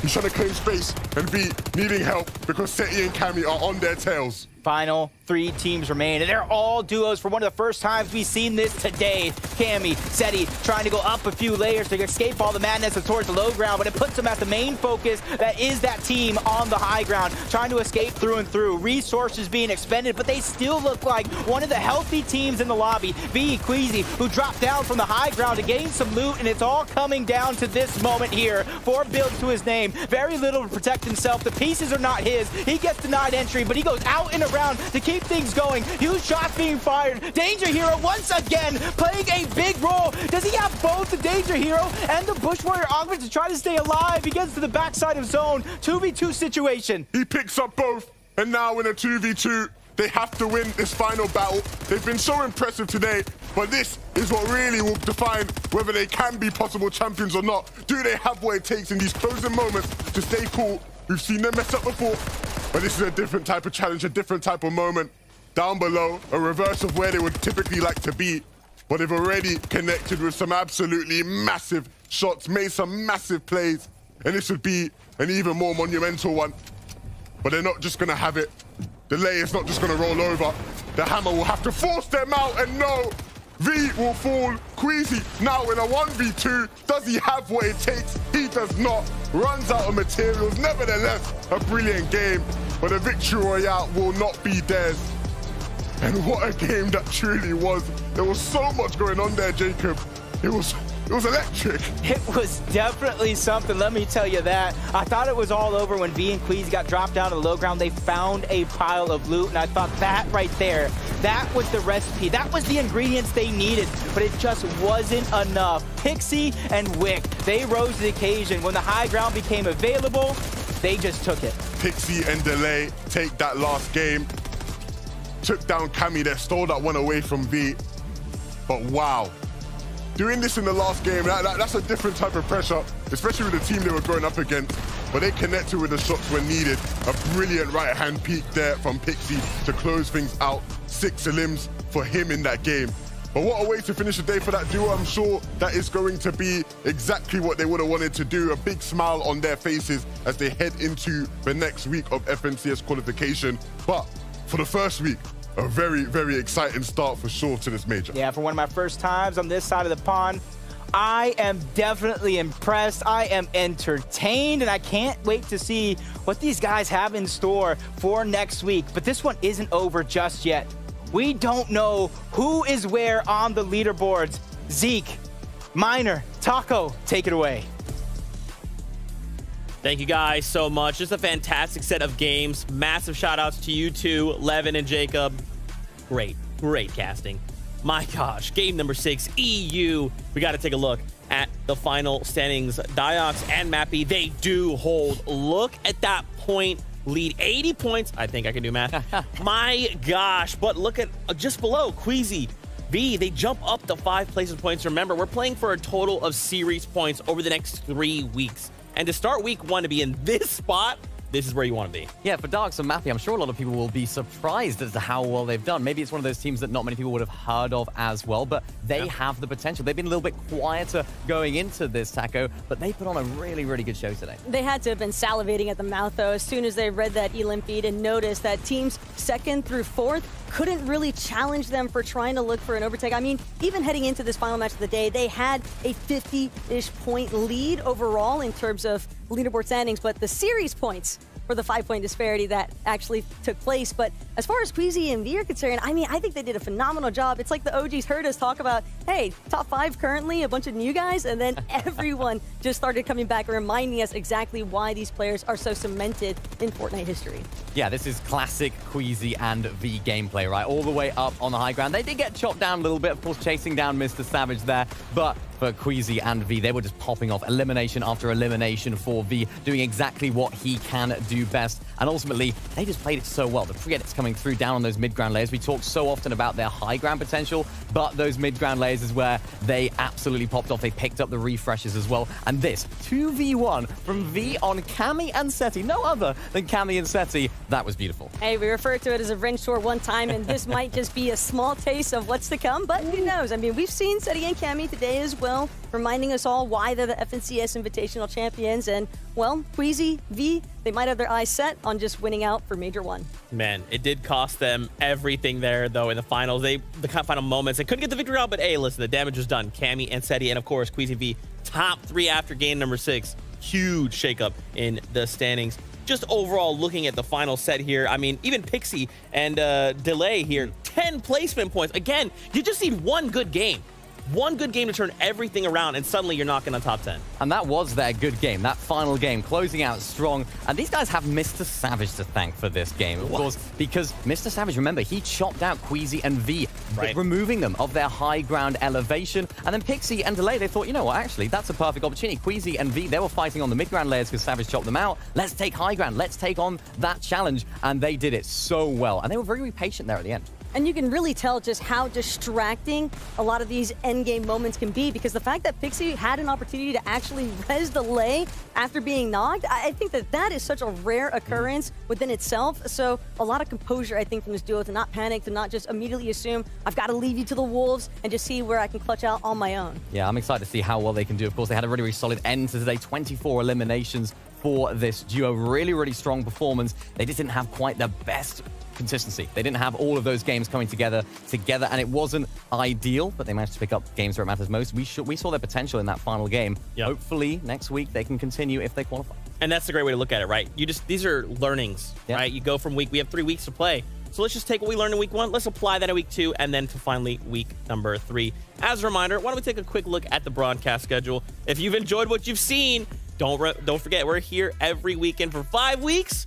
March 4th, 5th, the conclusion of Major number 1. Remember, the duo in first place, $200,000, Acts of Champions, and a secured spot to the Global Championships. I mean, come on. There's so much to play for. Now, before we say goodbye, let's head on down. Let's meet up. I locked eyes with 11. I just thought, I like that guy. He's pretty cool. Jacob PR as well, my friends. Let's get some closing thoughts on the day. EU, I feel like they stepped up. I mean, the action in NA yesterday was amazing, but EU also brought it. Well, it's weird because it's a different type of step up, right? Because I think a lot of people would have came into today with their favorites. The big ones, of course, being Malibuka and Thomas. Those guys didn't quite have the kind of performance you would have expected. But in terms of stepping up, yeah, I think we saw some of the players maybe you considering the tier 2, tier 3. They're the ones that really sort of rose to the occasion. And I love that Percy, right? It adds a bit more parity to the region. Yeah, no, I gotta agree with that sentiment. I'm always the fan of those newcomers, the people that don't necessarily have the accolades and the fan base, really rising to the top and saying, hey, I'm here, I'm ready to take over Fortnite.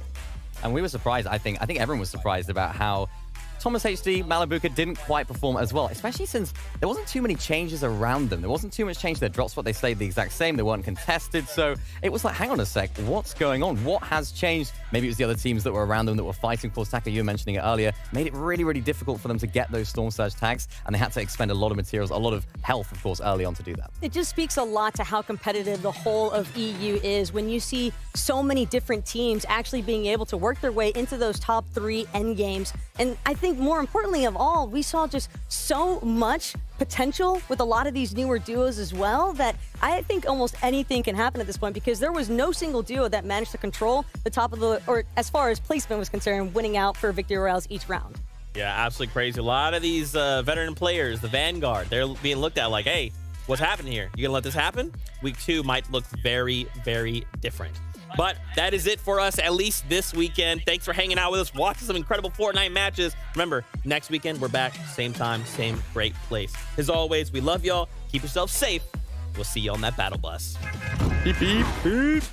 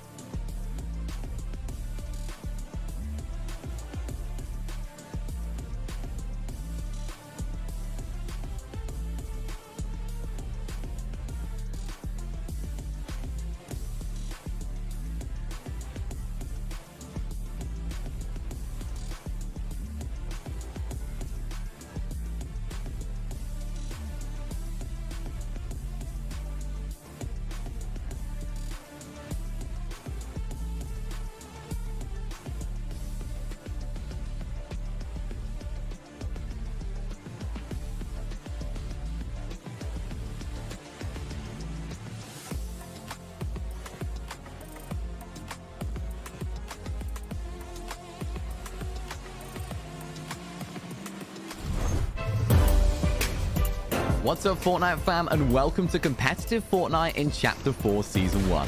Let's break down all of the changes and what to expect for this competitive season. Starting off with the brand new map for Chapter 4. This map is smaller and has fewer chests and POIs than last chapter, so picking a good drop spot and having a solid off-spawn plan will be more important than ever this season.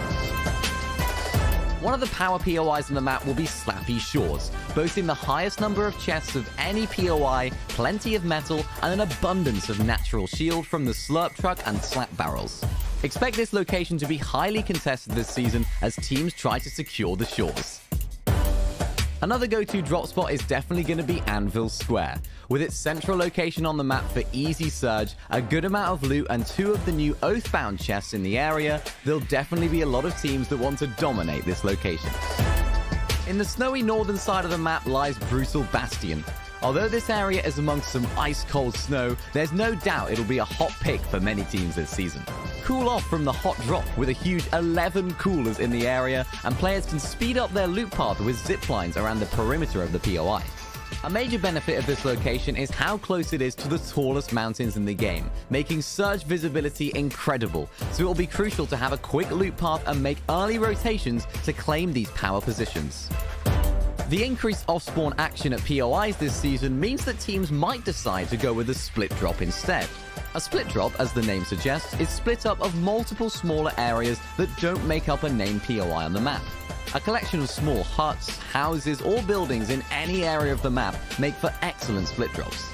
Although the loot you get from these drops doesn't usually stack up to that of a main POI, for those looking to guarantee off-spawn survival, a split drop could be a better option. Another feature of the new Chapter 4 map is the natural mobility that comes with it. Use ice to quickly skid across the snowy areas of the map for quick rotation. In the same area, use the one-way slipstreams to fly through the sky, and even hop inside of a snowball to let gravity do the work for you. Despite there being plenty of map mobility options, there are of course mobility items that can help you traverse the island. The main one we'll see will be the Shockwave Hammer. While it can be used to destroy builds and damage players directly with the slam feature, most competitive players will be picking up this item for the bounce aspect of it. This powerful mobility method allows you to propel yourself forward, breaking immediate builds around you, and with the 3 charges, you can string together a much more complex rotation. Although these will be very popular for endgame rotations, it should be noted that these bounces do recharge once every 20 seconds. So don't be afraid to use a couple for a mid-game rotation, or even off-spawn to speed up looting if you're lucky enough to find one. Players can maximize their chances of obtaining one of these hammers by opening one of the Oathbound chests found around the medieval parts of the island. The fan-favorite throwable launchpads are back in Chapter 4 Season 1, although this season they can only be found in supply drops. You may recognize the launchpad from previous seasons of Fortnite, however the throwable version means that it takes up one of your inventory slots, so choose your loadout wisely. For teams that don't get a Shockwave Hammer at their drop spot, guaranteeing a launchpad from a supply drop could be the answer to their mobility problems. A potentially underrated mobility item this season is Impulse Grenades. On their own, they can offer some simple rotation for players wanting to travel short distances. However, where this item really shines is when combined with a reality augment, such as Party Time or Soaring Sprints. These augments transform the Impulse Grenades from something fairly useful to a viable option for rotation at any point in the game. The Falcon Scout brings a new way to scout in Fortnite. You can deploy and control this airborne drone to not only mark enemies for your team, but precious loot as well. This handy little bird also has the ability to bring a down teammate to safety or even carry some loot from one point to another. Think of it like your own airborne assistant. This will be useful for competitive players to locate enemies at their drop spot, to pick up reboot cards safely, or to scout out a rotation in the later stages of the game. This will be a hugely beneficial item to competitive players, and those that make the most of its powers will be soaring to success. There's plenty to get excited about when it comes to competitive gameplay in Chapter 4 Season 1. Don't forget to watch the upcoming FNCS to watch all of this season's competitive action unfold. We'll see you on the Battle Bus. Beep beep.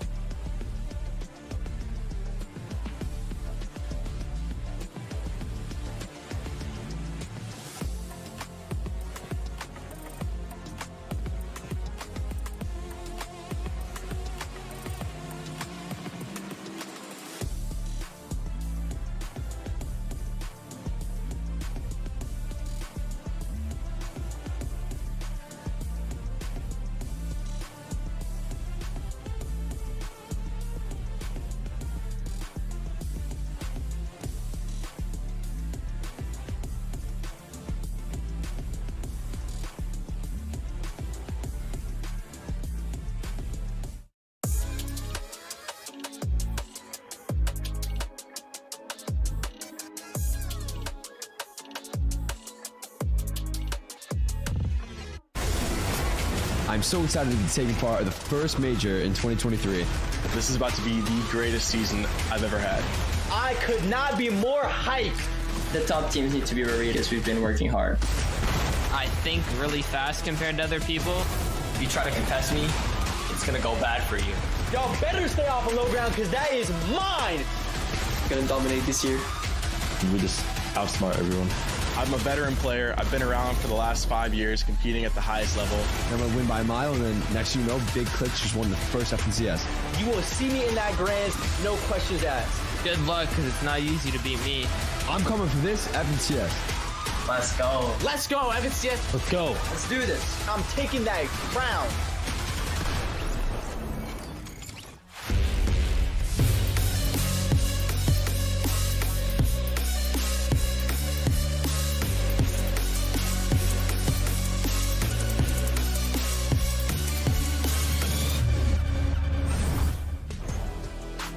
Oh boy. Well, Fortnite fam. Welcome back to the FNCS. 2023, it's gonna look maybe a little bit familiar, but there's a few key changes along the way. Those FNCSs you're used to seeing, well, guess what? Now they culminate into a single FNCS Global Championship that's happening later on this year. That's right. So no more of this self-contained, they're just a winner. No. Now when they win, they're looking to secure that spot in the Global Championship. I'm excited, and I hope you guys all are as well. Now, I know what you're thinking, Zeke. I want to talk duos. I want to talk competitive. I want to talk meta. I want to talk all... We'll get there. Just hang on for 1 second.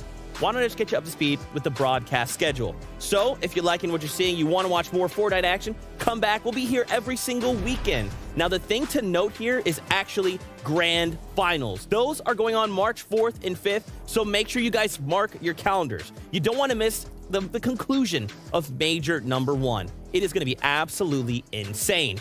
Now, the next question you probably have is, okay, well, if there's like a global championship later on, do people still get active champions, like some prize money? Of course, that's all still the same. And here's a look at the prize breakdown. Still an amazing amount of money for that duo that can come in first place. But if they can come in first place, they're going to secure themselves a spot in that global championship. So make sure you guys are rooting for that number 1 duo. Now, let's be honest, I can't do this by myself. I need some help from my friends. I got none other than Vivid and the Best Taco.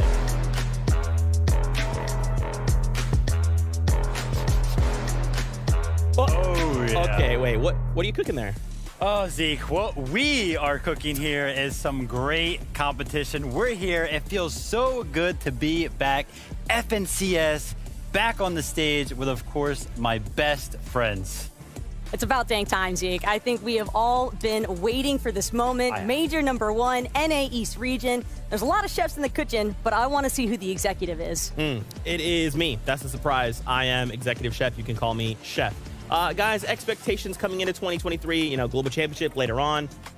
That's got to be insane, right? I expect the competition to be the highest it's ever been. The roadmap has been laid out. They know what they are fighting for at every single major, so I want them to just increase how much they want at every single major. Couldn't feel the same way. I mean, it is the same way. It's just going to be incredible, I think. Yeah, for sure. Why don't we head up here? Let's talk about some duos. So, listen, longtime fans here of Naeast, you guys are probably thinking to yourselves, I can't wait to see all these duos and things that familiar used to seeing. Guess what? Naeast said, nah, we're just going to go absolutely crazy, form incredibly new sets of duos. What's the first one?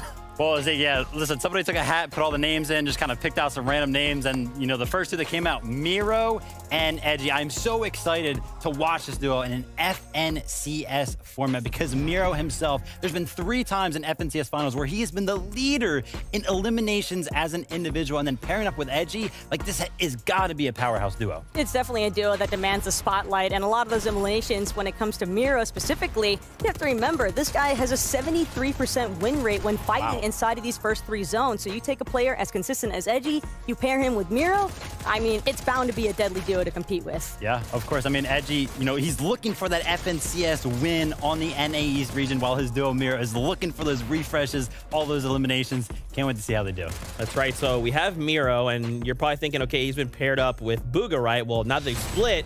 Bugha's like, okay, I want to pair up with someone. Why not just another champion? Peterbot. Oh my gosh. Well, Bugha just from champion to champion, man. Peterbot is now the duo, and I love the way that they are looking on an individual level. I've never seen a duo like just feel so comfortable being alone. They just often like run off and away from one another, but it just works so well. And you can even see it right here in the highlight. He's just going off to a sidewall, and he's just completely confident in the ability that his duo has. And then, you know, of course, we could talk about Bugha's accolades for like an hour. Exactly. These two are just so strong individually with their mechanics. I think Peterbot oftentimes regarded as a very top-end fighter in the Naeast region, but knowing that they're going to be uncontested on the north side of Slappy Shores, that is bound to be a huge swing for them. So I really want to see what they do with it. That's right. Let's keep talking about these duos that have now formed new pairings. It's Acorn. It's cold. I mean, I'm excited about this one, I gotta say. Listen, I really feel like Cold right now is on the rise to being the best individual player on the Naeast region. He is just performing at such a level right now that it's just a wonder to watch. And, you know, I feel like he took a lot of the things that he learned from Sentin, which was his old duo in Sentin, and he just transferred them right over very well with the new duo in Acorn. Have to remember, in week 4 of the League Cup Finals as well, this duo was able to secure first place. And even coming into this first week, I know it's Major 1, I know it's week 1, but the fact that they were the first duo to break that 1,000 points threshold is definitely a pretty incredible feat to accomplish. And I think Cold specifically, Vivid, you're talking about him so often, and it's hard not to remember that 2v1 or the 1v2 clutch that he had at the Invitational. That's right.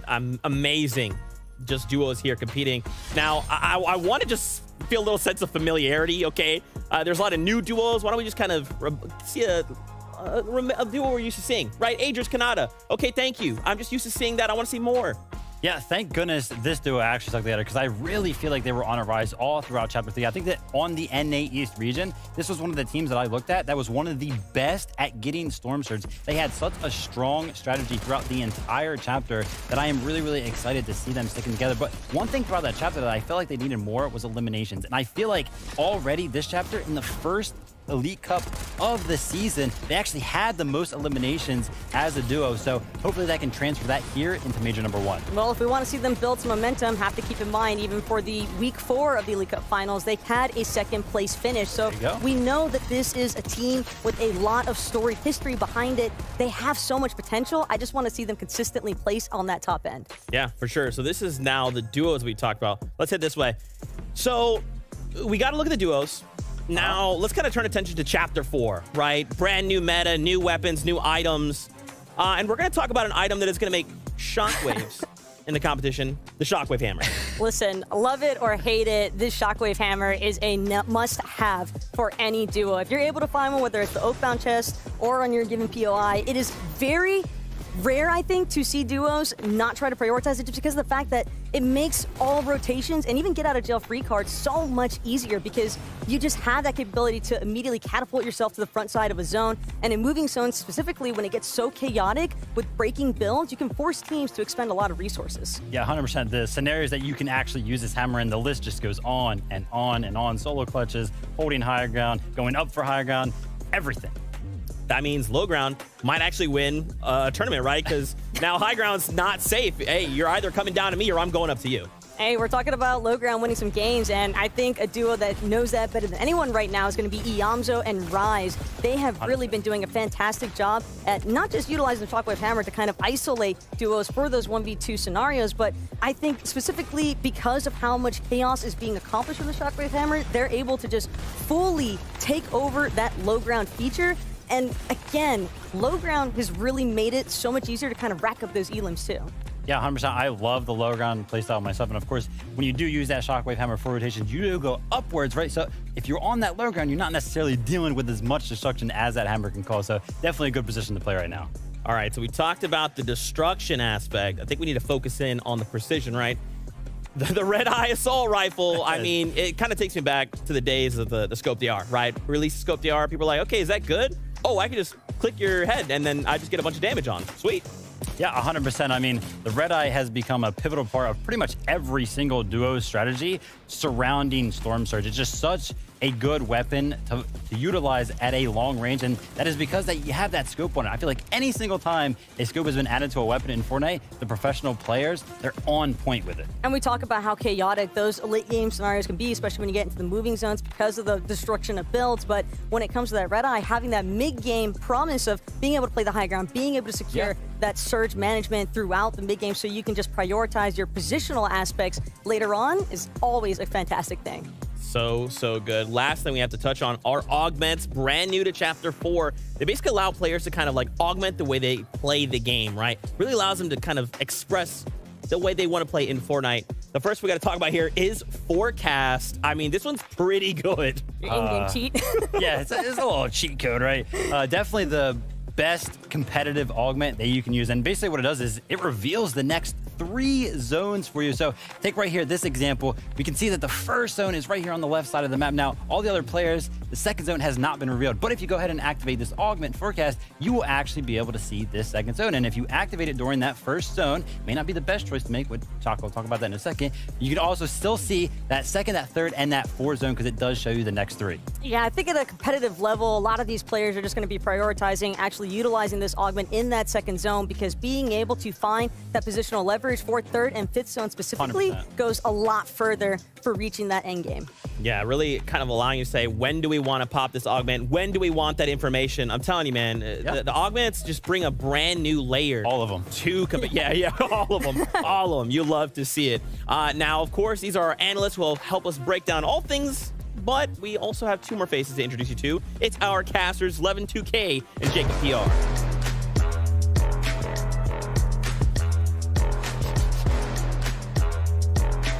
Man, I don't know if it's just me, but those are 2 very tall gentlemen. Jacob's really sizing him up right there. Yeah, Jacob, that's crazy. I didn't know you were tall and 11. That's wild. Gentlemen, welcome to Major Number 1. Here we are, week 1. It's going down. How you feeling coming into it? I feel great. I feel great. Of course, whenever there's a new season upon us, it's always a bunch of fun. Of course, the major system now is super exciting. I think, you know, throughout the year, we always get excited about the big wins, the big moments, all the players, the money they win. But now, when you're fighting for a spot in a big competition like the Global Championships, it just means that much more. Yeah, I can kind of agree with that. You have FNCS champions, FNCS finals, first-timers trying to qualify for their first FNCS. This is a recipe for entertainment, and I'm chomping at the bits to get it started. Yeah, absolutely. And I mean, with there being so much in Chapter 4, right? Allowing these players to kind of really say, how do I want to play Fortnite? Here are my tools. Are there like anything you have eyes on, like that you want to see? For me, when I look at what I want to see in these games, the hammer has obviously been a big part of this season. I feel like we always get players who are like saving the real good things for you know, these kind of moments when it matters. Of course, we've already had the 2 sessions leading up to us here, but I'm sure we will see, you know, players whipping out their best performances for this moment. Yeah, for me, I mean, I've been casting the Elite Cup finals on my personal channel. Every single week, there's a close race, whether it's our first, second, or third, to get in that extra echelon for the prize money. I'm just hoping we get that same entertainment today. I love to see it, friends. Thank you guys so much. Now, I know what you guys at home are ready for. It's games, and guess what? We are ready as well. It is that time. This is Major 1. Let's kick it with Game 1.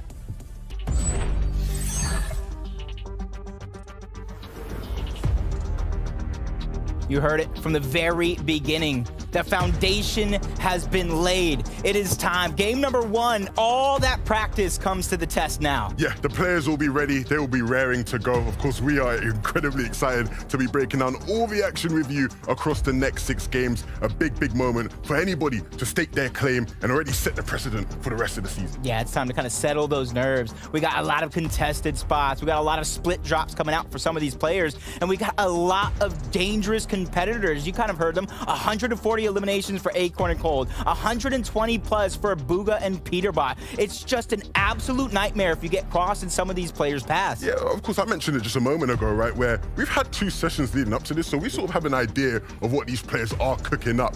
And what I can tell you is that some players have been getting real fraggy, right? We have been seeing some pop-off performances, high elimination games. Well, you know, we can't maybe expect to see, you know, the big 20 elimination games in these kind of lobbies. Spoiler alert, if someone does do that, we're going to go absolutely ballistic. We're going to go crazy.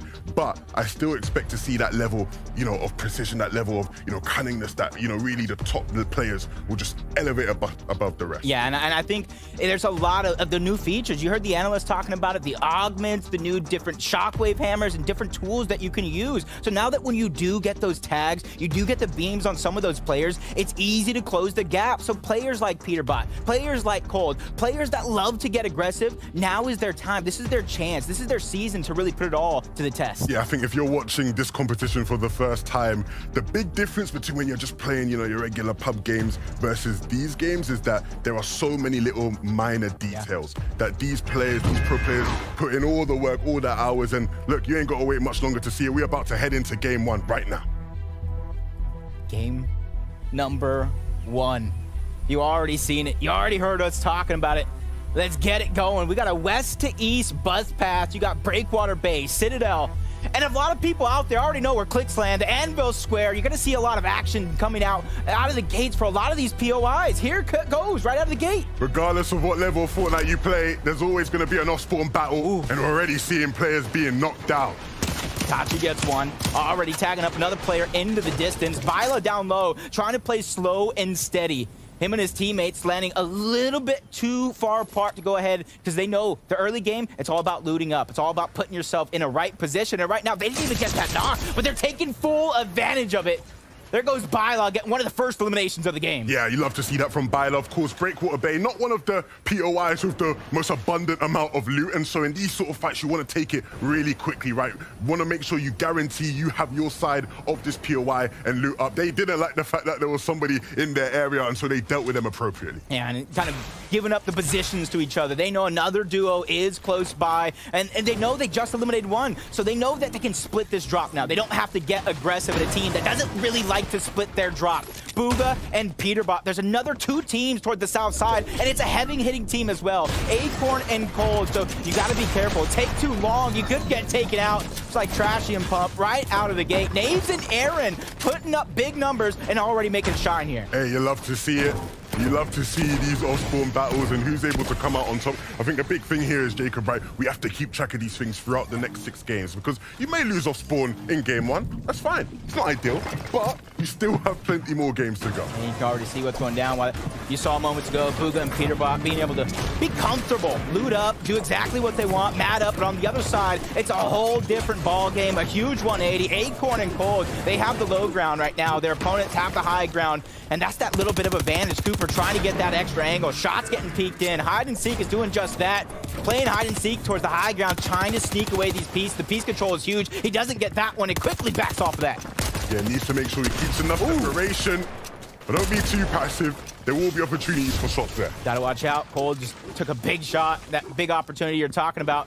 Him and Acorn towards the low ground. You already saw that they don't have a lot to work with, so this is going to get dangerous the longer it goes on because Booga and Peterbot, they're just waiting for the opportunity. As soon as somebody goes down, you might be able to see them rotate on over to Cooper and hide and seek. They got to take full advantage of this opportunity while they can. Yeah, the longer this fight plays out, the more opportunity Booga and Peter. But we'll have to set up one player forward. That's going to be Cold, and so now Acorn doing his best, but his best will not be enough.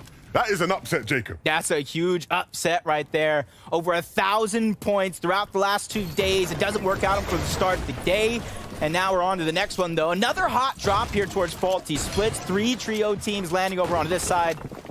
Jock and Claw trying to be the aggressors in the occasion. High ground. Shot's going to be traded off between him and Mega. And the piece control towards the low ground. So Jock being very, very weird when he's going to advance. But they do it at the exact same time. The dynamic duo of Jock and Claw shining big to get that first elimination. Yeah, Jack is very much feeling it. You see how aggressive he's being in these situations. And in a 2v1 situation, you do expect them to close things out. Just about sticking together, not allowing for a 2v1 or 2 1v1s, I should say. And they're going to make this light work. Finish it off. That'll be 2 to start the game. Yeah, perfect piece placement right there to take that one and immediately edit it. We got Duke over here with North trying to claim this spot against Saucy, and I think that's Mars as his teammate. Interesting enough, nobody playing too aggressive right out of the gates. Duke trying to take the control. That shockwave hammer immediately being put to use. You can see him backing down, picking and choosing his battles because you can't get too greedy too fast. You can see just trying his best here with the SMG and connecting with a bunch of shots. And that's going to swing the fight in their favor. They sort of have control of this one now. Let's not speak too soon. You see North Tate trying to drop down there and hit a shot along the way, but with so little builds, it's going to be about hitting a big shot. Yeah, for North Tate, it wasn't so much about hitting the shot as much as it was reuniting with Duke, trying to take control, find some stability in this battle, because there's not a lot of builds between either one of these duos going around, and the third-party shots even beginning to come in. Everybody needs Surge early, right out of the gate, so that way they could focus on the rotations, focus on other parts of their game, and I think Duke, North Tate towards the bottom, they know they want to disengage off of this fight. They want to try to remat up, get their resources so they can put themselves in a better position. Yeah, and then instantly looking to try and start the chaos all over again. Swapping positions for a moment, sitting up above that hammer being put to work. But Duke has already experienced going down in this fight, and so needs to be much more hazardous about the way he approaches it, but a really nice drop down there with the hammer. That's going to put them on the front foot of this one. Yeah, little shot with the Maven. 93 again. Back-to-back on the Mars. Back-to-back yet again. Duke putting everything he had into that one. But you got to give North Tate some. He blocked him off with that piece, gave him no exit options out of that one. Great way to really start off the game. And that's some really nice box fighting fundamentals you see there. The way they set up the pinch, right? One coming from behind, one coming from the front. Calculated. Very much calculated. And of course, when you're Duke, you have to just hit the big shots, and that's exactly what he does in those moments. I like this one. I like this one. Blake and Bizzle, halfway through their games yesterday, they were kind of floating in that 52nd position, 51st, but then Bizzle and Blake, they clutched up big. They ended up with a victory royale, and that sparked their momentum for the rest of the day, qualifying here and getting into the position. You know as well as I do, some of these teams may not be known as the superstars of the region, but all they need is a chance, and they take that chance and knock it out of the park. Yeah, and I think when you look at some of these names as well, right? Even the ones who aren't the superstars, some of them are very familiar faces in the Naeast region. Players who in the past maybe have had bigger successes, of course. You're seeing some of the benefits here of Peely's plunder.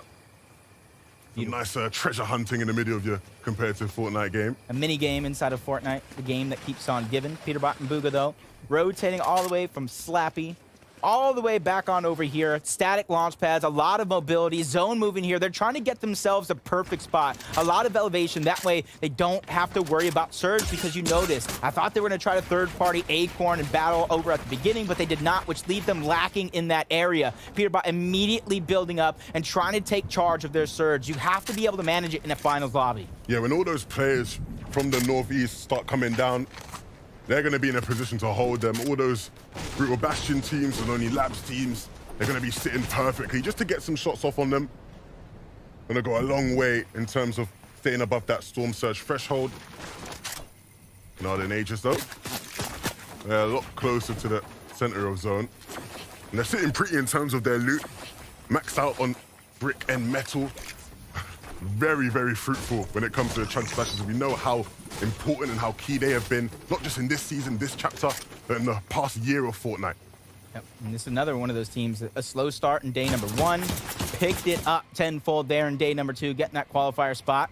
Just like Clix. Clix actually, season after season, he is just consistently getting better. He's consistently progressing from his mechanical skill to his IGL skills. And now him and Donnie, I think they're just completely beginning to take over. Anvil Square, they claim that POI, and they really just take it to anybody that tries to challenge them. But Statics and Gold have the high ground over John Valenzuela. They're trying to take control of this battle. And that piece control is going to be the biggest importance here, especially how deep they're fighting in Storm.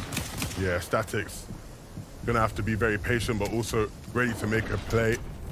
For Subscript and John, I'm sure they're calculating all their options right now. Of course, on the way to zone, there is a team sitting in the safe zone, just ready and waiting for an opportunity. And just above them, they have a team that is also very much gonna cause them some issues. So not the easiest of situations to navigate by any means. I think in the case of Statics, that flopper's gonna be huge in terms of giving them extra time here in the zone, both of them holding them. Gotta imagine those Subscript probably trying to plan something, has some sort of trick underneath his sleeve with the shockwave hammer. We've seen it all too many times. When you're that player, that team on the low ground, you shockwave up, break down the builds, cause all sorts of commotion and chaos, and try to have a little bit of a surprise attack. But Static, Gold, They have to have been in this situation before. They have to have seen it coming. And that other team that you spotted just outside of zone, they're looking to be the gatekeepers. But you got to be careful because depending on where the zone actually pulled, if you gatekeep 1 or 2 teams just a little too long, you put yourself in the bad position. Yeah, and you can see how slow this fight has been. Both teams not wanting to overextend, not wanting to be the ones to make a play, and that play being a bad one. Almost playing this fight incredibly reactively. But sometimes you want to see players get proactive, and I think that's what we're seeing happen as we sit here now. The white HP heals are starting to run down low, and so time is running down. Ooh. Gold Duck gonna take a big chunk of damage, and that's gonna really change up the tempo of the fight. Statics will fall as well now, and all of a sudden you have a 2v1 situation, and that's when they'll start pushing. That's when they'll start getting more aggressive, more proactive, and that's exactly how they'll clean things up. But of course, like we mentioned, they are not done. Def and Tahi, the ones holding their destiny to this game. Yeah, they gotta be careful though. Death's HP looking a little thin in that scenario. That's the kind of sacrifice you make for trying to stormhold your teammate out for that long. Donnie, you got Mini trying to break down Donnie. What did we miss? Thank you, Jacob. Now, Donnie using one of the brand new items, the Big Bush Bomb, to protect himself while he's going for these surge tags. Look at this. Inside the middle of the map, just looking for as many tags as possible. And of course, he is protected. He can also combine this if he has the Bush Warrior Augment as well, so he can keep his heals up, keep his health up when going for the tags. Thank you very much, Mini Miner.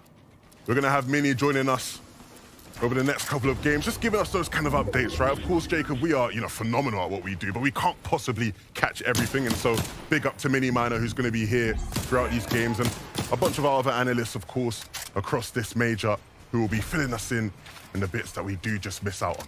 Yep, Mini Miners, mini moments. I know we're trying to think of a name in the back.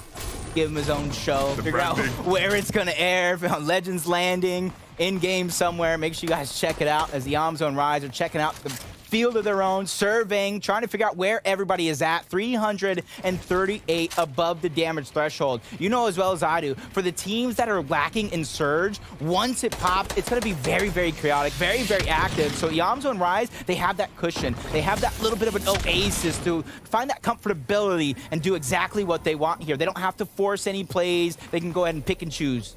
Yeah, and Yomzo had to be a bit careful there. There was an Excalibur rifle, lining him up. Almost got him, but just missed. And of course, Yomzo, a player who's been so phenomenal this season, so I'm sure he'll be someone to watch out for. Hamster and Thatch, they'll certainly be a team that we keep our eye on today and across the season. I like him. I like them both. They're another team that just proves all they need is a chance. Barely qualifying in Chapter 3, Season 2. Making it very, very far through and through. Eventually getting to the FNCS Invitational as well. Vert and Walkers, a very, very aggressive team at times. They know how to get the job done. They really know how to close it out. All they have to really do is make it to endgame, and they really cement themselves, as Kanata and Agers can do the same. You know how aggressive they like to get, but you know as well as I do, in these finals lobbies, doesn't matter how aggressive you are, you have to be very, very wary, because at a moment's notice, everything can come crashing down. Yeah, for sure. The pacing, the tempo can all switch in an instant. We've seen that so many times in Fortnite. I'm sure you've probably experienced it playing yourself as well. Always have to be ready at any moment just to adapt, just to change, switch up the game plan. Of course, with Storm Surge active, there will be plenty of players now who maybe are just below that damage threshold and are going to have to start getting desperate. Clix and Donido aren't going to be one of those teams. 300 above is a nice place to be at, and they are positioned very well to start dealing more damage. Just sitting high elevated. This is an example, though, of a team that will have to start dealing damage. Def and Tahi, we saw them in the Storm earlier, trying to get that damage. They've got them their way into the safe zone, but now having to deal with the repercussions of not dealing enough damage up to this point in the game. Now it's just inevitable. They have to go at it. Death taking 2 of his big pots, out of heals, running out of resources, trying to break through the bot. Subscribe being able to hold on. John Valenzuela as well. They're trying to take 2 different angles. Tahi peaked just a little too much. He goes down. Death trying to make something of nothing, but he goes down as well. The full duo sent back to the lobby. John Valenzuela and Subscribe, they might have used that as a little bit of something that's needed. You go ahead and fight that back. Get above the surge so that way you can focus on your rotate. Yeah, shout out to Big John. Starting off the day well, hitting a huge shot there, right? Because those guys are desperate running into boxing. Sometimes, right, You know, when you are that team who is maybe fine on Surge, you're not, you know, down in the dirt looking to deal damage instantly. When you have those teams pushing you, you just keep your cool, keep your composure. You'll be more than fine. Booga and Peterbot certainly more than fine right now. 300 above as well. They do still have a ways to go just to get into zone. You see it constantly on the lookout, right? Even though they are 300 above, they'll take any opportunity they can just to deal some damage. Making sure to farm up on their way, using their wood now, using the tree to their advantage. Always trying to stay efficient with the way they use their materials. Yeah, I like the way they can kind of switch up their play style in the blink of an eye, going from playing aggressive through the qualifiers to knowing when to pick and choose your battles. And you're seeing Noxy and Okus already kind of shining that Jelly Angler augment, trying to get as much heals as possible. 229 below the damage threshold. If they can out-heal this, they might put themselves in a good position because everybody else right now is fighting tooth and nail trying to stay alive. But another team, not 800 above. Slacks, Illis, looking good. You got to imagine with some Jellyfish, they might have the Angler as well. So in a great position. Not too shabby, right? 800. We're skipping around teams. Some teams struggling, you know. Some teams, you know, maybe a couple hundred above. These guys, 800. On vacation. On vacation. Big chilling. And of course, when you are so good on Surge, right, it gives you a bit more flexibility in terms of the kind of positions you can take. You don't have to be so aggressive as to thinking, you know, ahead of yourself of, you know, how can we deal damage later down the line? They can just sort of prioritize, hey, let's just do what we can to stay alive, stay in this game as long as possible, rack up them placement points. Changes your game completely once you can get that far above, and I'm sure Clix and Donny will be feeling a very similar way. And you see how, like in the mini-map, how stacked the right side of the zone is, the north looking just as stacked. They're kind of a little bit thankful it's not that far of a pull because there are so many teams just waiting for somebody to rotate first to try to target them out and probably use that as a distraction to try to get in. Draw, Jock, they're going to be separated. Jock goes down. Now it's off the quad. It's back up against the wall. Noxy went down as well. Okus back out to the lobby. You got to imagine that's a huge saving grace from Ducky and Encrypted. Even if they don't know Qua's there, they're the ones that's going to get all the reward for that effort. Yeah, that is... Again, like you said, very big for Qua because it just allows him to stay in the game, and he has the means to sort of go on here as a solo for quite a while if he plays his cards right. But definitely will be thankful that he was able to sort of get away unscathed. That's big, though. Yeah. That's big because every single season, I see these solo players, these solo clutches, and those points mean so much. So I'm going to put that mental note down. He had 8 points as a solo to see where he ends up at the end of this game. And hopefully his teammate can pat him on the back for great efforts. Jamper and Paper, I absolutely love this duo, taking us along their journey. The boot camps, the video, the vlogs, letting us know exactly what they're going through, how they're preparing. And I honestly think they've been progressing each and every week, and I love it. Yeah, those two have become fan favorites. They'll have a bunch of people hoping they can do successful. There's no reason why they can't.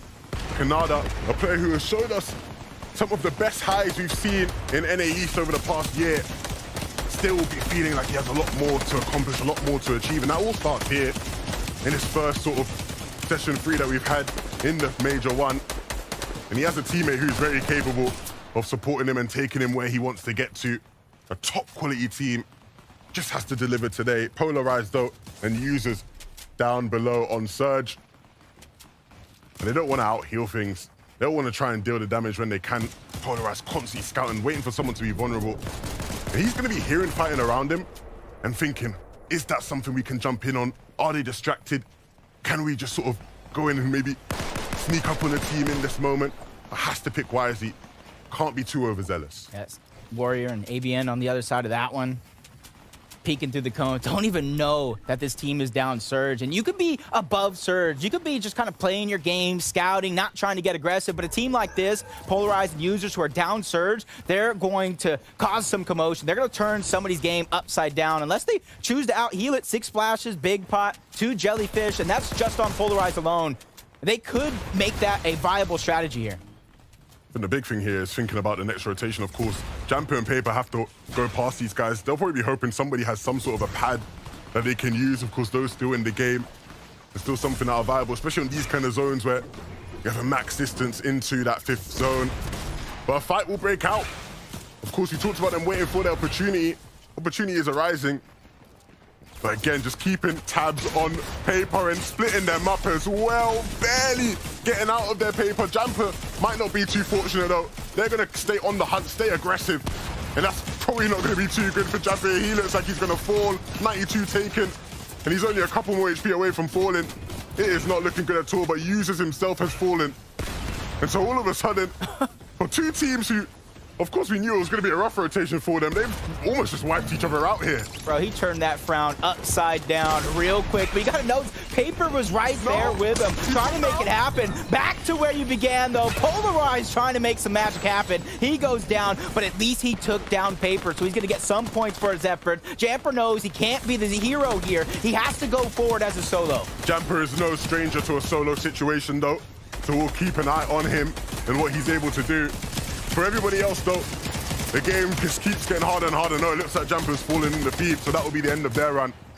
Canada and Aegis, though, they still have a stake in this game. Plenty to work with as well right now. And taking down Degen towards the high ground. Muzz having no choice but the Shockwave Hammer right out of there. You heard them talk about it, Taco and Vivid. That's a kind of a get out of jail free card, and they go and show it in the background to perfection there as Nut and Nosh are trying to scout this out. They got that front side of zone. They have the high ground. They have the recipe for success. It's just a matter here. 6 moving zone with all the Shockwave Hammers going down below you. The possible launch pad. Is it too soon? Yeah, and of course with zone sort of pulling across a hill here, that will sort of make their time easier. You can see them scouting it, making sure they're aware of the terrain they have to traverse. There'll be a lot of players who don't have that sort of luxury. They ain't got that kind of visibility. A bunch of boxes all in between. Look at the feed. Fuga goes down. It's going to be off the Peterbot here to try to be the hero. Can he get him back in the game as Miro and Edgy playing that calm, cool, collected, slow and steady wins the race. And it does like Peterbot was going to try to go for the revive, but he has to try to get out. And you look at him right now, no builds, no heals, no resources. He needs the refresh. Peterbot with a huge shot, trying to take control. That's Rokane and Joji on the other side, and they used their get out of jail free card. They went past go. They collected that $200. If there was anyone that was going to win a 1v2, you would think it would be Peterbot. But those players get away. He now has a tough job to do. Basically no builds, just has to get in and do what he does best. It's a big shot. It's not going to happen for him, though. He will fall. Oof. Lightning does not strike twice in the same spot. He finally goes down. Clicks and Donnie, though, looking pretty good in this position. Was going to use the word healthy, but Donnie looking a little light there, but not going to happen there as he kind of shields up along with Clicks, not wasting any time. Walker's avert, trying to stay ahead of the zone. Subscribe and John Valenzuela are going to stagger themselves back. They know they have the Shockwave Hammer to instantly try to take the front side of zone, but ends up into the wrong box. He has to use it again. Subscribe finally gets out alive. And as good as the hammer can be, if you don't scout, if you don't watch where you're going, you end up in somebody's box. That's not a great situation. All the players up, down, and over the hill. It's such a messy zone to deal with. Clicks and Donnie, though, they're staying cool, they're staying calm, and they're looking to try and get in, but Clicks, you gotta be careful. You need to get up here, buddy, and that's exactly what he'll do. All the way down it is to the bottom of that hill with barely a lick of HP, and needs to be careful because there's not all friends around him. That's Rise on the other side, but I think Donnie was there just to save the day. Trying to back him off. Great shots being landed. Vert and Walker having a good layer here, but they know they still have to go to the zone. Shockwave Hammer coming out. Cooper trying to hold on. Sacrifices some HP. He knows he has the shield splashes, but under pressure, trying to get out, changing layers, working to the perfection, all while Nosh and Nut finds for the high ground against Kanadas and Agers. It is chaos right now in this lobby. Everybody trying to make the right plays. And up above, Nosh as a solo no longer has Nut. All he needs is to try to stay alive, but when you have Kanadas and Aegis knocking on your door, you have to answer, and he will be sent back to the lobby. Kanada and Aegis, though, prime now to take this game. You know they're going to try to clear everybody else out, though. Yep, they get into that driver's seat. Thank you for keeping the seat warm. Clicks goes down. Now it's all up to Donnie. Plenty of builds to work with. A little light on the HP, but one refresh will solve that problem. You can see him picking and choosing, surveying the field, trying to find what is the right play as Walker goes up and over everybody that's towards the low ground, outlasting, landing into the top 10. Yeah, but with how low Walker's is right now in terms of HP and materials, eventually he's going to drop down. And when he does, look at all these duos down here ready to just capitalize, ready to jump on him. Pamster, in fact, they're trying to claim front side of this, and they have really, really good control. Rise and Yomzo have a tough challenge on their hands. They need to hit some big shots and soon. taking a break. It's like they never left. Yamzo and Rise trying to take control as well. They're one of the teams that talked about making a huge comeback in the Elite Cup Finals, and they're doing it again. Costa goes down. They're really here, and they're ramping up. They're taking over this end game. They got blocked off of low ground, and so they decided to move up and pick up a couple of limbs along the way, dropping back down now as the zone will start to move. They're going to try and engage that fight again. Cooper, though, he doesn't know who he's messing with. That was Kanada right there. You got to stay calm, my friend. As he plays this as a solo, big damage being eaten, and he has to just hold on in this one. No, he will fall as well. Just a couple more seconds. The danger here, Augment would have brought him at least up to 100 HP. Huge. Pamso goes down. The Yamzo and Rise trying to take control of the low ground. Top 3 situation here. Kanada and Aegis have the high ground, and a lonely solo is that meet in the middle. Yamzo and Rise so cerebral in this game. They couldn't take low earlier. They waited a bit for the zone to start moving a different direction, then they claim it. And now they're trying to claim the victory royale as well. Like you said, there is still a solo lurking in this one, and so all will sort of hinge on what they decide to do. Thatch and Pamsu, though, they'll feel like they still have a chance with Thatch. Still kicking it, still holding on to height, but for how much longer? As he's now sandwiched Kanada and Aegis in, and so he's causing problems for them. They will drop down, and they won't be able to handle the heat. How's he actually done that? Thatch has managed to steal second place, and now it's a 2v1. Rising and Yamzo will clean things up and take game 1. The duo, Jacob, that has been so impressive. The duo that has been in top form so far this season. They start the major the way they intend to finish, in first place. And you see them tunneling towards the low ground, not really making any noise, setting themselves up a couple of boxes wide, and as soon as they heard Kanada and Aegis trying to take down the solo on the high ground, that was their cue to go, and they went and took over the rest of that game. Impressive play from plenty of duos in this game. I'm sure Kanada and Aegis here on our screen, they'll be wondering, where did things go wrong? How did we allow Thatch to bully us like this? He really made things difficult, really made things awkward. And like I said in a moment, he stole away second place almost. You never really expect a solo to win in that situation, but he did a brilliant job. Still though, was no match for Yamzo and Rise, who again, they have just been so impressive this season. And if this is how they're gonna keep it moving, I'm very excited about their chances. I mean, they already have back-to-back Week 1, Week 2 Elite Cup Finals victories. They're just channeling that momentum. I'm telling you, these finals, they just create different beasts. Yeah, I'm super excited. What a first game. We have plenty more of those to come, but we need to take a little break, right? We still got a lot of games to handle, so we're gonna send it to our analysts to break it all down. Thank you guys so much. A fantastic way to kick things off here in Naeast. Game 1 of Major number 1. My gosh. It feels somehow the same, but a lot different. Chaos ensues, right? And that's pretty much exactly what we wanted coming into Major number 1. All the stakes were on the line. We said that the roadmap was laid out. The players needed to come in and show us what they really had, and I feel like they really did that in game number 1. And it's exciting, too, because we got a little bit of everything here. We saw some of that high ground action with Kanada and Aegis. They were commanding that hype layer for the longest time, up until Not and Nosh started to try and push them off. We saw a brief drop from Aegis and Kanada, but then instantly retake that height layer. And it's important because of the fact that they were just able to secure so many elims, so many tags throughout, just applying a lot of pressure onto those mid and low ground sections. And you can see right here, just absolutely annoying the heck out of Nosh. And they just kept breaking down any high ground that they had built. But I mean, this is exactly what I wanted to see out of Kanada. I mentioned that they were so good at Storm Surge last chapter. They made it to every single end game. I just feel like they didn't find enough eliminations. And then coming into half zone this game, actually, they already had 4 eliminations. And of course, closing that game right there with 8. That is exactly the form I want to see them in. But despite having all of that high ground control, again, it was the low ground that actually ended up dominating here. And Yamzo and Rise,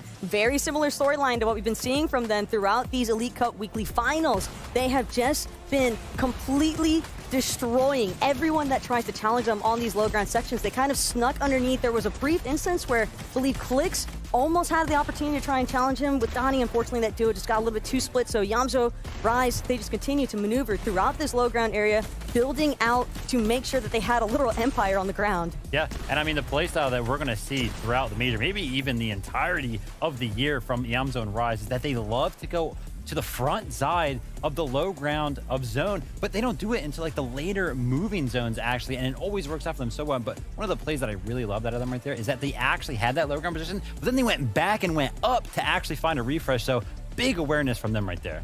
You can tell some of these duos have already adapted, right, to everything that Chapter 4 has to offer.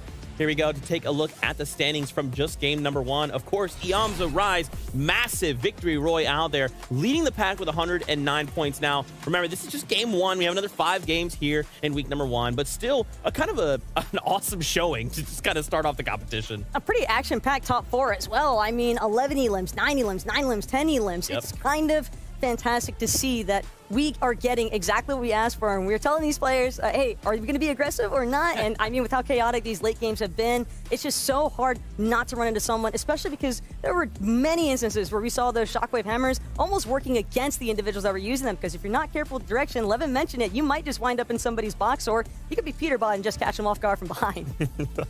I really quickly wanted to touch on Coop, who is there, caught in the end game, went down 4th, but he was solo.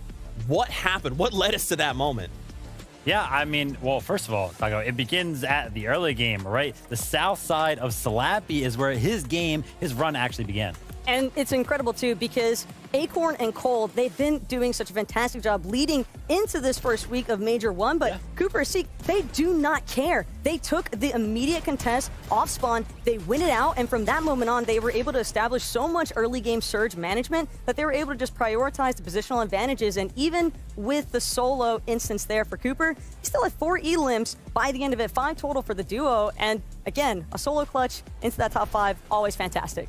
Yeah, 100%. And then now we're actually going to run through some of these highlights from that solo clutch. And, you know, as you can see here, hide and seek going out a little bit early. And this is where the shockwave hammer plays such a pivotal part right there. Maybe getting a little bit lucky on the John. They're just kind of finding himself in the box. But nonetheless, you know, it's a random situation that happens. But he seems like he is so on top of it, always prepared. And that's why we can find them in 5th place right now. Can't wait to see what they can do when they're actually a formulaic duo in that end game. Yeah, the shockwave hammers, man, just makes the game so insanely dynamic. You just never know when someone can show up. Now, obviously, if your duel is kind of like expecting it, it's a little easier to combat. Yeah. But like a lot of these plays we just saw, it was like chaos, right? They just show up. Where are you in my box? What's going on? Where's my wall? It was amazing. You know, it's funny from like a player's perspective. Of course, you have to always be on your toes and ready for pretty much anything. But I feel like us as spectators and everybody at home, you also have to be on your toes because so many things can just happen at a whim's notice. That's right. Let's head on back here. It is almost that time for the next game on the day. So just really quickly, thoughts. Are we maybe hoping to see anything different in game 2? Because I feel like for me, man, let's just run that back. I'm ready to just run it back. Honestly, get us off. Get them in. Let's go. Let's go. What do you think, Vivid? More of that. Yeah, just, you know, world formulaic stuff. Hopefully Acorn and Code can turn around in game number 2. Yeah, that's right. Well, it's that time. Game number 2 is upon us. Buckle up, everybody. Let's run it.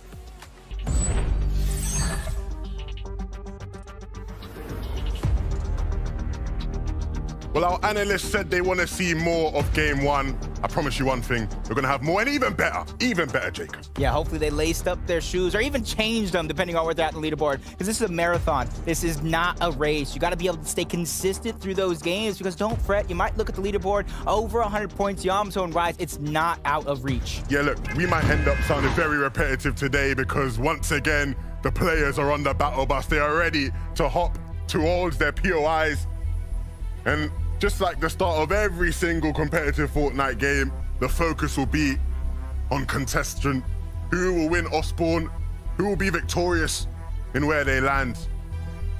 Lila and Penn still taking their same tower. Fredbot, Akame, kind of contesting the whole other side of Breakwater Bay. You got to be careful, because it was last time where Bila was able to get one of the first 2 eliminations in this same spot.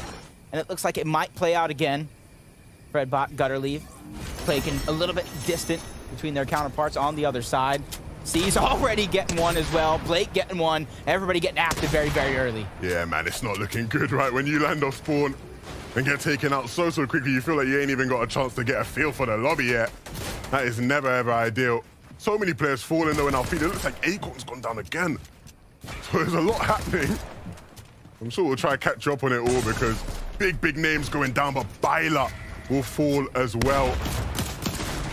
And so now all up to M-Pen, and as good of a player as he is, he will not have the facilities to handle it. And you can already see somebody trying to sneak back, trying to take over.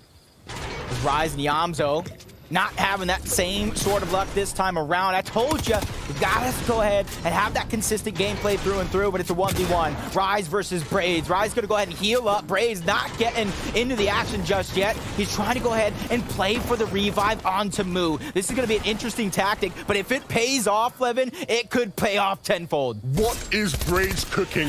Will he be able to hold on and get the revive? It looks like it. Just a couple of seconds. Will he hold on? No, he's not going to get it, but he'll still win the fight. Braids! I cannot believe what I've just seen. Our game one winners, Yomzo and Rise, one of the best duos so far this season. They have fallen in game 2. Yeah, we already talked about Acorn going down early.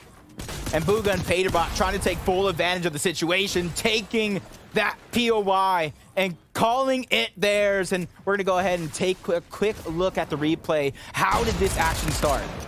Peterbot doing what he does best. Harassing players that cause him issues. A big shot there. Wow, he just turns around. 180, 180, 360, he'll just hit a shot. Doesn't matter. It's like aim training for him. And those guys will be over the moon. If you're Booga and Peterbot, right, you know you have one of the best duos in the world landing at your POI, but they just have another duo just dealing with them every single time. You can just walk in and clean up.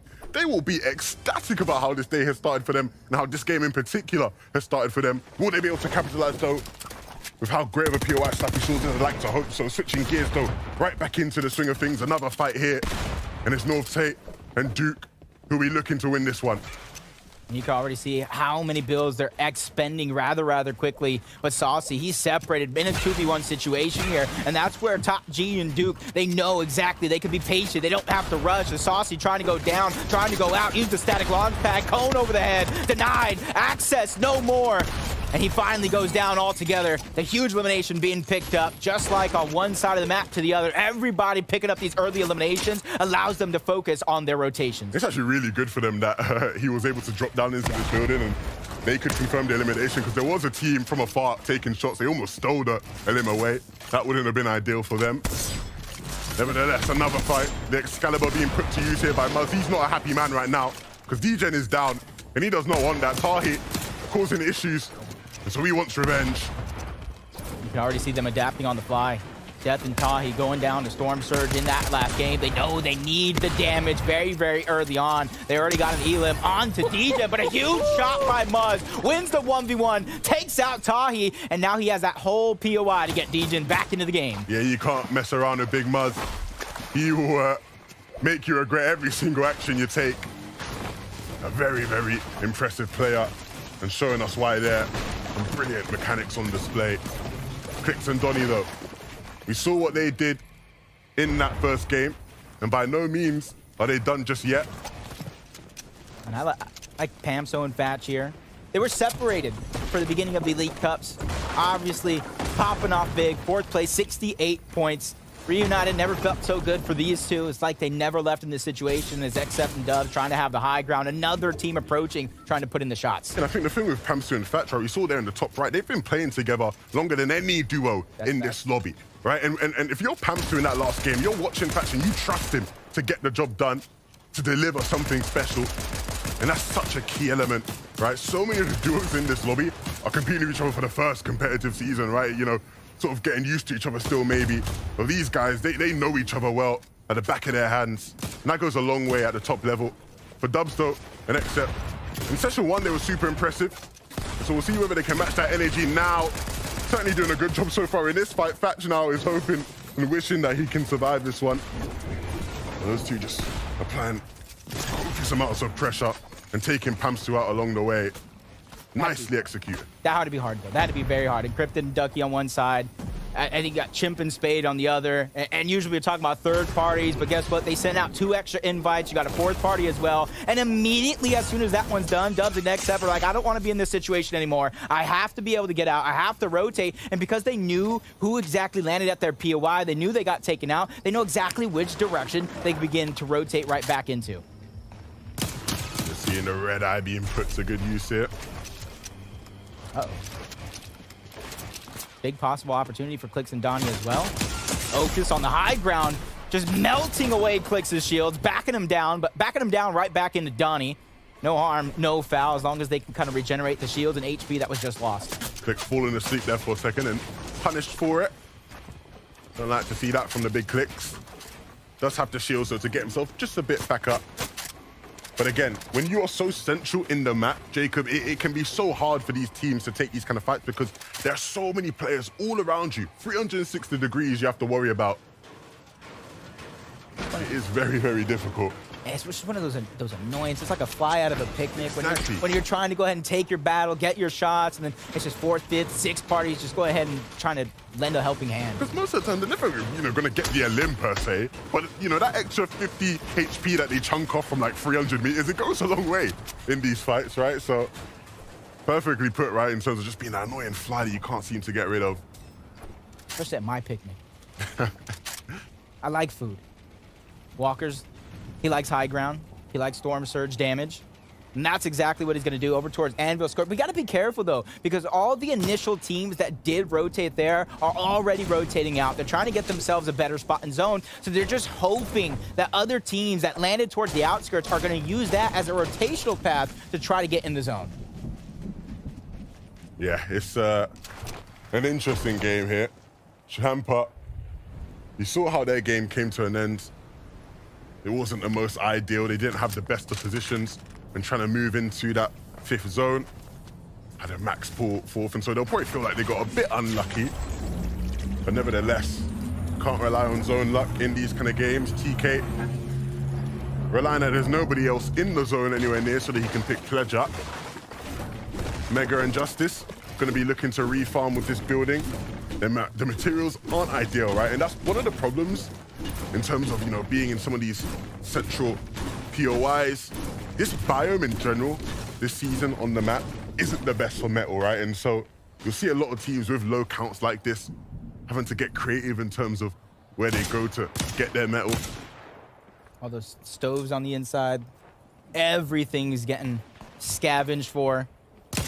And it's even harder when you are in one of those contested spots like Faulty Splits to where, yeah, you're getting a chance at such good loot. And that is a little bit of a trade-off, but you risk not being able to farm, not being able to mat up on top of the lack of actual resources that are gatherable in that POI. You see where the next zone is going to pull a little bit more towards the center, which you can already see Slappy Shores, that right and eastern side of the map, that's where it is going to be a bit slower. Yeah, for sure. For Joji and Rokane, you can see their setup isn't too bad. They'll have the chance to sort of take those sort of shots from a distance like we were discussing when it comes to all these players and trying to get above the surge threshold. I would love to know, though, one of the teams who we saw so much of last game, the 3rd place team, Canada and Ages, right? They're able to make it deep in games. They want to refine the end bits, but what are they doing in some of the earlier moments? We got Mini Miner here on the side to fill us in on what they're doing. 11, they are taking absolutely no risks whatsoever. They're building a huge tunnel at their drop spot, Faulty Splits, giving them so much real estate to get Storm Surge tags. Of course, this also enables them to put some heals safe and collect all of the heals up at the top, so that then, of course, they can use those when they're going for tags and potentially getting hit. Beautiful stuff from this duo. Let's see them pop off again. I think that's one of the interesting things to follow, right? The strategies players are using, the small little techniques and tricks that go into making sure you can stay above the surge threshold. Of course, shields go a long way in that, right, Jacob? Because, if you need to deal damage, there's often a good chance you're going to take some damage. And so when you've got that extra bit of shields in the reserve, it just allows you to be a bit more zealous in your attempts to be aggressive and take fights. And I get that feeling of deja vu because last time I've really seen a strategy like that pay off. And yeah, it's used. It's a very common strategy. Gather all the heals. That way you can trade shots. But the last time it really paid off, Seti and Cammy, EU, FNCS Invitational. Throughout 2 days, they got 4 victory royales. And so you got to imagine, at least the blueprint here for Canada and Ages has already been laid, knowing exactly what to do, trading those shots. Oh my God, 3 straight tags. Shield just ripped right off. This guy is unreal. You can expect to see him hit shots like that over and over again. That's what the red eye is for. And that's why you'll see a lot of these teams pick it up, just because it allows you to hit shots like that. You're not likely to hit shots like that with an assault rifle, just a regular one. The red eye, though, the extra bit of precision you get being able to aim down sights is huge. Yep. Warrior and ABN, 221 above the damage threshold. They got static rotation next to them, so even though they're not in the zone, they are close by, and they have plenty of options to work with. TK and Pledge, I'm actually really interested in their story for this game. Pledge was taken out early, gone. TK used a lot of time, taking a lot of damage in the storm just to get Pledge back into this one and give him a second chance at life. Yeah, and it's definitely going to have to be, you know, a story of uphill battle, because they are down when it comes to everything. In terms of Surge, they're barely above. The materials are horrific at this stage in the game. Absolutely no metal for Pledge, barely any brick. It is not setting up to be the best of games for a duo who has been rather impressive so far this weekend. And so don't let this moment here, you know, be your only judgment of them as a team. They do have more to show, but this game is never over, right? They can always turn things around. Quick stat, Peterbot and Booga are the only previous FNCS champs competing together today in NAE, and just goes to show that even though during, you know, regular cups, the off season and things like that, Booga's not necessarily there, he really rises to the occasion when these big major FNCS is rolling around. That goes to show that nerves are just not a thing for him. They're just not in his body at all, not in his anatomy. Hey, there's a reason many consider him the greatest of all time, right? He's done it in the big stages and he'll continue to do so. Of course, though, this is a big stage and a stage that you'll have to perform on if you want to gain the respect of your region, and these kind of fights are the ones you have to win if you want to make your way there. See Epoxy and Tetro. They were going for it, 153 below the damage threshold, but he peeks. Takes a huge shot back from Chimp and Spade, and they're ready for it now. And as soon as they hear those shields crack, they know Storm Surge is active, and this is their chance. They can either get aggressive, try to take control of the situation, or they can play passive, knowing these guys are taking damage no matter what they do in this situation. Yeah, they are just holding their cool. You can see how they're just sitting on the right-hand peak, sitting on that angle. They're waiting for them to make a move. They'll be ready for it. And you see Shotgun's already hitting big shots as well. Chimp, he is excited. You can see it in his eyes. He's hungry, and he'll hit the shot as well. Big stuff. And cheeky 2 limbs for them as well, making it look easy. Yeah, I believe they kind of went 2 separate directions with that Shockwave Hammer, went into 2 separate full duos. And sometimes that separation is just enough, even though you're trying to play aggressive, but another person who is down and needs to get back up is Clicks. You can see no Shockwave Hammer, no extra resources. Even though they're above the damage threshold, you know a refresh is imminent to come out of them. Yeah, they're looking for it. They definitely see an opportunity. I want to make sure that they have a path towards the zone. This is another game where we see them sort of having to struggle to deal with a bunch of different teams around them. That was perfectly timed. Naeast stood no chance. I'm sure he blinked and he didn't even realize he was down with how quickly they took him out. I feel bad, though, because Clicks and Donnie are expecting a treasure trove of goods, and they get an empty pinata. Nothing. They'll take what they can get, right? Beggars can't be choosers. True. Slacks and Illis in a similar situation where so many teams rotating past them. And they will do themselves a world of good by picking up this knock, and that's exactly what they will do. Ignat goes down. And that makes their rotation a bit easier in terms of now they are sort of not the prey, they're the predators. They're the ones on the hunt, on the ones on the push.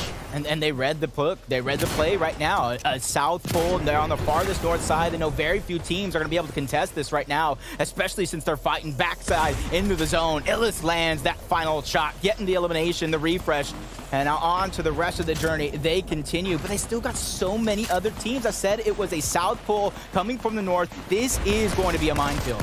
Yeah, and look, Donnie and Clicks. All of a sudden, again, we talk about quick turnarounds in games and how quickly things can change.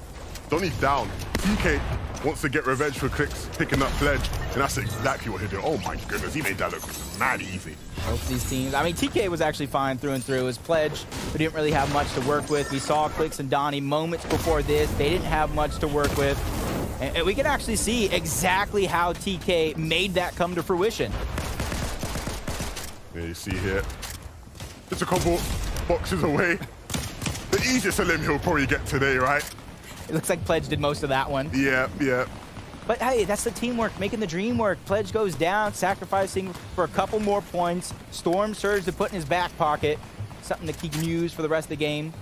And you can see the average placement coming out of Illest and Slack, 12th across day 1 and day 2 of the previous round. And I like that because that prepares them for this style of play. Instead of going around gathering all eliminations, W King, playing aggressive, they're getting ready, using those 2 days for as much practice as possible. Yeah, for sure.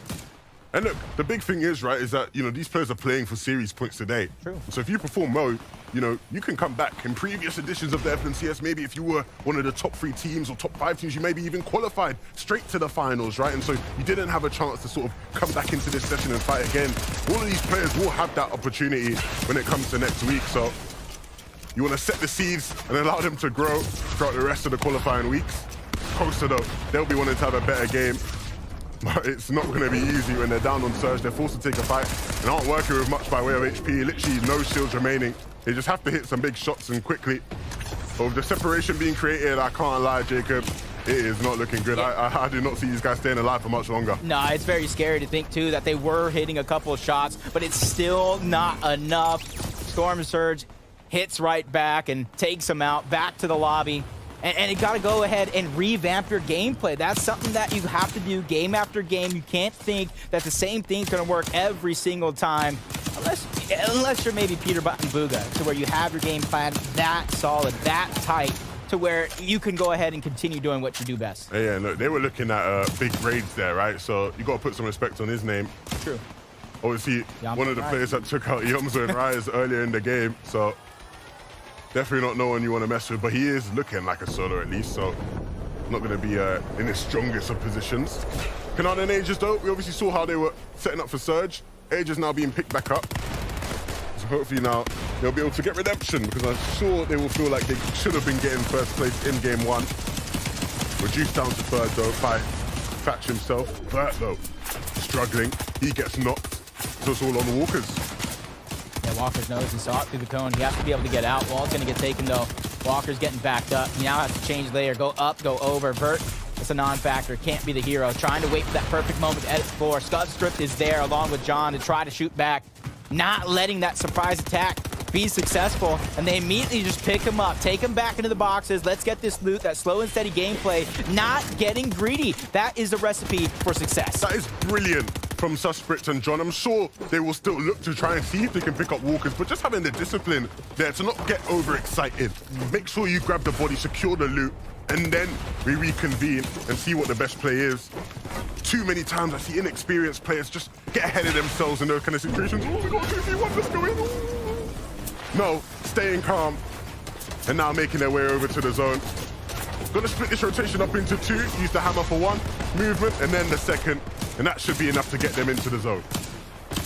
Peterbot just lagging back. They know they got one of the shortest runs of the lobby. Zone's going to be moving slowest here on this right side, wasting no time, getting right into the zone, finding themselves a great spot. And Vivid talked about it. If any of these teams do have forecast, you activate it in this zone, you'll see zone 6, 7, and 8. You'll be able to rotate and use that shockwave hammer to try to steal away the front side of zone. What I like about this visual is that we have Threats and Macwood, and if you don't know anything about these two, you can very much expect to see them in these kind of positions all major long.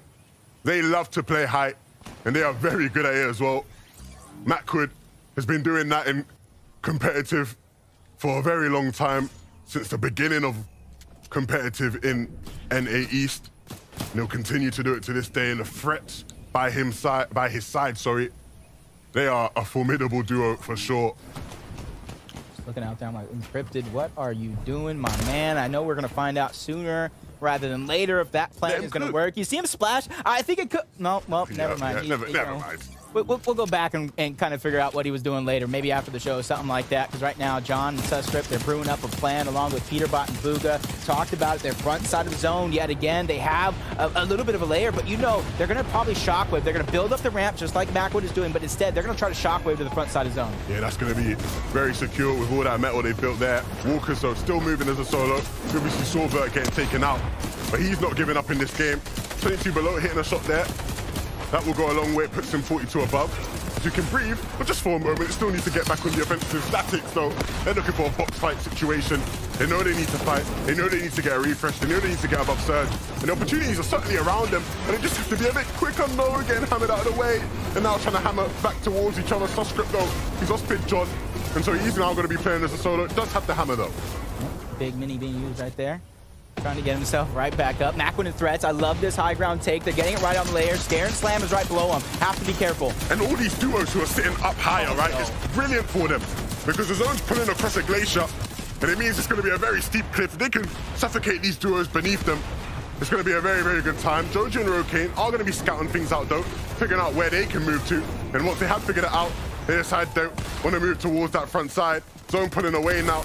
And that'll give a chance for all those teams lower down just to get a bit of breathing room, just to get a bit of space. Illich, though, on the offensive.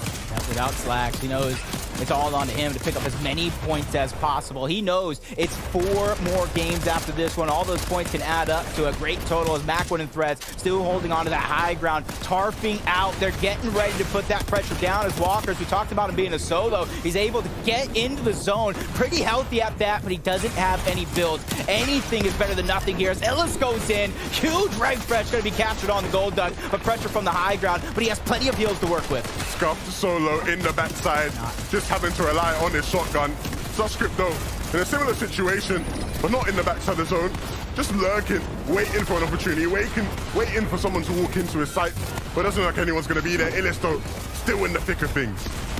Rapid's gonna go down. Walker, Fred, everybody's getting taken down left and right. Illich, all he needs is that little bit of HP and shield. He's trying to outlast everybody just along with Subscribe, who finally gets spotted out. Tagged up, got dropped down to the low ground and sent back to the lobby. Rokane is gonna get the credit for that one. Trying to go in. Doesn't get very many resources for his efforts though. But the zone pulls back and that's gonna be brilliant for him. It just gives him that time he needs just to get himself back up. Up on height though, things are changing all over the place. What happened to Macwin and Threats? We were singing their praises. They were up on height, everything was looking good. And now they're looking scuffed. Now it's down bad. Max with no mats and no HP. He will fall. ABN and Skills up above looking great. They have the control of the high ground. Plenty of builds there to connect themselves to, so the danger of not falling is not going to be there. Kanata under siege. He goes down. Him and Adrian did everything they could to continue that consistency, just like Jamper and Paper. 5 eliminations so far. Making it to the end game, all they need is a chance. Yeah, it's now kicking off for all of these teams. Rokane still trying to stay alive here, running low on mats, very low on HP. Can he hit a big shot? That's going to be the question he has to answer. Peterbot and Bugha, though, they're looking primed and ready to deal with any of these players who just fall down, walk into their sights. Free loot for them, it seems. Yep, front side of zone. Plenty of builds in terms of endgame here to work with to try to stay ahead of everybody else, except cannot say the same. 2 builds, but 2 splashes in the Shockwave. He can try to make something happen along with Paper here. 2 different Shockwave handers he needs to work with. Plenty of resources. It comes raining mass, but bounce to the outside. Goes right back in like a game of ping pong, trying to land the shot, but he gets just enough to get inside zone. Paper hitting just the shot he needed. ABN taking out Bugha. Will he take out Peterbot? It doesn't look like it. Peterbot will get his revenge. And now players are falling from all left, right, and center. But it's going to be a bigger limb for Paper. He keeps on hitting these big shots. I don't know how he does it. And now all of a sudden, a solo who had no business really having a big stake in this game looks like he could win the whole thing. Paper beats Rock, and he's hoping everybody down low. It's just a bunch of rocks. The Scare's trying to go up and over. Paper gets knocked down. Scare doing what he can, but all this damage from the zone. He needs to be able to pop the Medmist. Doesn't get it in time. He goes down. Peterbot making magic happen. 5 eliminations. He has the Medmist as well. This is a 1v1v1 for the game. Peterbot goes up and over. Gets another elimination onto Quanti. 1v1 situation. This is it. This is everything for the game. He has high ground. He's in the zone. Except trying to Shockwave up. He gets denied entry. Peterbot with 7 eliminations by himself takes the game. Staying cool, calm, and collected. When Bugha went down, he didn't shake, he didn't worry. He held down the fort and he wins the game. So many solos left in that one, but he was the one that came out victorious.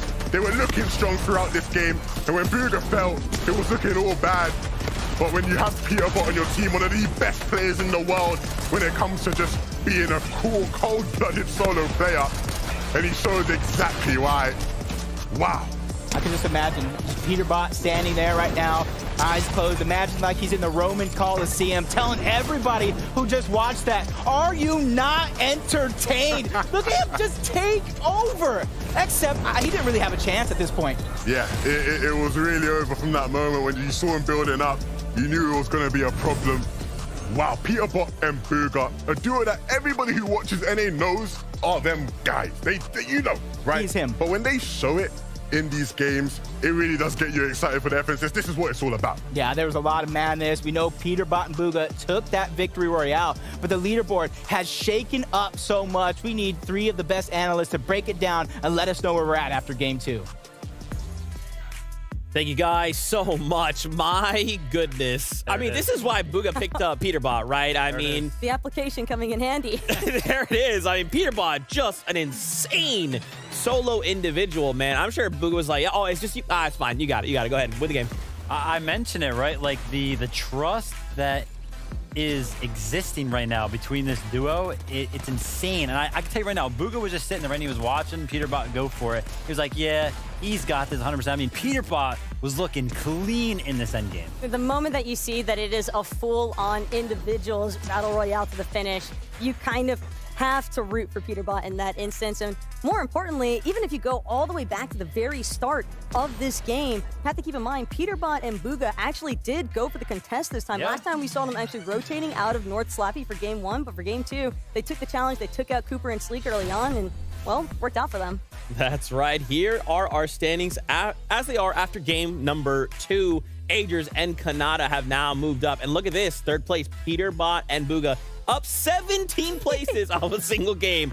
So literally no one is safe right now. Yeah, I mean, it's only been game 2. And then, of course, you know, Jamper and Paper as well, going up 17 spots. And then again. Except and Dubs as well, jumping up 22 places. So big game for a lot of teams here, but it's great to see Jamper and Paper getting into this end game and showing us why they are so good. Ever since they established their boot camp, I think that the synergy has really started to develop between these 2 players. And Paper, for example, the fact that he was still able to collect 1-2 more elims just to try and secure a few more spots on the jump off. I mean, 17 placements being held up in the leaderboards, that is definitely not an easy performance to undermine, and especially the fact that there's just so much happening in these endgame instances. There's a lot.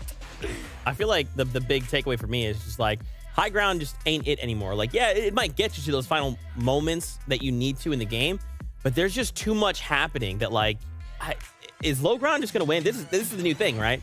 I really just feel like it's just like ping pong match, like Jacob mentioned. Everybody's going up for high ground, but one team that was trying to hold it and did a really good job of doing so was actually Macwood and Thresh. Like we talked at the top of the show, everything on Naeast was switching up. All the teams were switching up. Well, the one thing that remained the same was this duo and the fact that Macwood loves high ground. So it's great to see him back up here. And honestly, I really feel like they were in such a good position to actually hold this for the rest of the game. And I thought they were going to win it, but again, those hammers just causing so much chaos, forcing them to use so many builds. I think it became a little bit too much for them. Yeah, it's definitely a bit problematic whenever you're actually trying to maintain staying on top of the lobby, getting those free shots off. But again, elims can only take you so far if you're not able to maintain that high ground. Yeah, and I'm kind of curious to get your guys' thought on Storm Surge kind of as it is right now. Feels like some players are managing well, some maybe not so much. What do you guys think?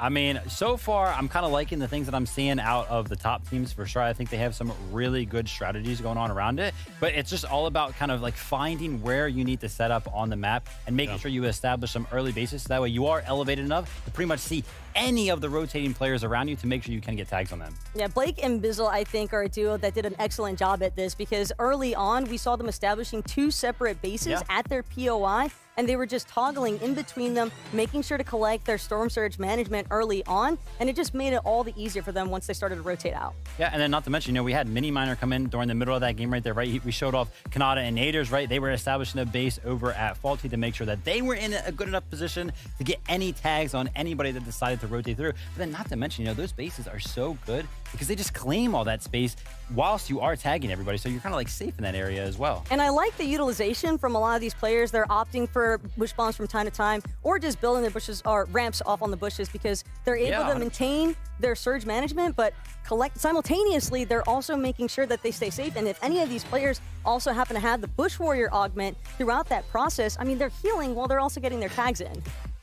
Yeah, those augments, right? They can add so much. So there's a bunch of them that kind of amplify some of the uses of medium ammunition. Sometimes you don't actually use some of them. So a lot of things that can affect the gameplay throughout the entirety of these matches. I'm telling you, man, self-expression, being able to say, how do I want to play this game? Augment's going to help me do that. You love to see it. Now, those are just the first 2 games. We have plenty more to go. So let's get ready Because that's right, game number 3 is underway. Let's go!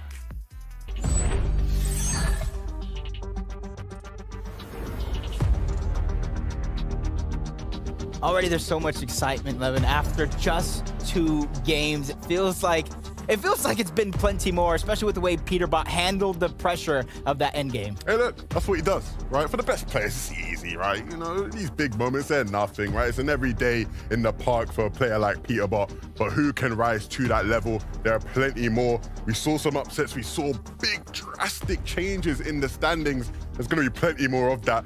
But if you are some of the teams who've maybe been struggling off spawn, right?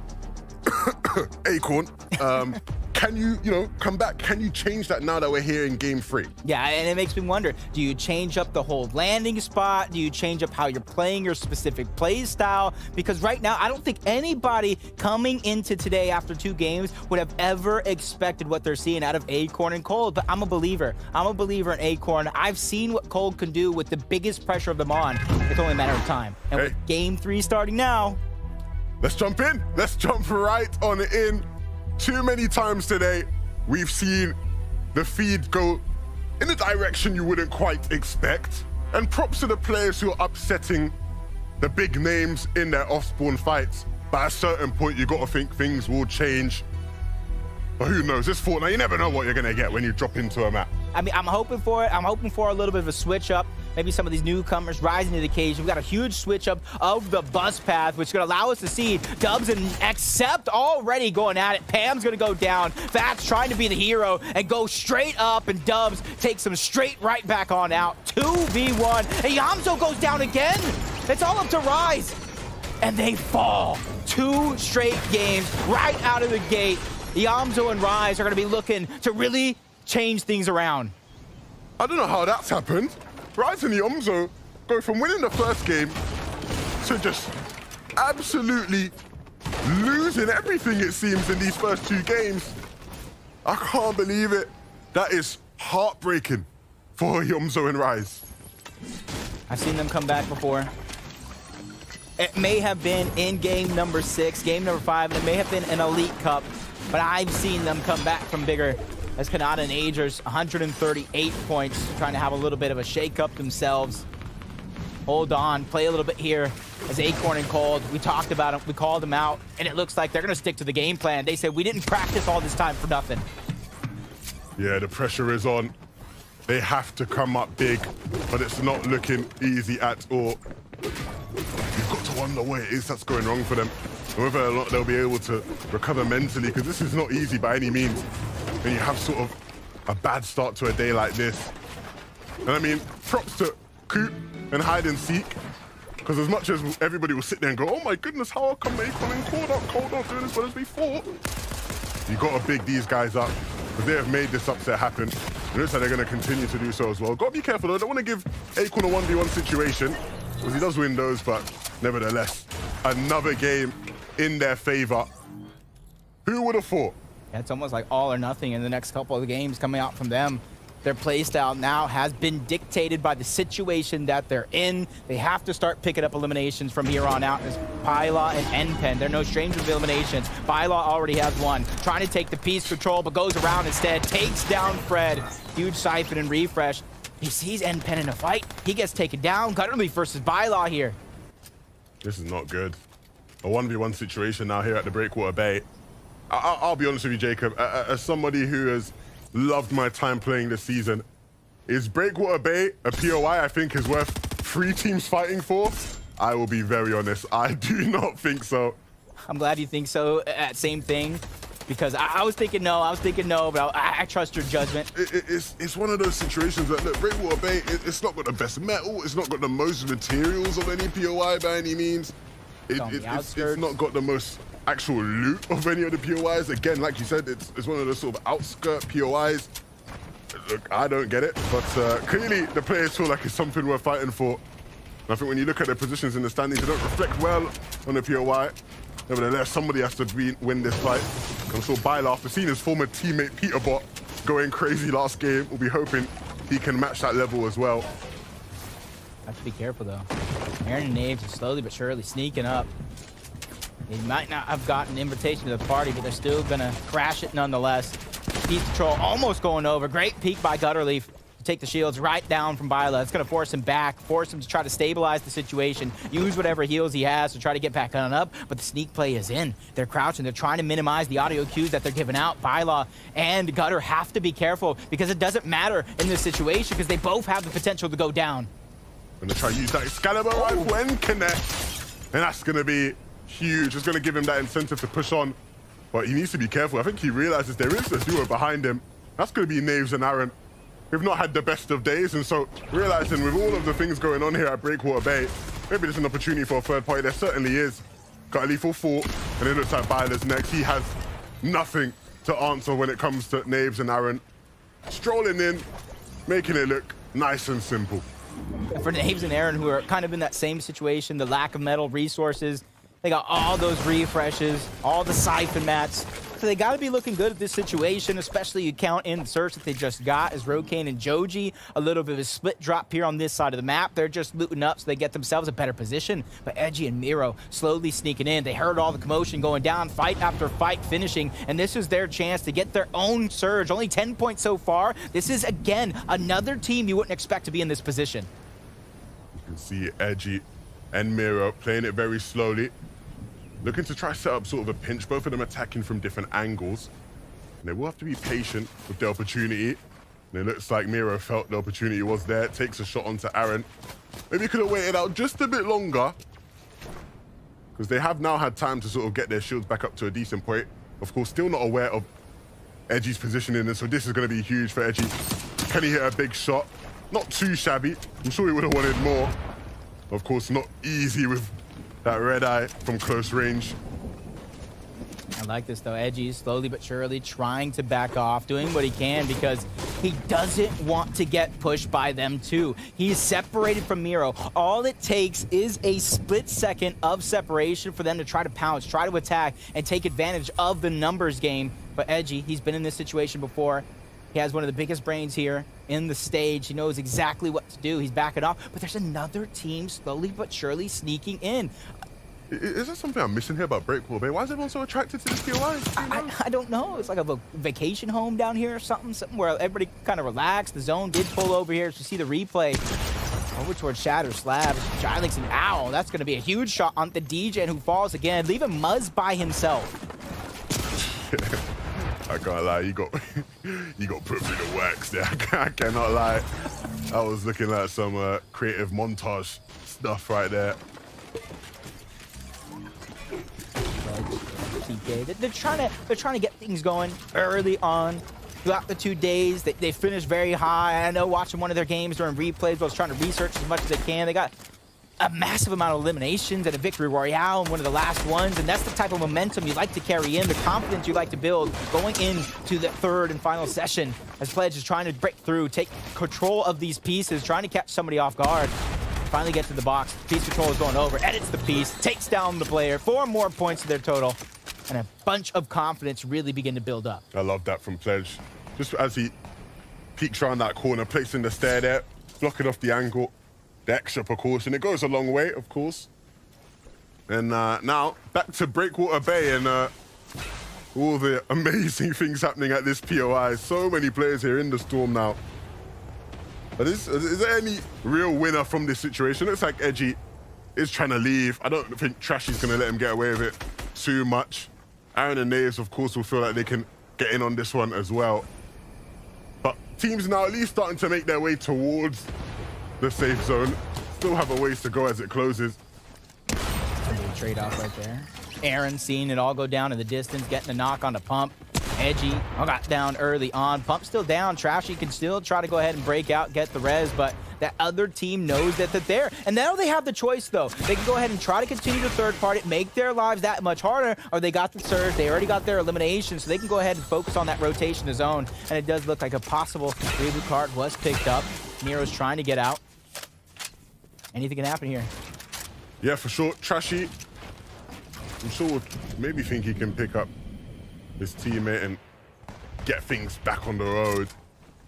Again, one of those really awkward. You do see situations like that where you have a bunch of different teams, a bunch of different parties, all sort of vying for the same thing, right? They want to deal damage because they know Storm Surge is going to be an issue later down the line.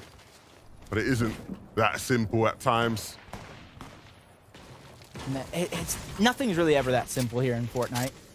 And that's the thing, you can't get lost in the sauce, you can't tunnel vision. Kanata just takes a huge amount of damage from the side, but that's not too much to worry about. Agers wasting no time, going hip to hip. They know exactly what to do in these scenarios, how to hold the walls when somebody is under pressure, as Bugha and Peterbot, they're immediately trying to go over. Yeah, and of course, one of the bigger parts of this season has been the augments. Mini Miner, can you tell us how are these players using augments to their benefit? They're using them very effectively indeed. Now we have Gold Duck right here using the aerialist augment to speed up those mid-game rotations. We can see on the minimap on the bottom right, they're not actually in the safe zone, but this aerialist augment just allows them to go through the zones a lot quicker. So expect to see this team in a good position. Thank you, Mini Miners. Quick breakdown.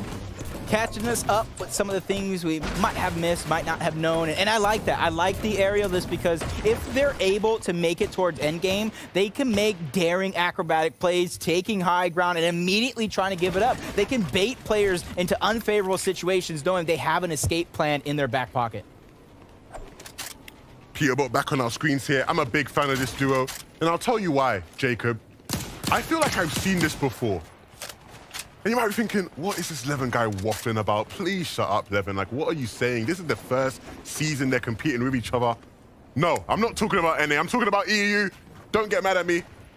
But this duo reminds me a lot of Tayson and Thomas HD way back in the day when they teamed up, where you have the person who on their region is considered a respective GOAT, Tayson, the parallel there being Bugha. You have Peterbot, who the parallel being to Thomas HD, just the guy. You know when you have the guy, Peterbot is that guy, Thomas HD has always been that guy on EU. And I do think, though, the difference with Bugha and Peterbot is that they can probably do what Tayson and Thomas were never able to do last year, and that is win an FNCS championship. A very, very impressive team, and a formula that definitely could work, and it's been working so far today. From one impressive team to two more, Clix and Donnie. Kanata and Adris, box to box, wall to wall. Kanata trying to go for that piece control. He's going to get at least one, forcing Clix back into the same box as Donnie. The trick is right now is they're barely flirting with that Storm Surge threshold. 40 below, 27 above. Another team sneaking by, though. You have to be careful. If you don't watch out, Angers, you could be taken down. That's Collapse. Sneaking by. And I like this right now, Kanata. Even though Adris is on one side, Kanata's just honestly always getting that information. You always got to be doing something here in Fortnite. Yeah, got to stay proactive. Can't sit idle when two of your thumbs together. That's exactly what they're going to do. They're going to start moving. Of course, have the shockwave hammer to do so. And as always, Kanata hitting some shots, but taking some damage as well. The chug splashes will allow him to get back up if need be. Probably waiting, saying, hey, before I use my splashes, he's probably letting Agers take his shots. That way, if he gets tagged up, they're optimizing the actual splash usage. But you got to be careful. If you get pushed, you only have 100 HP at that moment in time, as Dubs and Accept trying to peek through, get themselves some elevation. They know there's so many teams on the outside of zone. Even though they're 200 above the damage threshold, there's always room for more Surge. Yeah, and there will be opportunities for them to get tags from where they're sitting at. Of course, Agers and Kanata still in the zone, trying to make their way in and just barely making it sort of under this natural ridge in the map. And it's going to give them the space and time that they need to get their heals back up. But to be honest, for a team that's been so impressive today, they look depleted, and this refresh would go a long, long way. If they can pick up claps, which is exactly what they'll do, it could be the key to keeping them in this game. It's definitely going to be worth to run into the storm to get his loot. But there are eyes on it, so Kanata's going to have to use those builds, guarantee that he's not, you know, getting too greedy by any means. Warrior and ABN, so much high ground. So it's very interesting to see that they're 59 below the damage threshold, trying to out-heal it, using a lot of their minis, trying to save the splashes to the last moment. Donnie's going to go down to Paul. Clix is out as well to Ducky. They probably got focused there just a little bit as Edgy and Miro. He got him back into the game. Second chance at life here. What can you do with that second opportunity? Well, what they need to do with the second opportunity right now is head to zone. But they don't really have much by way of HP. The med missile get Edgy back up. He obviously saw how much they were struggling earlier. And to get back into this game, I'm assuming it's going to have to be some sort of a big box fight, right? They're going to have to get on the offensive, catch a team out, and just hope that they can hit the jackpot, right? Sounds easy. Easier said than done. Yeah, I was about to say, sounds easy, but you know as well as I do, everything is much harder in Fortnite, like the mirror. Everything is larger than it appears, as Joji and Rokane are the only team other than Kanata and Agers to place top 10 in the first 2 games. And that goes to show it's not all about the victory royales. Consistency beats out more times than not, as Illis has the Peely's Plunder treasure map, but he's down 86 below the damage threshold. And this is where it goes to where he might not be able to pick and choose his battles here. Yeah, the weird thing is that his teammate is actually behind these guys in terms of names and Aaron. His teammate's by the gas station. So even though he's alone, Slacks is just sort of behind that. Oh, dear. That's first place. Okay. That's Agers down. Kanada now has to make a big play, but even if he is able to survive here, this game's flipped on its head. Playing as a solo from this point on is going to be a very difficult task, even for a player of Kanada's level.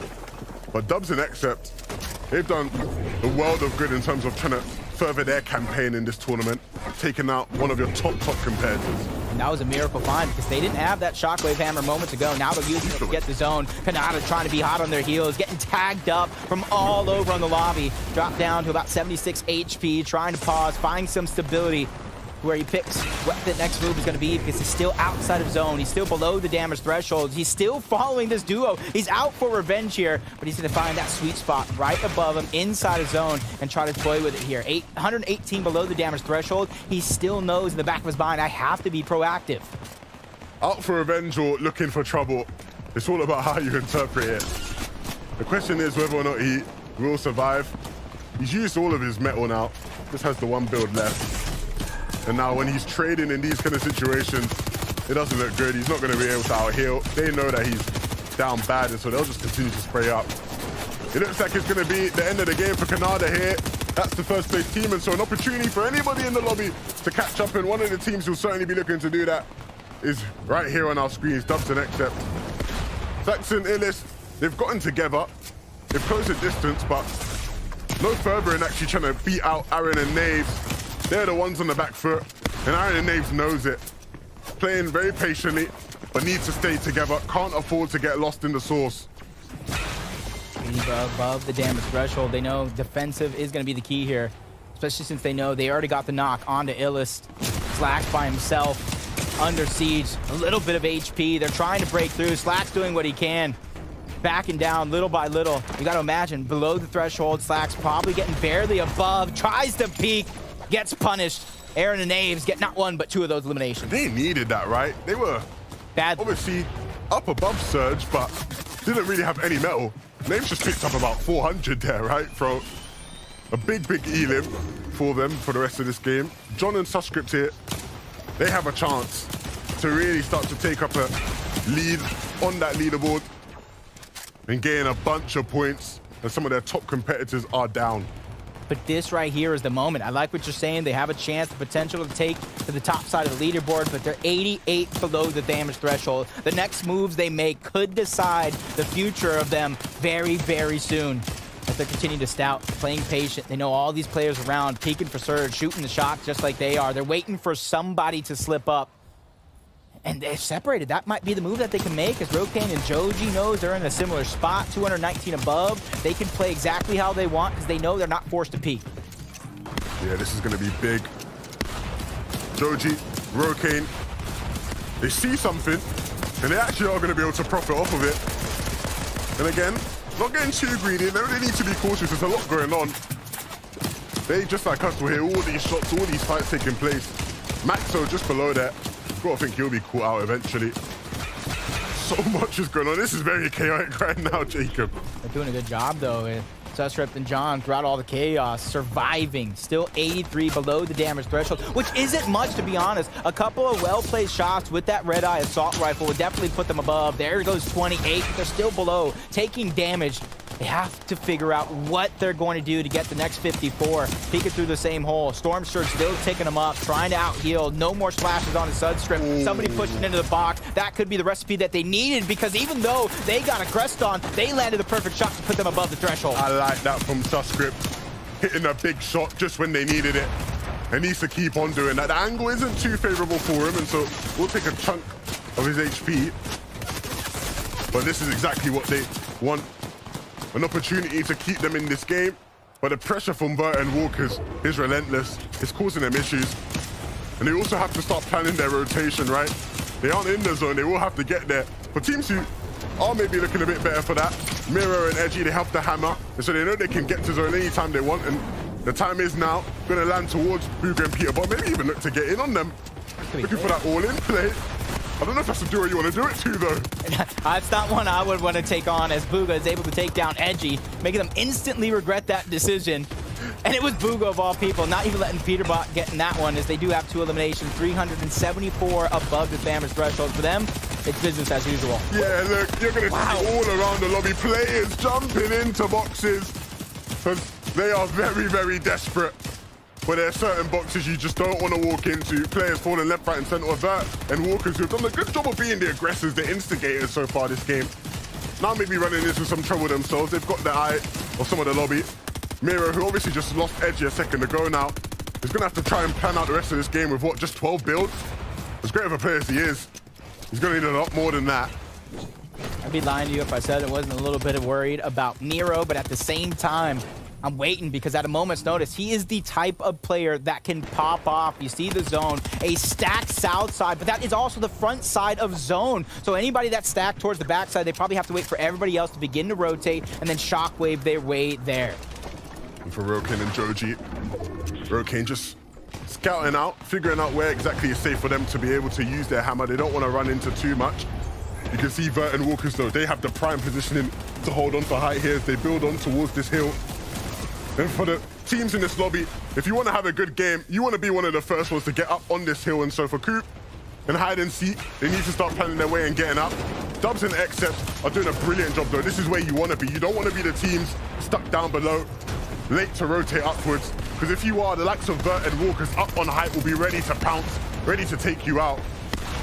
And honestly, this is where Forecast, and this is why Vivid said it's probably one of the best augments in the game right now, because not only does it go up and over the mountain, it goes right back down below. So if you're trying to pick and choose your spot, you got to be careful, just like Dubs and Xcept under siege, under pressure. The bounce outside of zone, but a shockwave hammer into the hands of Dubs, sending it right back in. Jamper's down. It's all up to paper. 10 HP. He gets sent back to the lobby as Joji's trying to do the same. Rokaine went down. It's all up to him as a solo. Yeah, it's not looking too great. But you never know what Joji can do. He can always make something happen. He has his eyes set on people. He sees people moving, and that might be his cue to start moving his way on as well. The hammer will allow him to do so. He needs to make sure he stays out of the line of sight of and Walker taking a shot along the way. But they're the holders of height, getting chopped out though, as you do so often this season. Just need to hold on though. Yeah. They have the builds. They're getting challenged by Peterbot himself, Booga as well. They're doing just enough. Shockwave hammering to the front side of zone, and guess what? Height is still theirs. Rain and Boogas. Booga and Peterbot, they weren't just happy with that first place in the previous game. They want another one. And so they'll look to try and play from height. We'll keep following that. Joji, though, we saw his journey as a solo, and it will sadly come to an end.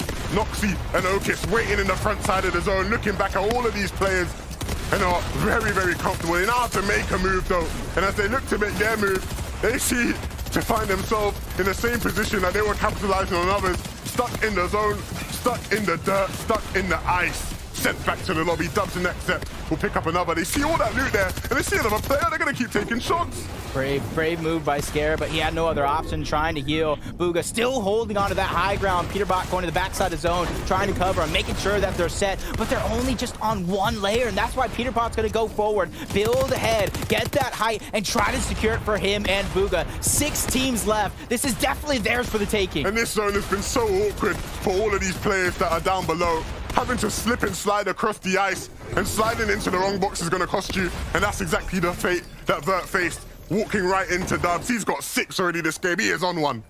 You said it yourself. Peterbot and Booga looking to go back to back, and he's not only going to take part in it, he's going to try to take it by force, dropping down just enough to try to get the extra resource. You see him building up to protect Booga, but Shockwave Hammer right back on down. The challenge against Dubs. Peterbot is going to go ahead and try to solidify himself. The patience. This man can attack anything, but he knows when and where to do it. We just saw him in this position a bit earlier, but this time he has Booga with him, so there's going to be even more confidence.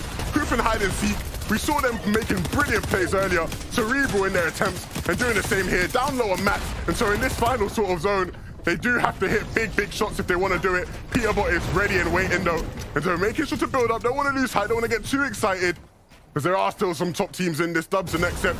Coop now playing as a solo, and now all about hitting these crucial shots. Except will fall, Dubs will fall as well, it seems, as Booga and Peterbot are making him pay. Will they connect to the final shot? Having to drop down though for a second and use them chug splashes to heal, but you've got to think it's a matter of moments. Game 2, they had 8 eliminations in the Victory Royale. Game 3, they have 8 eliminations, picking up more to 9 and going back to back. These guys are looking to just lay down and take over the game and have it be their throne. They are the kings right now of NA West, and they're daring anybody to challenge them. We do not sing their praises for nothing. This is a serious team, and this is not just, you know, a top performance from them. This is a serious warning to the rest of NA East. You cannot mess with these guys. They will make anybody and everybody pay. What a game. To start the game off a bit slow and then roll through and just stop the whole lobby. What a duo. I am so impressed. This is looking like their day one of the qualifiers, even to make it to this point. Almost 100 eliminations in that session 1 alone. It made it to where they didn't have to go all out. They didn't have to spend too much energy yesterday. They're saving it all for today. And what a plan that is. These guys cannot be stopped right now. I just love how Peterbot makes some of the most intense high action moments look like just a creative warm-up, making it look easy. I don't compare these guys to some of the best players of all time in other regions for no reason. They are really them guys, and they're showing it here today. Yeah, and I think that comparison was almost perfect. I know tomorrow, EU, they're going to probably be looking at us saying, hey, what about that comparison now? But for Booga and Peterbot, there's nothing to compare them to. But let's see what other great things have happened during that last game. Zeke, Vivid, Taco, break it all down. Thank y'all so much, as always. Halfway through here in NA East, my goodness. And these guys are talking about comparing. I'm going to be really bold here, okay? I feel like this duo is a lot like Vino and Queasy. Now, I know what you're saying. Whoa, Zeke, whoa! Listen, let me contextualize.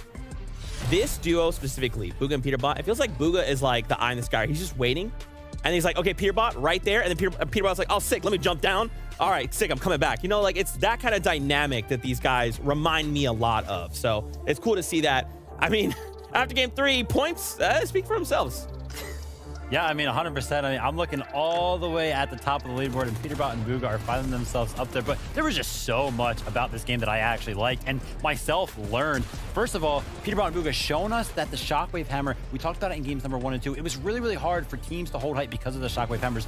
Booga and Peterbot just kept hopping from high ground to high ground, making sure that they stayed at the front of the zone, so that way nobody at the back of zone could knock them out. But then it was also like, usually when we watch these high ground teams, they get caught up in applying pressure sometimes. But no, Peterbot and Booga looked like they were just constantly ready for anybody that was going to Shockwave Hammer up, and it was the perfect counter to that. A lot of discipline exemplified here as well from Peterbot specifically, because he had instances where he could have gone for the finish on the elims when he was able to find those knocks in those final moments, but he chose to stay cool and composed. He waited for the perfect moment to actually strike, and he looked like he was out there on a firing range for a hot minute.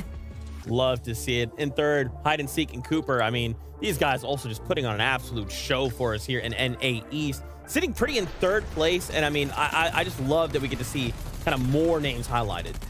Yeah, I mean, 100%. And that's on the back foot of them also utilizing the hammer very, very well. I mean, Cooper getting caught off guard here, making himself get all the way into this end game. And it's a really bold strategy to actually go out into the storm with the hammer, right? It's always a bold strategy to go into the storm, but he knows that he has enough charges to kind of make that play, make sure he lives just a little bit longer, and then come right back with it. Again, though, it's just another fantastic solo clutch coming out of Cooper and this duo. They can just trust in each other. And, well, I think that Seek has a lot of faith in Cooper at this point, because first he made it to 5th, now to 3rd, and it just continues to help them climb, because that's a +9 on the leaderboards. So good, man. Just so much talent here in NA East.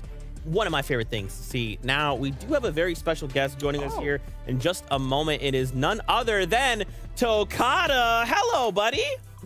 Hello, how's it going? Great. I mean, it's been amazing so far. Thank you so much for having me. It is great to see you, my friend. How are you enjoying things so far? I know we've kind of announced this global championship, and you got kind of like a little bit of a taste of that at Invitational. Are you excited for the global championship? Look, words can't even describe my excitement. I use the same phrase in Invitational, and seeing the hype from the audience, from the community, from the players internationally, I mean, players from Asia representing Middle East, I mean, it was a once-in-a-lifetime experience, and with the global championship being announced, I can't wait to see who makes it there and, I mean, how the competition rolls out. So, Takada, how are you and your watch party enjoying the game so far, though? It's been crazy, right? We've seen some clutches. I mean, Peterbot has been popping off. We have some big names like Kanata Agers doing great. Overall, I mean, there's been some insane clutches. I'm loving it, but I really want to see who kind of ends up coming out on top. I mean, this is week 1 of the qualifiers, so. Yeah, and quick question before we let you go, and I don't want you to say forecast. That's way too easy of an answer. What is your favorite augment right now in Fortnite? Look, that's a good question. I could go for like the combination, getting the light fingers and pistol lamp to kind of make the pistol be a lot stronger. But I think I'm gonna have to pick Danger Hero because it's so useful when you do get cracked to get that little bit of extra mobility and your health getting regen. So if I can't say forecast, I'm gonna have to say Danger Hero. And what are you looking forward to in the last like 3 games here? Is there anything that you're maybe like hoping to see that we haven't seen yet? Look, I'm glad you asked because we've seen a lot of the Titans perform, right? The Peterbot, the Agers, the Kanata, but there's a duo that, you know, I'm interested in. It's Costa, who's representing Argentina, and his duo partner Zeus representing Mexico. You know me, you know how I like supporting my Spanish-speaking friends, so I want to see them do a comeback. They're not doing the best right now, but they're halfway up that leaderboard, and if they get a few good games, I wouldn't be surprised if we see them at the top. That's awesome. Well, Takada, thank you so much for your time, buddy. We'll be seeing you here for weeks 4 and 5 of Major number 1. Man, I love Takada so much. But we have 3 more games left to go here. I'm not gonna lie, guys. I'm kind of in love with the Shockwave Hammer. I said it. We've seen a lot of plays around him. I mean, a lot of chaos going on, a lot of plays being made, and I can't wait to get like 3 more times of that. You know, everybody's entitled to an opinion, Zeke. I'll leave it at that. Okay. Oh my God. Wow. Anyway, you know what, camera, just come here. Yeah, just ignore Taco. Hey, guess what? Game number 4 is upon us, so we ain't gotta wait much longer. Let's get into it.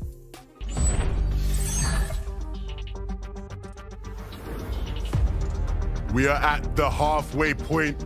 3 very, very entertaining games thus far, and 3 question marks to come, right? But what I can tell you about these question marks is that they will be very intense because so many of these teams now are looking very, very good going into the last 3. Yeah, there's a lot of 3s going around, and for Booga and Peterbot, they're trying to make it that 3rd victory royale on the day. Imagine.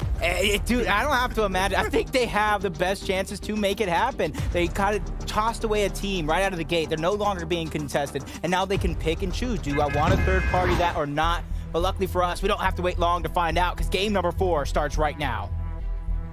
Game number 4. Who will it be? We've just witnessed 2 victory royales from Booga and Peterbot. Will it be the 3rd for them? Will Acorn and Cold finally win off spawn at Slappy Shores? Who's gonna come out on top over here, right? At Lonely Labs, Macquid and Threats, one of the better hype teams in this lobby, have a difficult task on their hands as they have to win out off spawn. Lonely Labs, one of them interesting POI. It's a bit different to some of the other ones we have around the map. And a repeat may be here. With Yomzo and Rise looking not too good off spawn. We threw the number of 3 around.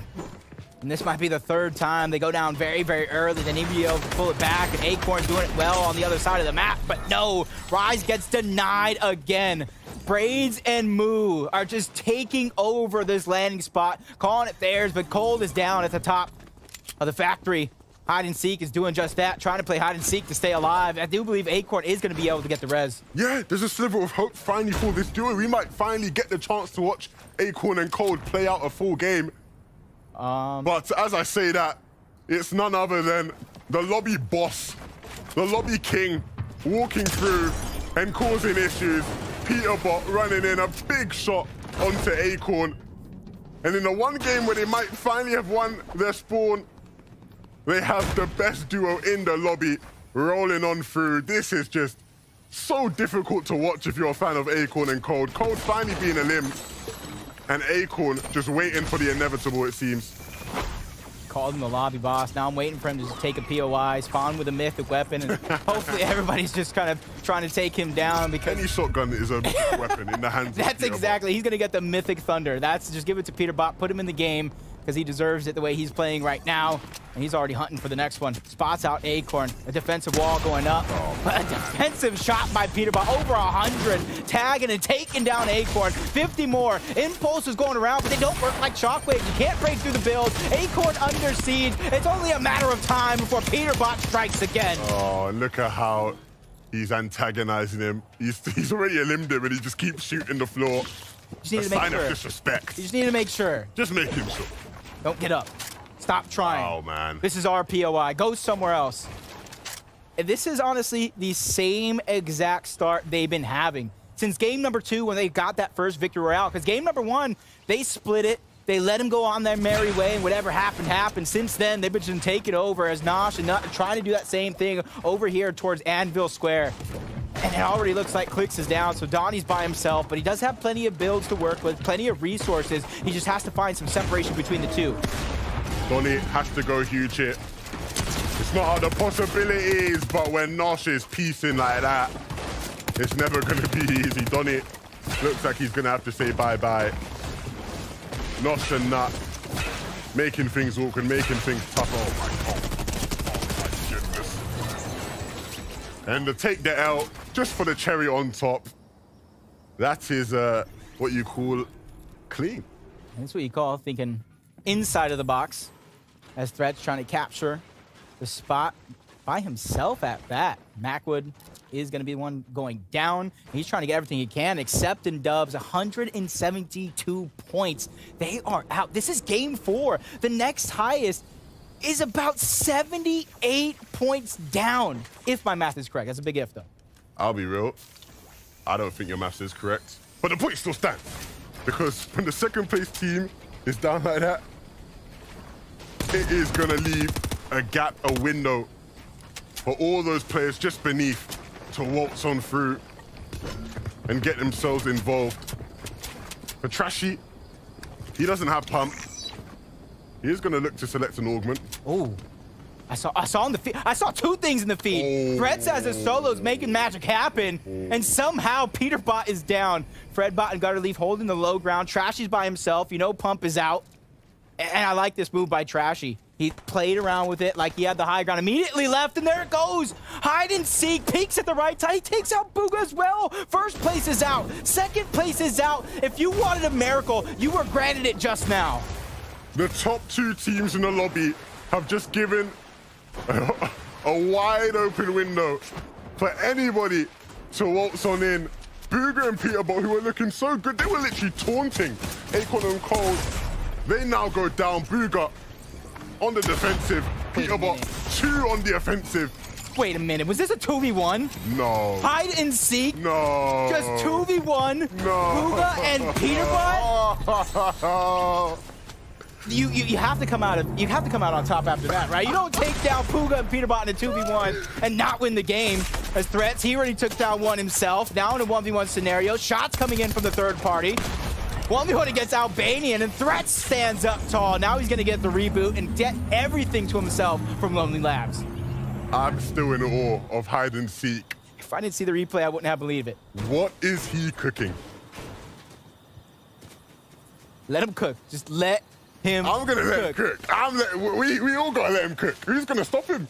If he's taking out I'm not getting his path. If he's taking out Peterbot and Booga 1v2, who is gonna stop him? You know what? If Trios goes around, I think I got my pick. If Trios goes around, I think I know who I'm gonna ask to try a trio with. Now Cooper's back. At first, second place is out, and guess who's now first place left in the lobby? Wow, I'm just in awe. I am just in awe. This is not the story that we were supposed to be telling. Coming into today, everybody was thinking, oh, it's gonna be either Peterbot and Booga, oh, it's gonna be Acorn or Cold. Nobody gave that team a chance of coming out of Slappy Shores, and yet they're doing it. So we'll see if they can continue to. Anyway, the game must go on. Nawson takes down Cooper in the feed. What is this, man? This is dreams and nightmares right before our very eyes as Tetra Zavoxy towards the low ground, playing cool, playing patient. They know Bryce was right on top of them along with his duo. And then there's another team that they don't even know is there. Super high ground, ready to strike. Is hide and seek, now under pressure. Can he go back to back 2v1s? He gets tagged up from one side. The luck has finally ended. Lightning does not strike twice. Flo and Nawson take him down. I'm not an analyst anymore. I might as well not be, because I could not have predicted. There is nothing that could have prepared me to predict this happening here in game 4. Wow, okay, so this is a even more interesting game now. Yeah, sure, we got some top dogs down, but the stakes are even higher for everybody else below. For Canada and Aegis, a big opportunity to reclaim their spot. These guys were in first place at a certain point, and a couple bad games has meant they've dropped off a bit. But nevertheless, there will still be a chance. Jamper and Paper, of course, we'll be hoping. We've seen Paper a couple times now in these end games, solo clutching Jamper as well. Maybe if we can get a game with these two alive as a duo, then there'll be an opportunity for them to really start pushing the boundaries. Walkers and Vert sitting on 142 points. A big, big game for them if they could do it. You can already see it about... Okay, that's about 80 points. That's about 80 points. Trying to bridge that gap. Yeah.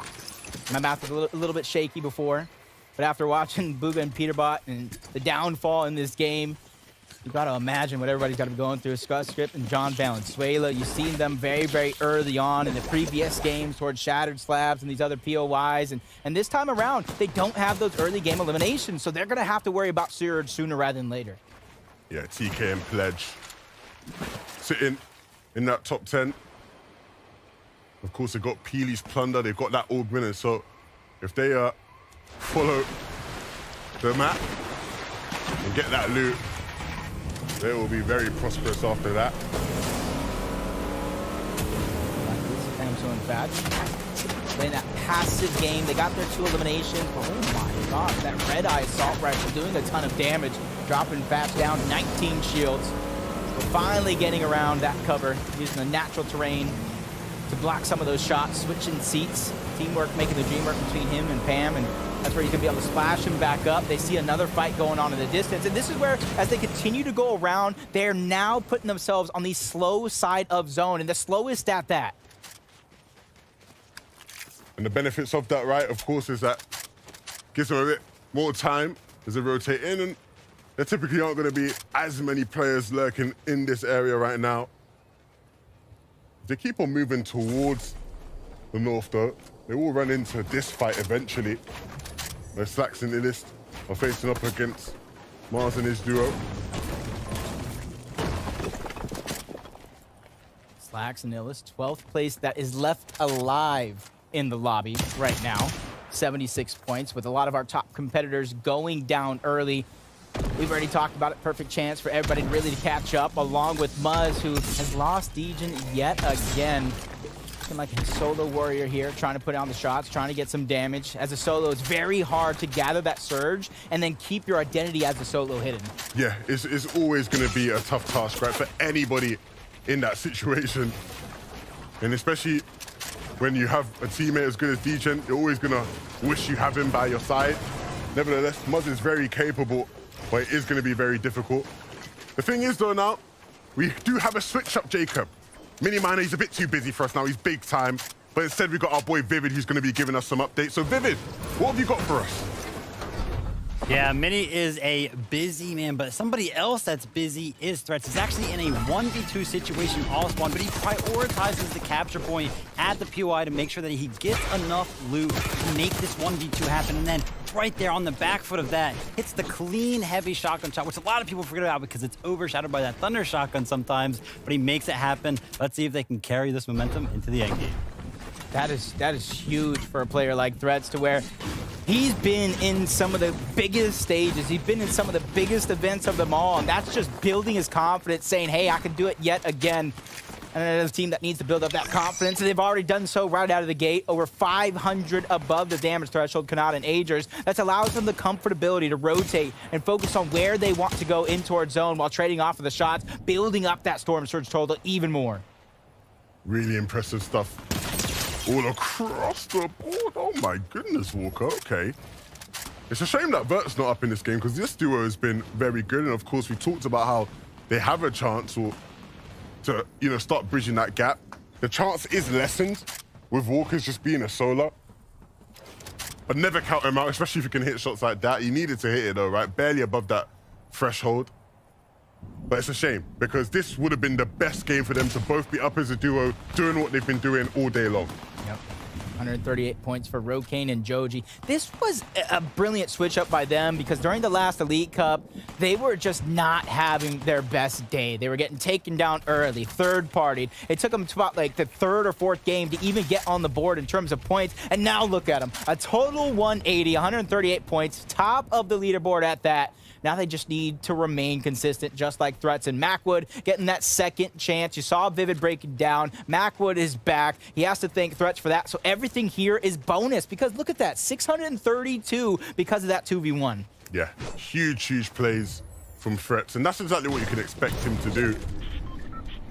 A spectacular player when he's in his mood. And clearly in that mood today. I do want to see them get back to playing up on height in these end games. So that's where I like to see them. That's where they're most comfortable. That's where they're most effective. Edgy taking a chunk to his effective HP. Does have some minis and chug splashes though. Jock and Qual. A lot of these teams finally making it out of the gate this time around.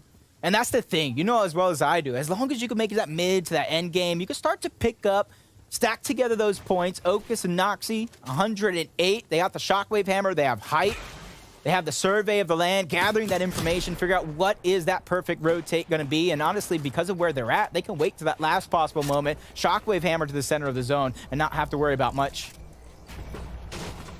Just like John Valenzuela and Subscript. The only thing to me that they might have to worry about is if Subscript doesn't have that Shockwave Hammer. They're staggering themselves too far back. They're finally going to go, but the shots finally come in. They get peeked on by that solo player into the distance who desperately needs the surge as well. Yeah, it's going to be super important for them.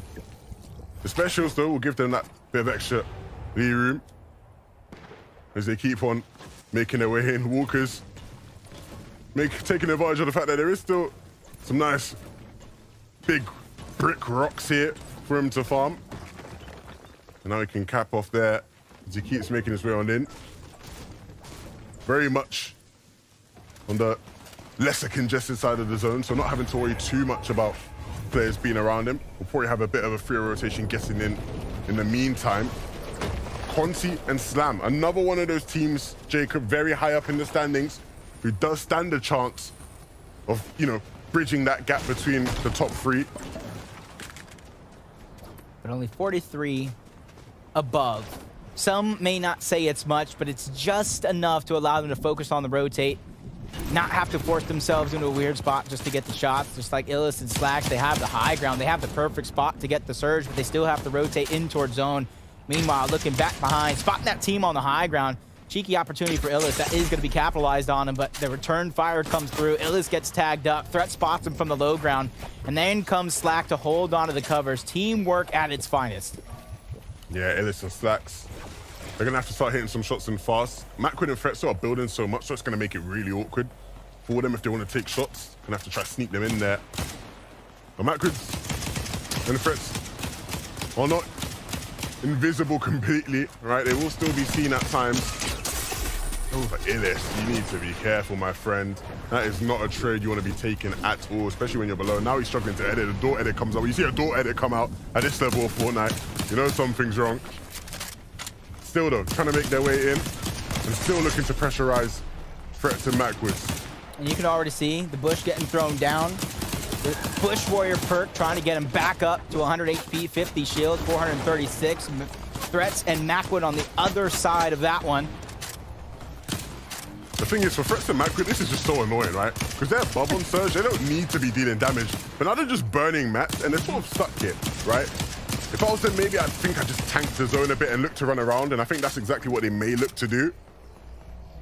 Because right now, Illis and Slacks are just causing issues. And they're not really benefiting anything out of this other than just a depleting mat count.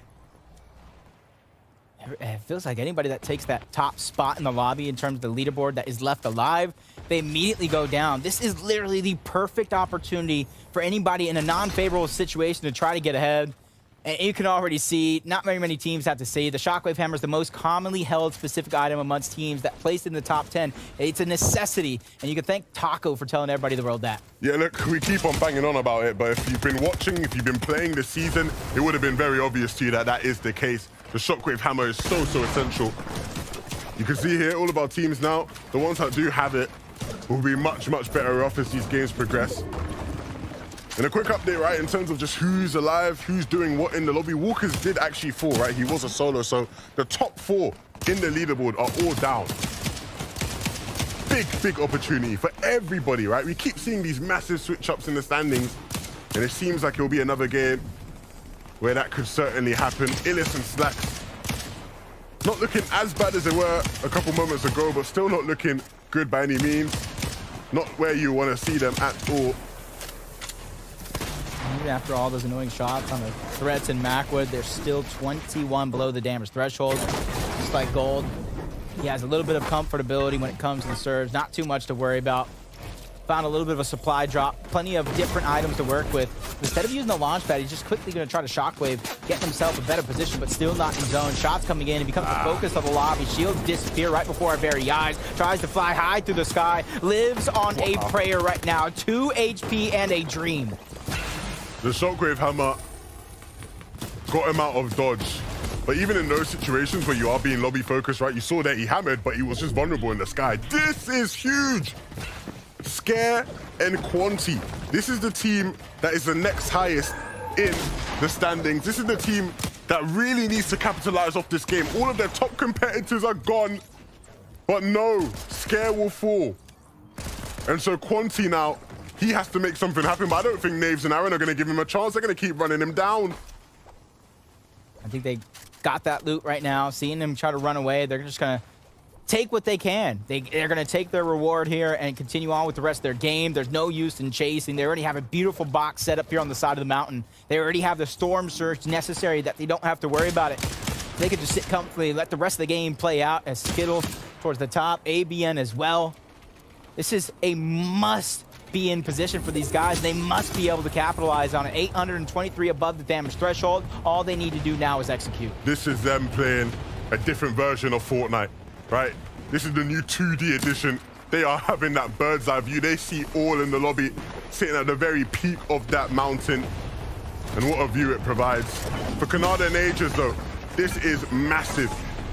One of those other teams who will certainly hope to capitalize. One of the few remaining teams that is high up in the standings that is looking somewhat together as a duo and not looking scuffed. Rokane, another game where he's not looking too good. Joji is down, and he's just now med missing in zone, waiting for Spade and Chimp to leave him alone.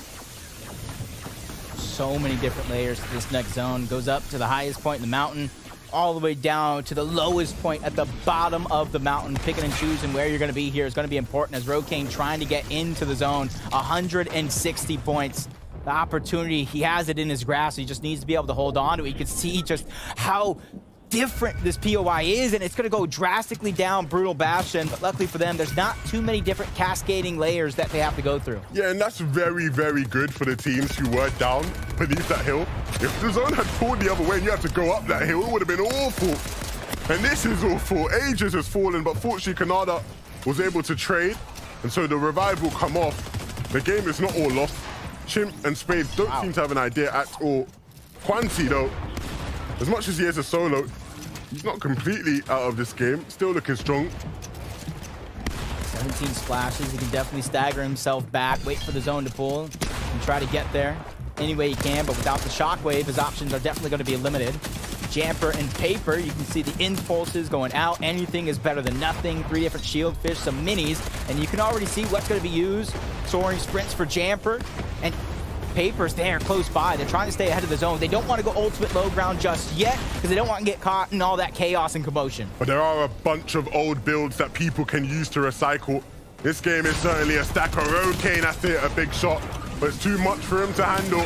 Canada and Aegis they might be looking to go on the offensive. They certainly would benefit from a refresh. The materials aren't looking too strong. The hammer will allow them to move forward in the zone. Fretz and Macwood just trying to create as much space as possible.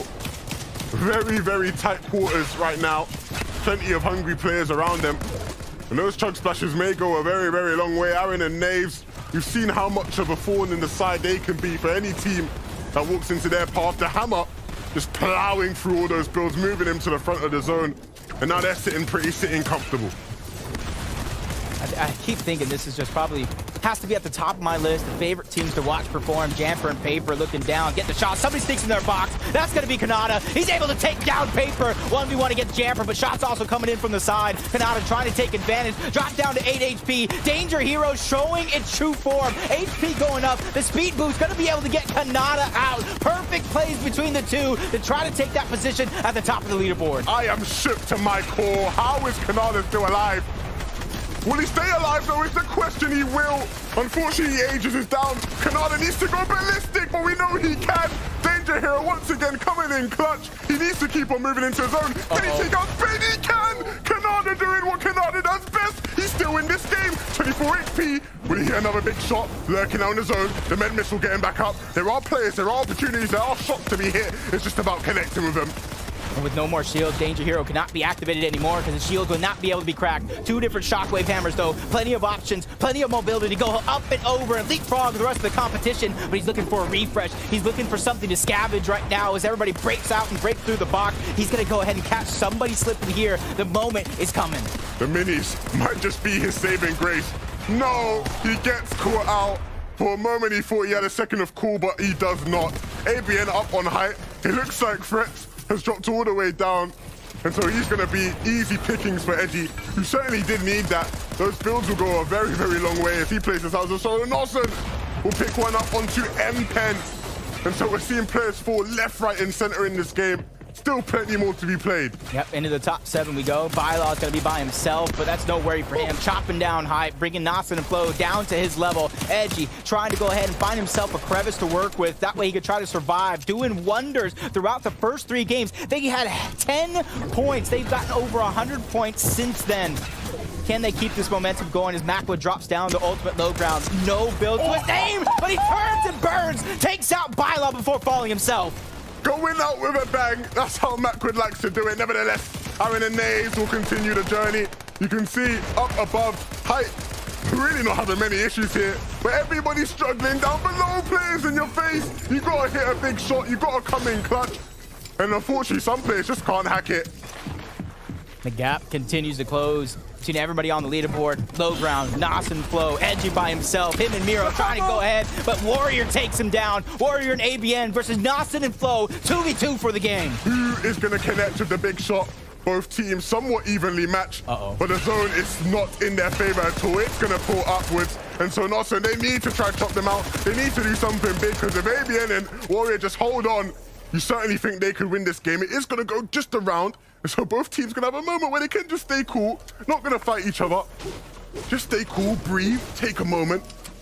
That's a blessing in disguise because down low, I do believe I saw a ton of builds, a ton of resources to work with. And if they can make it over, they could probably zip line up. The options are theirs right now, and this one is going to take some time to settle. It's going to allow for Warrior and ABN to get any bit of resources up there, but it looks like they're almost fleshed out. There's barely anything to work with. They need to get down, though. They don't have the mats, and so a hammer to push themselves into the zone. They now need to make sure they glide their way back on in. Can they hit the big shots necessary?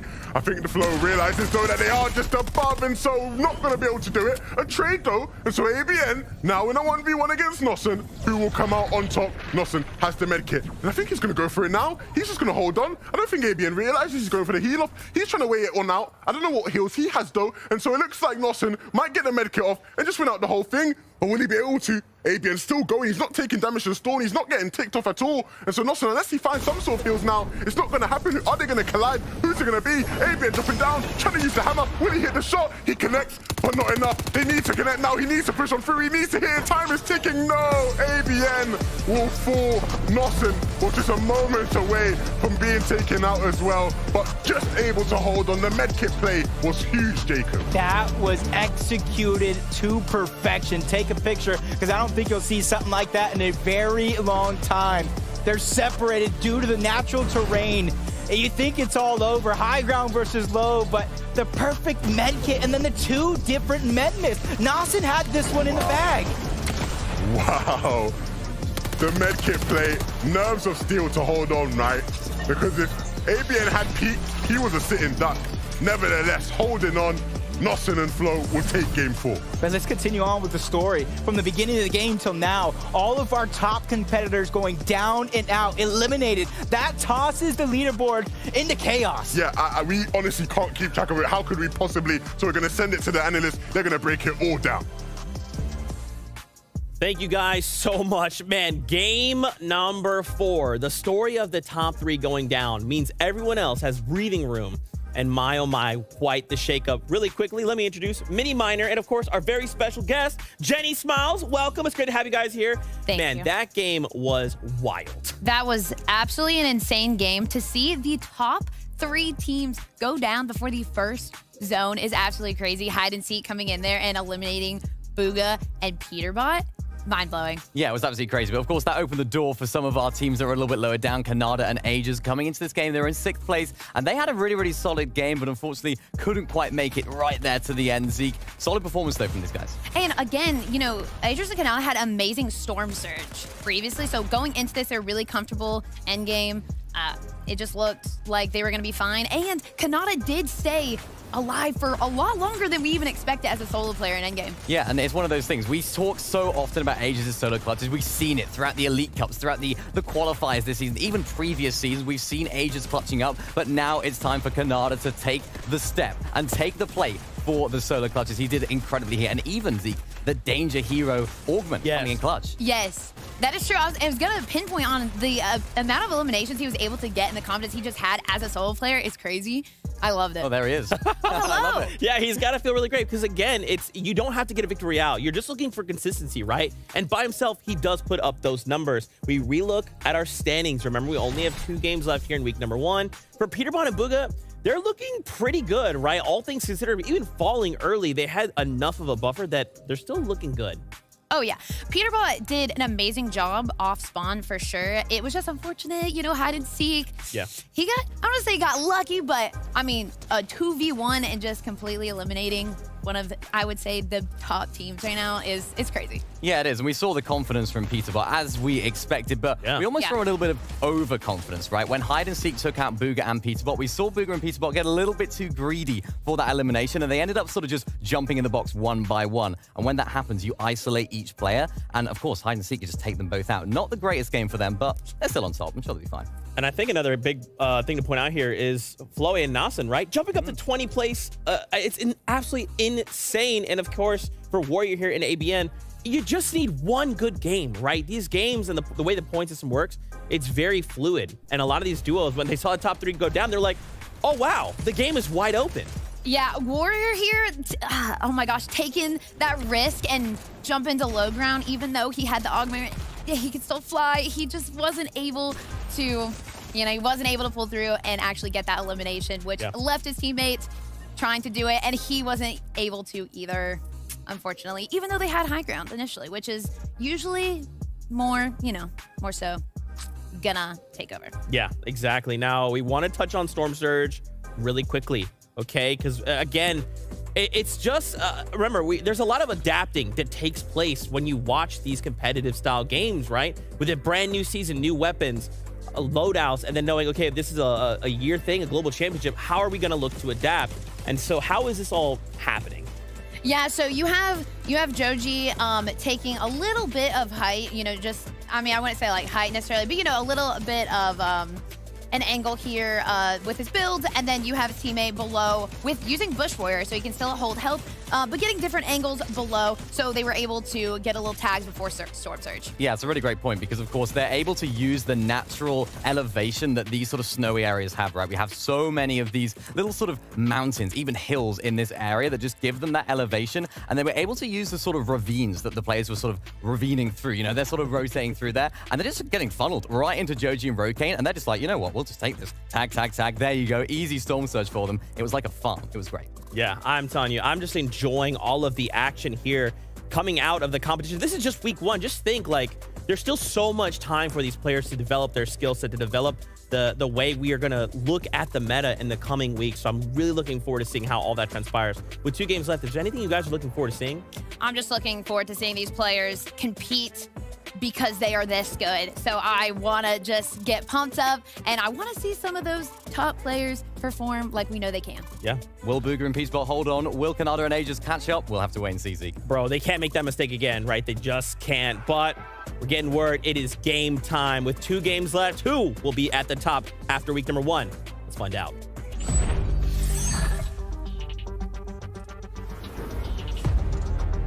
We're at the penultimate game. Just 2 more remaining. Who will do it? We're just going to hop right in, it seems, Jacob. Yeah, I love it. Just no wasting any time. We saw the action unfold there in that last game. Opportunity struck. A lot of teams risen to the top of the leaderboard with our top contenders going down. And with that in mind, this has been one of the weirdest FNCS qualifiers because this has been the most FNCS champions in the bottom 10 of the leaderboard, which goes to show that this is also the most newcomers towards the top of the leaderboard. It goes to show that roster changes worked out perfectly.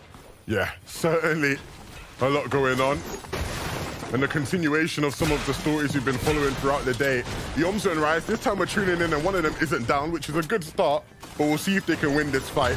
It's not been the best of days for them. They started off so hot and then cooled off very, very fast and have stayed cool, ice cold, if anything, for the past 3 games. But a chance now maybe to get back in this one. Something you don't see very often. Falcon Scout being used to try to figure out where exactly these players are. Probably getting the scan much longer at battle this time around than the last one, but you got to take note. That 109 points came in game number 1. One swift effort. They could do it again. If they imagine back-to-back victory royales, just like Booga and Peterbot in the final 2 games, they could be within reach. Yeah, if I know Yomzo, which I do, I know that he will be very, very ready to go out and just win the game. If they can just, beat this one hurdle they've been tripping over the past 3 games, it would not surprise me at all. It would be the perfect story, wouldn't it? For them to just finally win off spawn and then go out and win a game. Falcon Scouts versus Falcon Scouts. Hey, this could be that recipe right now because all they need, you know as well as I do, whether they're getting the eliminations and the surge right out of the gate or just taking a while, playing that long, slow game plan. The Yomzo and Rise have the ability, they have the attributes to play any style of game that they do want. And you can see Rise from Excalibur Rifle back to the Falcon Scout trying to scan, make sure he knows where his opponent's at every step of the way because him and Yomzo right now, that little bit of separation might just be enough. Using it now to actually go about and figure out where exactly they are as Yomzo sits above here. And now they figured it out. What a shot. The heavy is perfect for those kind of situations. That angle lined up perfectly. And now maybe looking to go on the hunt. Moo is incredibly low. They need to keep on putting on that pressure. It doesn't seem like Moo is ready for it by any means. Another scan going out. Rise just using that one actually pretty well. Thinking outside of the box, a little bit of an unorthodox strategy. Probably showing everybody how to really utilize some of these new items here in the game. Splash and making sure him and Yomzo has tip-top shape here, ready for the next fight, the one that's inevitable, but the team sneaking up slowly but surely, trying to third-party this mix, and this is their opportunity too, depending on where you get on the leaderboard. Claps and Xenos might be down. They might need these elimination points just as well as Yomzo and Rise. Yeah, they're going to just sit there and wait, right? When they start to hear both of these 2 teams fighting, that will be the trigger for them to push in. And if they can capitalize, it certainly will be great. I love this though. This is exactly what you want to see the Falcon Scout doing. Using it to just, deliver you some nice little materials or whether it be loot. Sorry. And bringing that shotgun there, they definitely would need that ammo. And then upgrading the heavy shotgun is never too bad. Again, it's not something you see too often. No, but they actually are using it to perfection from both the scans to gathering the loot that is out towards the outskirts, but you can kind of see already on the leaderboard from one game to the next, Xset and Dubs struggles do continue, but at least they're still towards the top side of the leaderboard and they can still make magic happen in the last and final game. Yeah, it's never going to be over until it's over, I guess, until game 6 rolls off, and then we just wait until next week. I don't want to wait till next week. Want to go again and again and again. Well, fortunately, there will be EU tomorrow, so be sure to check in for that. As this game continues, you can see Baila picking up Aaron now.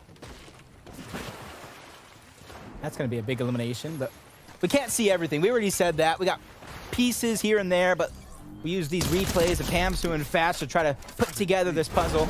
And there goes Dubs. He's out. Accept is out as well. Pamsu and Fatch, 118 points to really start this game off. And they started against one of the best. It's Clicks and Donnie doing the same thing. Aggression right out of the gate, trying to put that pressure on to Polarize. Taken away piece by piece. He's trying to get out. Shockwave Hammer is going to allow him to escape with just a sliver of HP. They have a Shockwave Hammer themselves. I'm surprised Clicks didn't instantly push in, but I guess staying patient is something you do like to see from this duo, because at the end of the day, they are better as two than just the one. And once again, Polarize trying to get out of dodge, but he can run. He will never hide from these two when they are in this kind of mood. Both eliminations. And so now, an opportunity. Oh, this is so messy. Look at this. 4 of the better teams in the lobby right now, all here at Slappy Shores. Dawson and Flo sneaking around. The most eliminations in a single game with 12 with their victory in game number 4. Floating around, just waiting for somebody. And honestly, if you can kind of spot out the teams that are kind of not having the best day over towards Slappy Shores, and you're not having the best situation, hey, that could be a play. You rotate on over, you try to take over, but Cooper was pushed out. Acorn and Cole trying to follow, and they are so low on the leaderboard, they have to get these eliminations. Yeah, be it Peterbot and Booger. Their main role in this battle is to try and third party once the teams are fighting, and so since they realize that's not happening, they're going to disengage a bit. Hide and Seek and Cooper are trying to disengage to the shoreline, and Acorn and Cold want to follow them. They want to chase them. Clearly, this is getting personal now. And so Nossen and Flo, they're just going to wait in the wings for this fight to break out. Still won't stop Peterbot and Booger from just taking shots from afar, making it awkward, encouraging them to just get the fight going. But I literally, this is so messy. 4 duos here right now. 3 of them are in our top 10. This is one of the most important battles that we're going to see, not just in this game, but in all of the 6 games today. And the thing is that I don't even know if they know Nossen and Flo is there. No, they don't. So this could be a perfect cleanup opportunity. And they know, just because of the POI, the drop maps, that Booga and Peterbot got to be somewhere nearby, even if they don't see them. And that's exactly why you see their little arrow spinning around, trying to reposition themselves to a more advantageous position, as Acorn just hiding in that bush still. You don't know exactly where he's at, even if you know he's in there. Mega's going to go down. That's going to be a 2v1 as Quad takes down Justice as well. Maybe a little bit of help from Jock. Maybe a little, just a tiny bit. Any help will always be accepted. Zone's not too far away, so they in theory, they could take a lot of time. It is a bit of a stalemate though, right? At the moment, you can see nobody really making any plays. And as they all just sit here, it doesn't really benefit anybody. In Booger and Peterbot's case, they can just sit here and farm. There's plenty of metal that they'll be able to get. They don't necessarily need to push up and take the bridge. Already, look, Booger already maxed Matt, so hey, look. They literally, you know, are fine in that aspect. Wow. Just the 3rd duo in NA East with back-to-back victory royales during qualifiers. And they're a new duo. They haven't even reached their peak form, I don't think. I know there's plenty of FNCS this time around to kind of see them really take form, really come online to their full potential. As Okus is there, Rokane, Joji. We talked about how slow this one is going to be. They're just so far into the storm. Luckily for them, though, the zone is not too far behind. So no matter what happens here, win or lose, draw even, they don't have to waste much time getting into the zones where they can start regenerate health. But Cooper has no HP heals on him, so he has to figure out what he's going to do right now. Cooper. It's going to be now or never. He knows there's a player waiting for him in the bush. But that is not the trade he would have wanted. Of course, Danger Hero is the augment he has, which is why he started taking that med mist effect as his shields were cracked. And that's going to be good in terms of, you know, maybe if time starts ticking, he ain't got the white HP, he'll just peek a little bit, take a crack, and then get the med mist to put him back up. That would be the best way to stay alive in this situation, funnily enough. I was thinking that same thing. I doubt that was intentional, but nonetheless, taking advantage, really utilizing every bit of the augments to try to get that HP back up. Braids, who took out both Yamzo and Rise 2 different times, fighting for it here now with Moo already down. 1v1 situation between him and Claps. If he can go ahead and finish this one quick, there's an opportunity for Moo to get back into the game with a reboot. His opponent trying to hide in the cone. Clap's going to get spotted out. Braids with the aggression, but slowing down just enough so he could reload and put himself back into a great spot. This is going to be huge as Claps is just trying to find some stability towards the low ground. Chubb's coming in from the outskirts. Braid's not slowing down. He's already fought with the best of them, took him down, and now he's looking to take down one more. But the longer he takes, the harder it's going to be for him. Yeah, this is one of those fights that's clearly been long and drawn out. The third party in this whole engagement was the Omzo and Rise. Those guys are still alive in this game, so I'm sure they were able to just get out, but it's not looking good for the remaining fragments of these teams. And now turning into a classic build fight here. Claps trying to mantle his way on up. And Braids will hit a nice shot there to counter it. And then cleaning things up swiftly. Claps was out of materials. Braids just had enough left in the tank to keep him in. Yeah, he needed to go ahead and pounce on that one quick. I heard the Danger Hero pop off. He was regenerating HP, trying to use his minis. Scare. Quanti, 158 points, trying to rotate as quick as possible. We got a little bit of a north zone this time around. So that southern portion of the actual zone is going to be a little bit congested.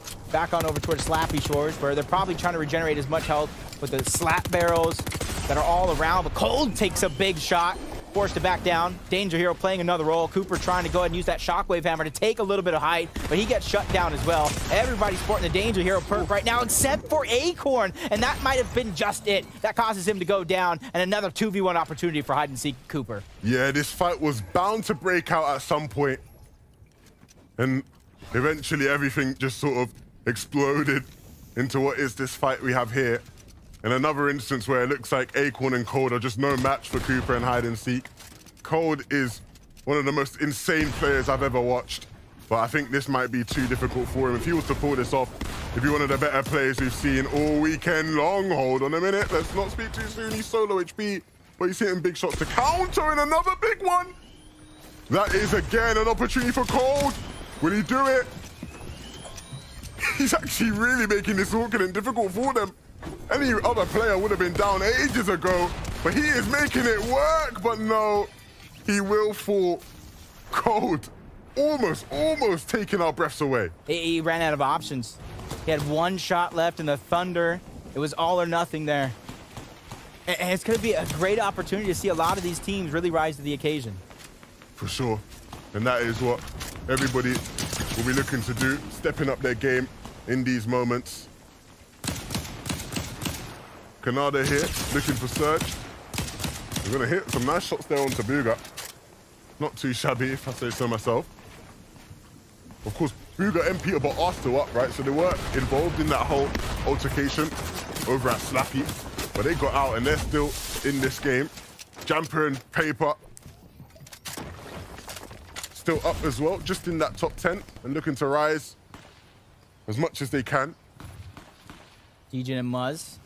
One of the first times we're seeing them as a complete duo, really trying to take advantage, but realizing I don't want to bite off more than I can chew in this situation. Let's try to get out, trying to spot another team, but they become the focus as well.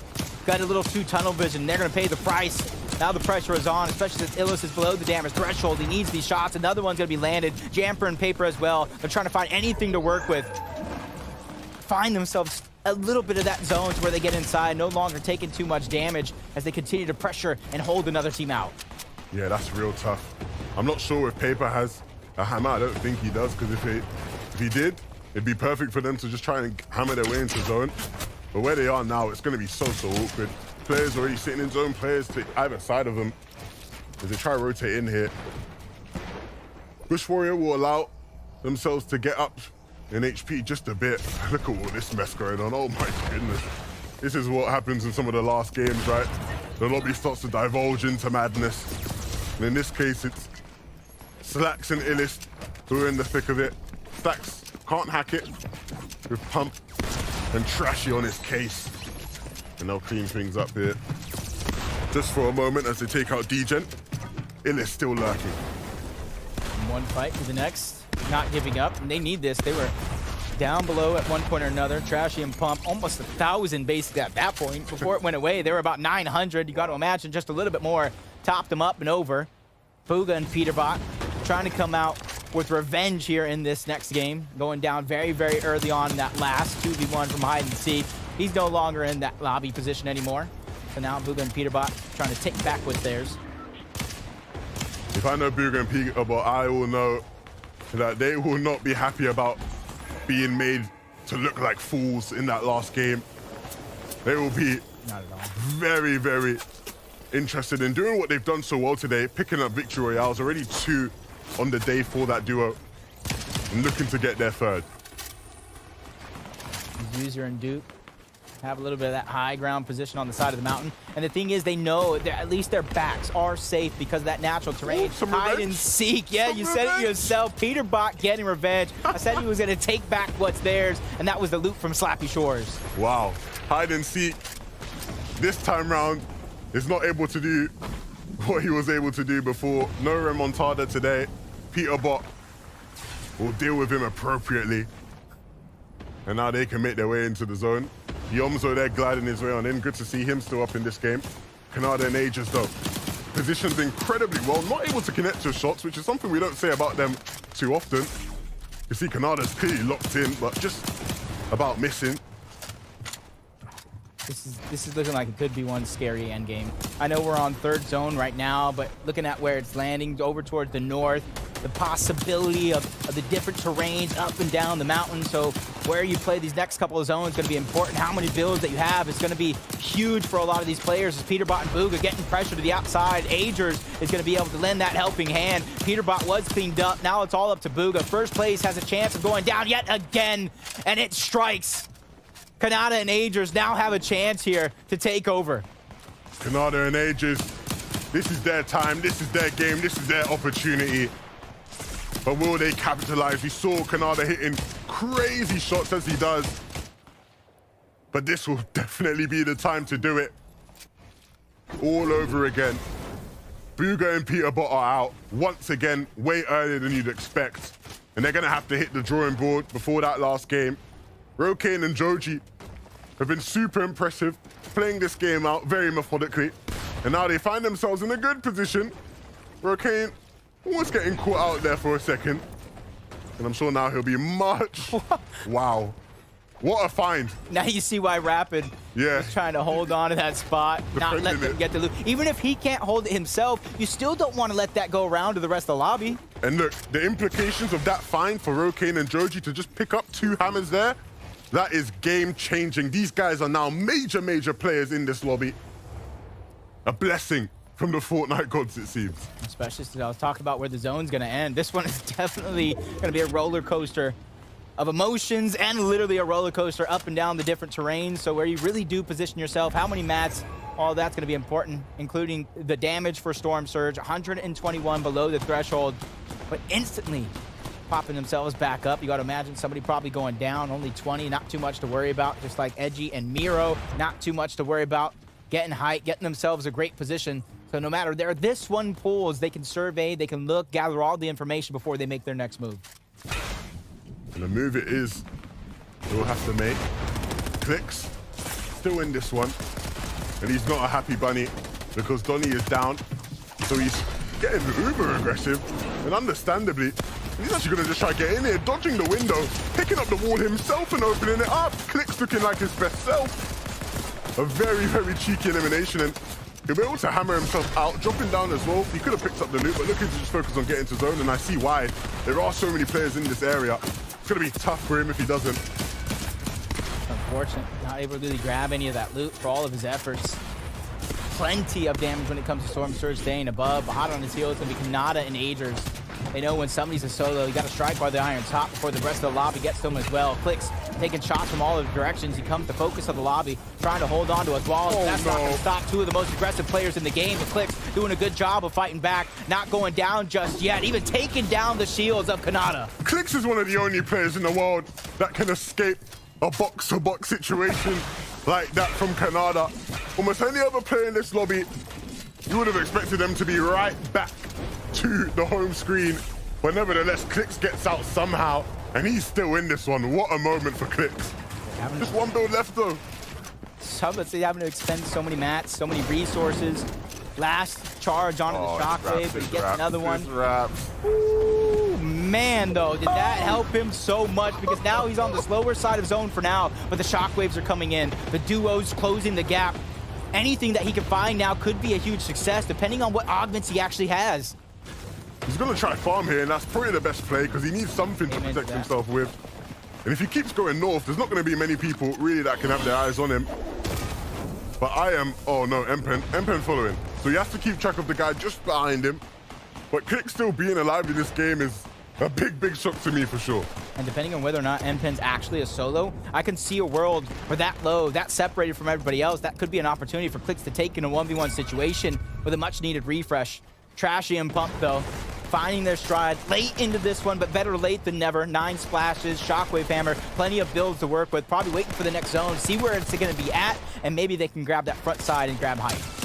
And Trashy, as his eyes set on Cease all the way down there, playing with Tragics. We've not seen much from them today, but certainly a duo that can make things happen. Clicks was making things happen, but Empen was the one to take him out. Canada and Aegis, though, this is their game, this is their moment. With Peterbot and Booga down, can they take first place? Can they pop off? Have the kind of game as a duo? We know they can. Hamster and Thatch looking good. Going to be able to profit there from some of the loot.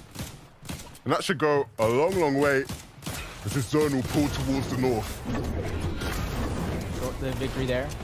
Hamster and Thatch immediately took out that solo. Yamzo and Rise trying to stay ahead of the zone. Zeus and Tragics trying to do that same thing. Igna's there as well, but along with everybody else, going to be TK and Pledge. 124. They're at least within reach. If they can get a couple eliminations here, not forcing it, a victory royale in back-to-back games, they could possibly take a top spot here, along with Pamsu and Fast with 146. Trying to get ahead of the zone, trying to go around everybody else. You don't want to get caught in the mix, just like Igna getting caught in the sky with the Shockwave Hammer. Not what we want to see as they both go down together. As powerful as the hammer is, when you are such low HP, you just leave yourself exposed to teams. And that's exactly what we see there.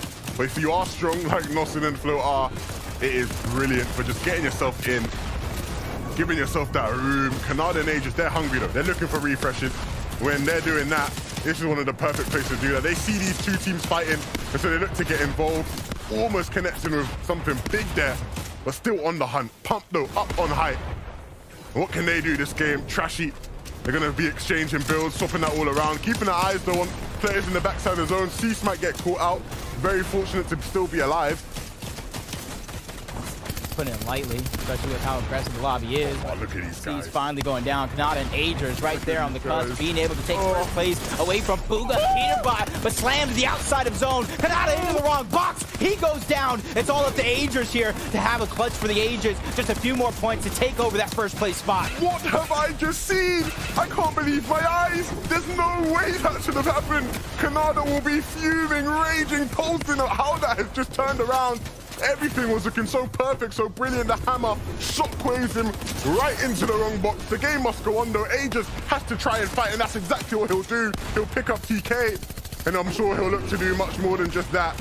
Needs to hit something though in the backside of the zone as a solo without many mats. It's always a vulnerable position. Nossen will fall, and so players left, right, and center struggling here it seems.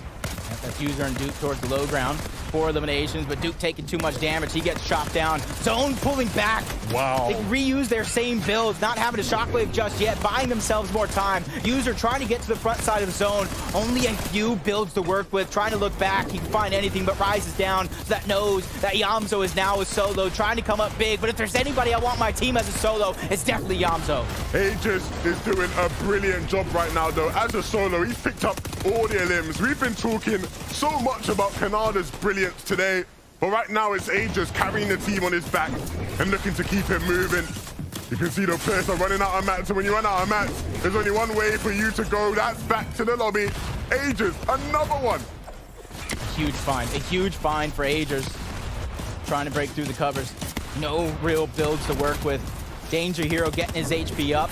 As Yamzo is trying to look for more eliminations. He has 5 as a solo, 6 as a team, 173 points. Trying to make up for lost time as Aegis bounces to the front side of zone, using the little bit of mats he has left, finds a quick shot. That's going to take down another one. A huge find for Aegis as he takes down Substrip and getting just enough mats to work with. He can't keep getting away with this. There is no reason why Aegis as a solo should be causing this much damage to everyone else in the lobby. He might just find the Omzo in a moment if he's patient enough. He keeps it going. They're running low on builds into another big shot having to be connected. Thatch might be on the receiving end of that. Will he be? No, Aegis finally falls. Thatch, though, keeping it going. And him and Pamstu are looking mighty fine, but with the zone pulling up the hill, Trashy and Pump are in a perfect position to take them out. And it looks like that's exactly what they will do. Pamstu falls, Thatch is following. ABN now is a remaining player in the game. And it looks like Trashy and Pump will be able to take him out. Time is ticking. The hammer play will come out. But you've got to think he can't hold on for much longer. No, he will not. Pump and Trashy take game 5. You have so many teams that took that 5th game as an opportunity to kind of make up for that lost time. Yamzo and Rise, and then Trashy and Pump. A huge amount of eliminations, a huge amount of aggression paying off for them to take that game and put themselves in position to get as many series points as possible. I think when you look at the way the games have played out today, Jacob, I don't think there's a team that might have had an easier win. These guys were chilling, big chilling up on height. They were coasting, legs kicked up, and in the final moments, the zone pulled right in their favor, and it allows them to win the game, and that's going to be huge for them as they rise in the standings. Yeah, as soon as I saw that zone go towards the north side of the map, just like a couple of games before, it's literally a roller coaster of emotions, how you pick and choose not only your spot, but your resources and how you're going to rotate truly dictated how that game ended. And Trashy and Rise, they stayed at the top of the mountain through and through, were able to kind of recycle a lot of the resources to claim that top spot. Hey, look, big game for Trashy and Pump there, but as we get ready for game 6, a big one, a lot on the line, we're going to send it to the analysts to get us ready. Game number 5 was a nail biter. The games do not ever disappoint here in Naeast. We are happy to be back with y'all and seeing some amazing gameplay. With one game left to go, I feel like there's quite a bit of expectations on a lot of these players. So many expectations and a lot of questions that we had of these teams and these players have been answered so far, but of course it's not the end yet, especially for teams like Kanada and Aegis, right? We saw Kanada, of course, clutching up earlier on, and now it's Aegis' turn to do that. What a performance, Jen. Yeah, Aegis was able to have this clutch endgame without Kanada's help, and the places where he was in, we were just like, how did you get out of that? He was able to escape so many situations, and that just shows you like how adaptive he is as a player. Yeah, and this is exactly what happens when you put two strong solo players together in a duo. When it merges, it can be incredible, but when you're left alone, when you're in a less than favorable situation as Aegis was in, you can just rely on your teammate. You know, Kanada's sat back, he's chilling. I don't even think he's communicating. He's like, he'll do it. You know, Aegis will be fine, and he'll clutch up. And oh boy, did he do very, very well. So fantastic. We can't not forget about Naeast's most wholesome duo. It's Pamstu and Thatch showing up there in the end game as well. I mean, that's what I'm kind of enjoying seeing out of just week 1. We're seeing so many, like a variety of names, a variety of duos kind of show up and say, yeah, you're going to be seeing our names for a while now. Yeah, and Pamstu and Thatch, a little interesting story about Pamstu and Thatch. Of course, they actually split because Thatch had a bit of an injury, and this is actually their first event back. They actually qualified straight back into the FNCS Major 1 here, and oh boy, are they putting on a show. This is a North Zone as well, Jenny. We've seen a lot of them today. Yes, we actually have seen quite a few North Zones pulled and in the snow as well, which for the low ground players can definitely be very challenging. And the players that land south, you know, having to make that that run through all the terrain up to the zone. It's just crazy. It is absolutely difficult indeed. Here is our leaderboard. So a thing to note here, this is a cumulative thing, okay? So for the next 3 weeks, we're playing a bunch of games, all right? And then after week number 3, we're looking to take our top 40 duos across a cumulative leaderboard into week 5. Everyone else, we're going to Surge Week to get that final 10. Aegis and Kanada, though, currently leading the pack. And here's what I kind of like love about looking at the standings, and we can kind of see how players are kind of moving up and down the leaderboard. You look 6th through 8th, right? Look at these massive jumps. Right now, no one is safe, and we're looking to play for total number of series points. And I feel like this is a pretty strong showing, but with one game left, no one is like, you can't make a mistake right now. Not here.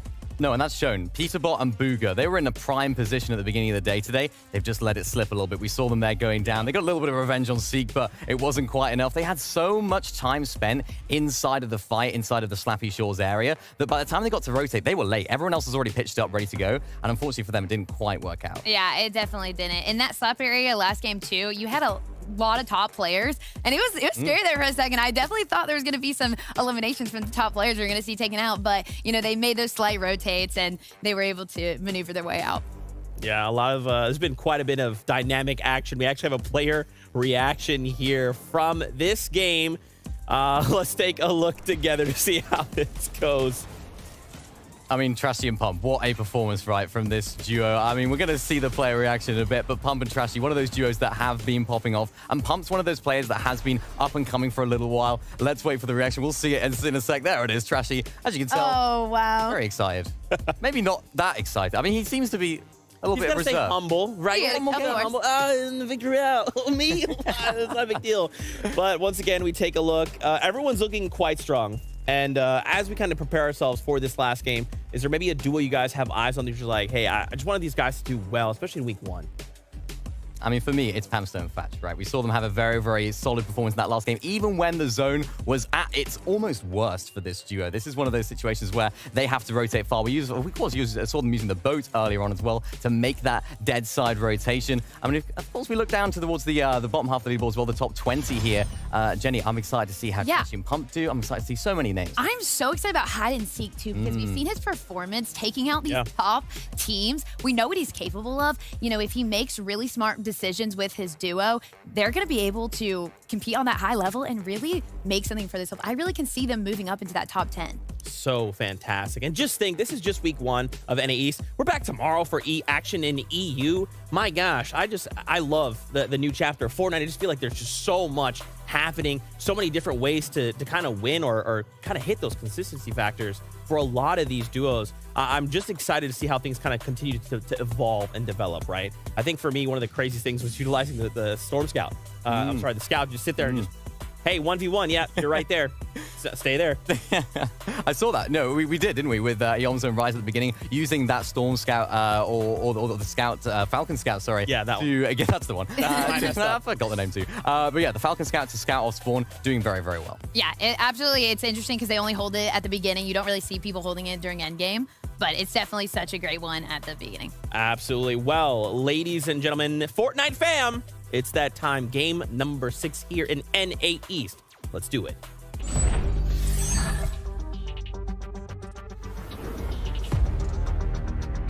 After 5 of the most grueling games possible, I never would thought we'd make it to this point. Our 6th and final game.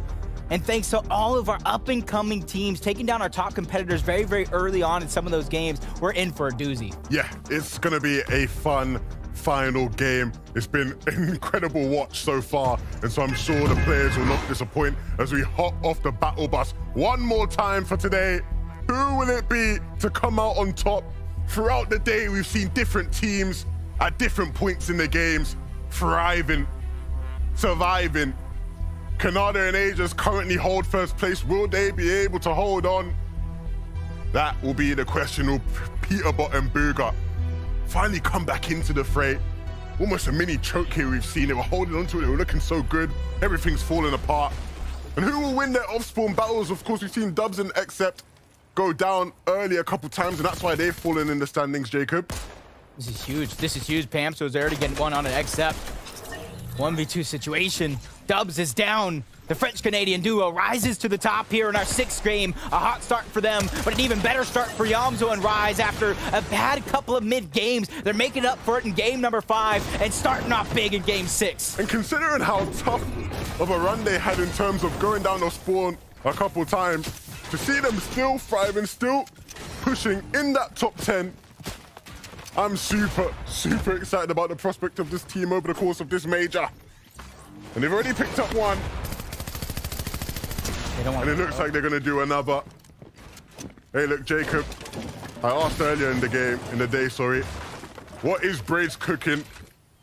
It don't look like he's cooking nothing right now. Hold on. Let him cook. Let him cook. He just popped the big pot.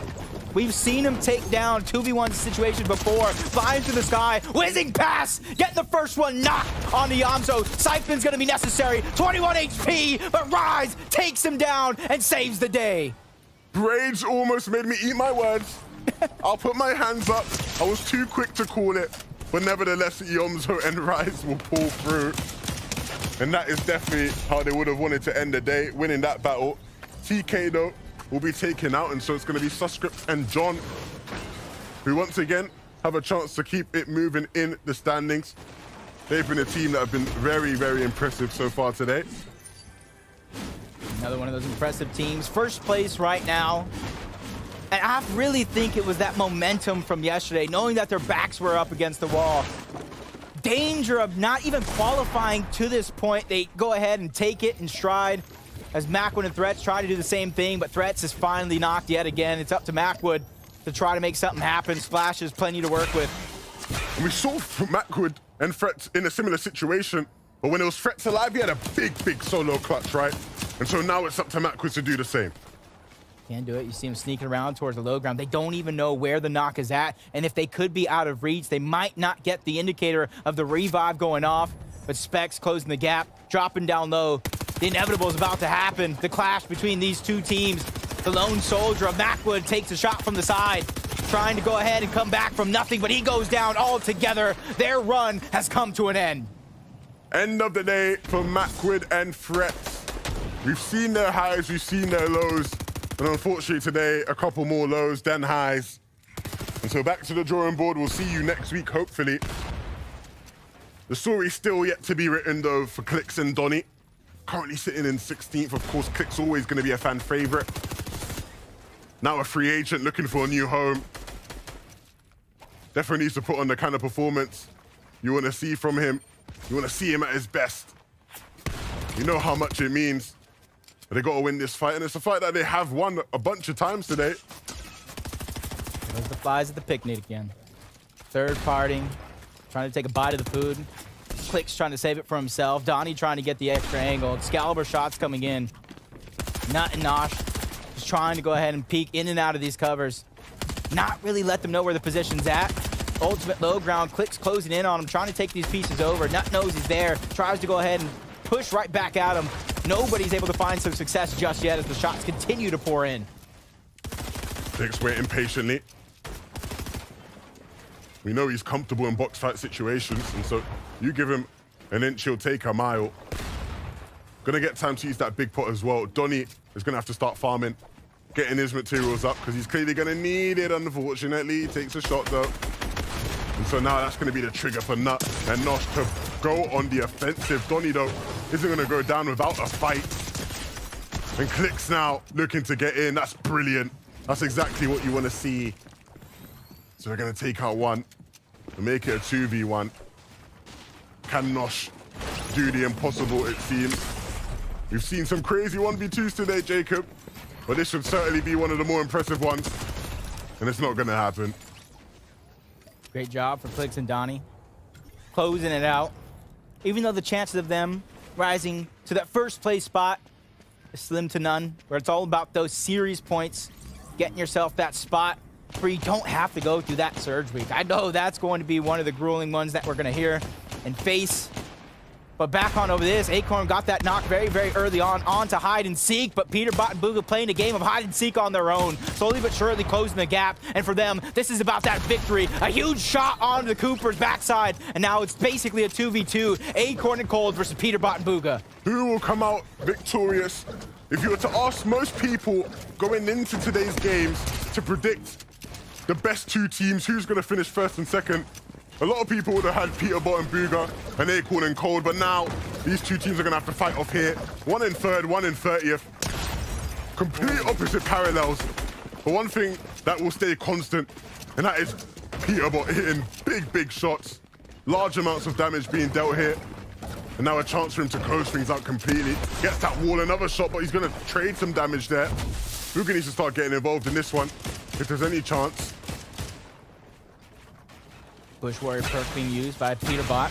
Probably giving up that signal to Booga, knowing when to play passive, when not to play passive, but Kanata goes down.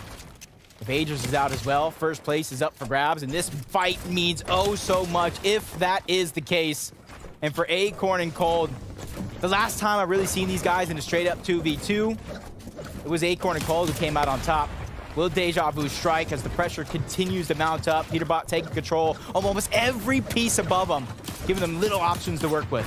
What is going on with Kanata and Aegis? That will be the big question. What we see going on here is what's been a bit of a stalemate in terms of the fight. But you've got to think somebody's going to have to close things out soon. There is a third party getting involved.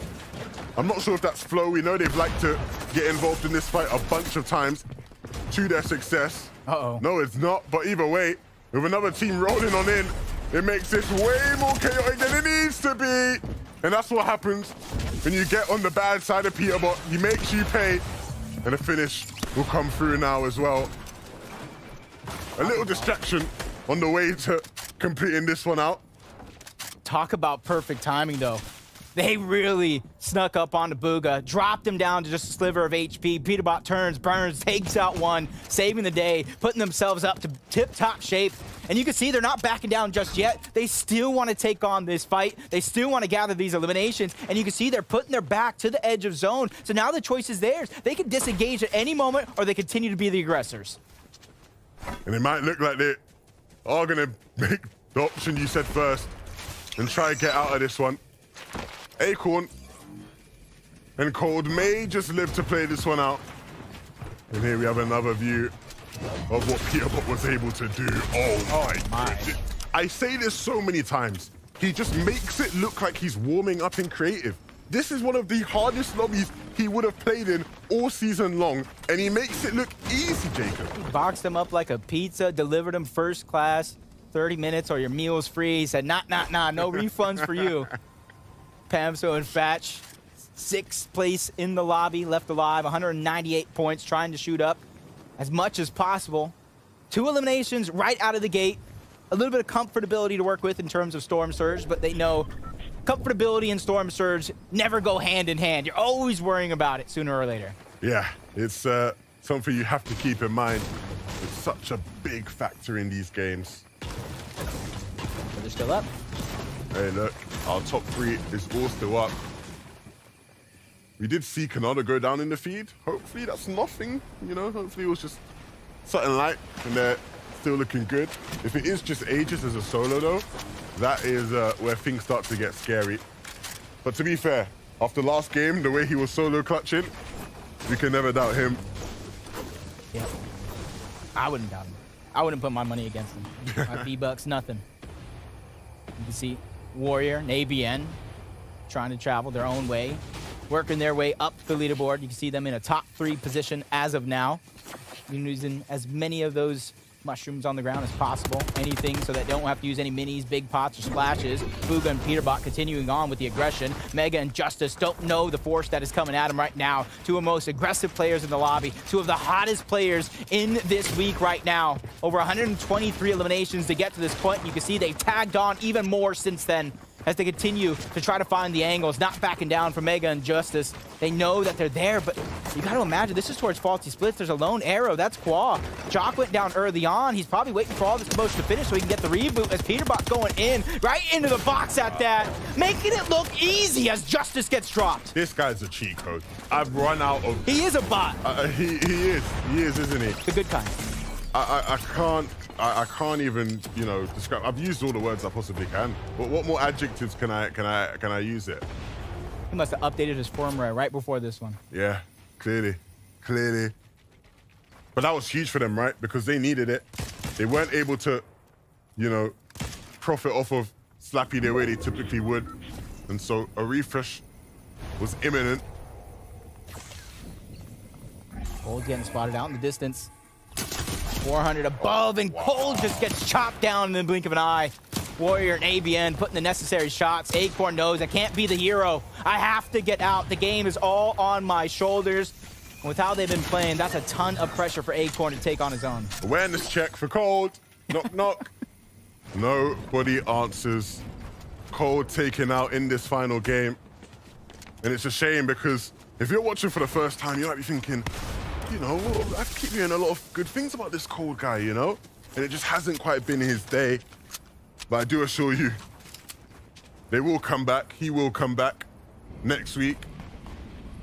It's gonna be scary, too. And it is going to be scary, right? It is definitely going to be scary. This is somebody who is rising to the top.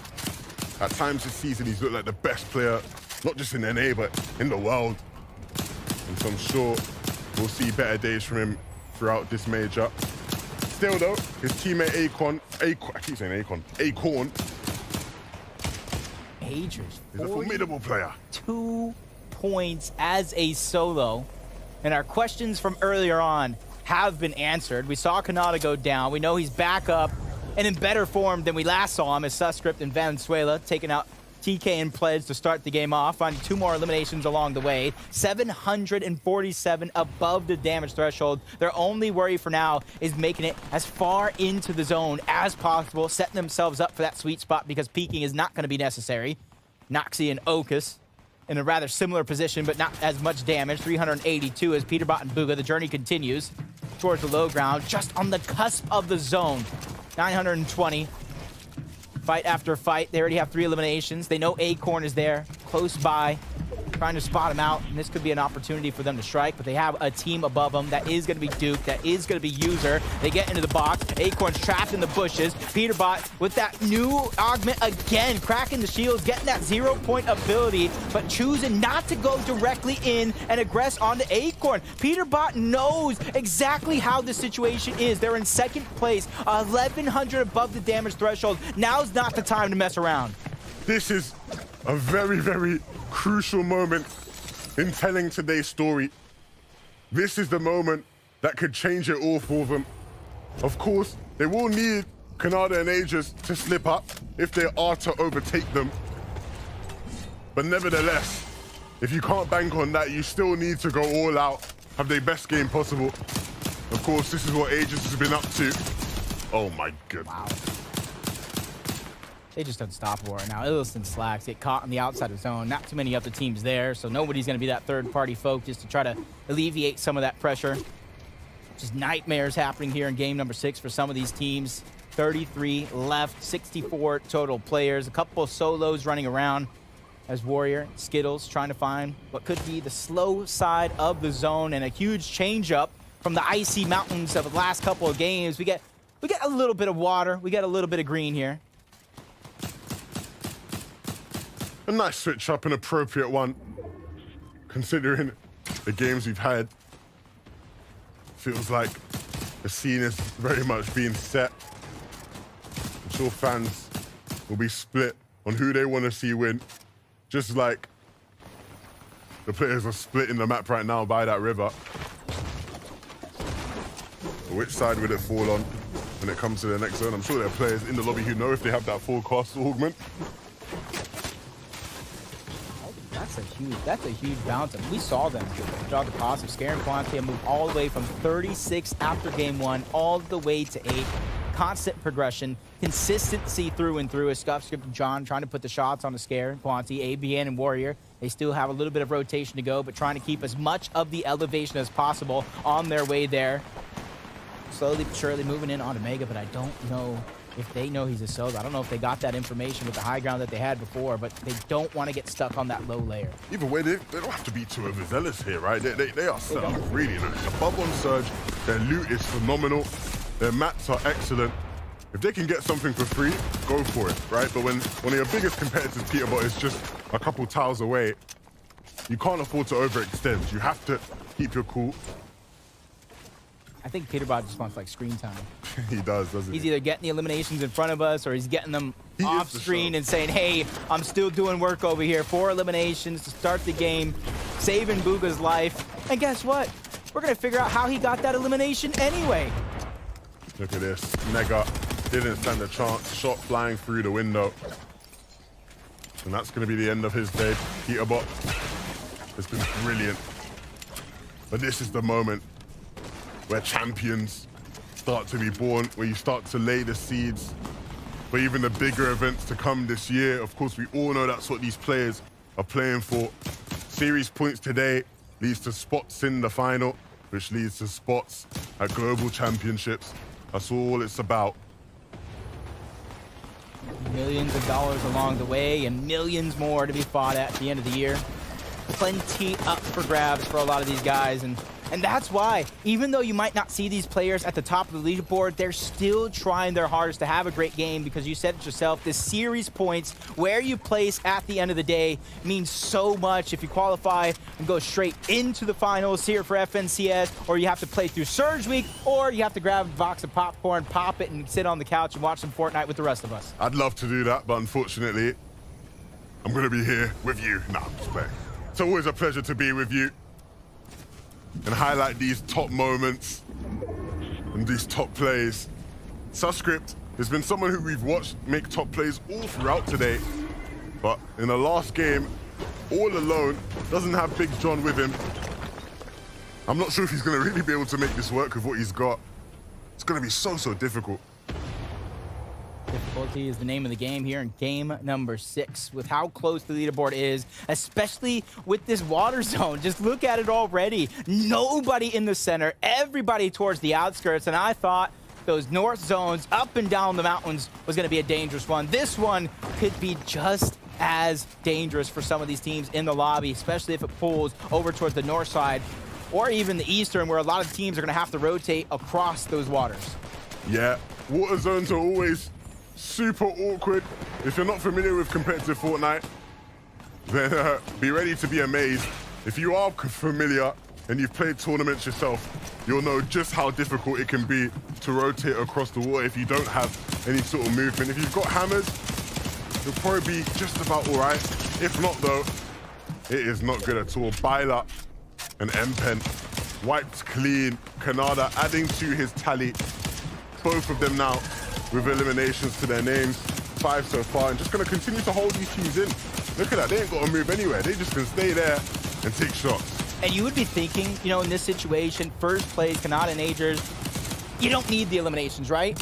But how many times did Peter Bot's name pop up into the feed? That is the easiest way to close the gap between these two. Sooner or later, they got to realize that and thinking that consistency is not going to be enough. I have to start picking up these eliminations. Luckily for them, they found 2 more, add their total of 5. Walkers finds 1 on a Pam. Playify and Crazy get dropped down just a little bit, but they're still in zone with very little to worry about.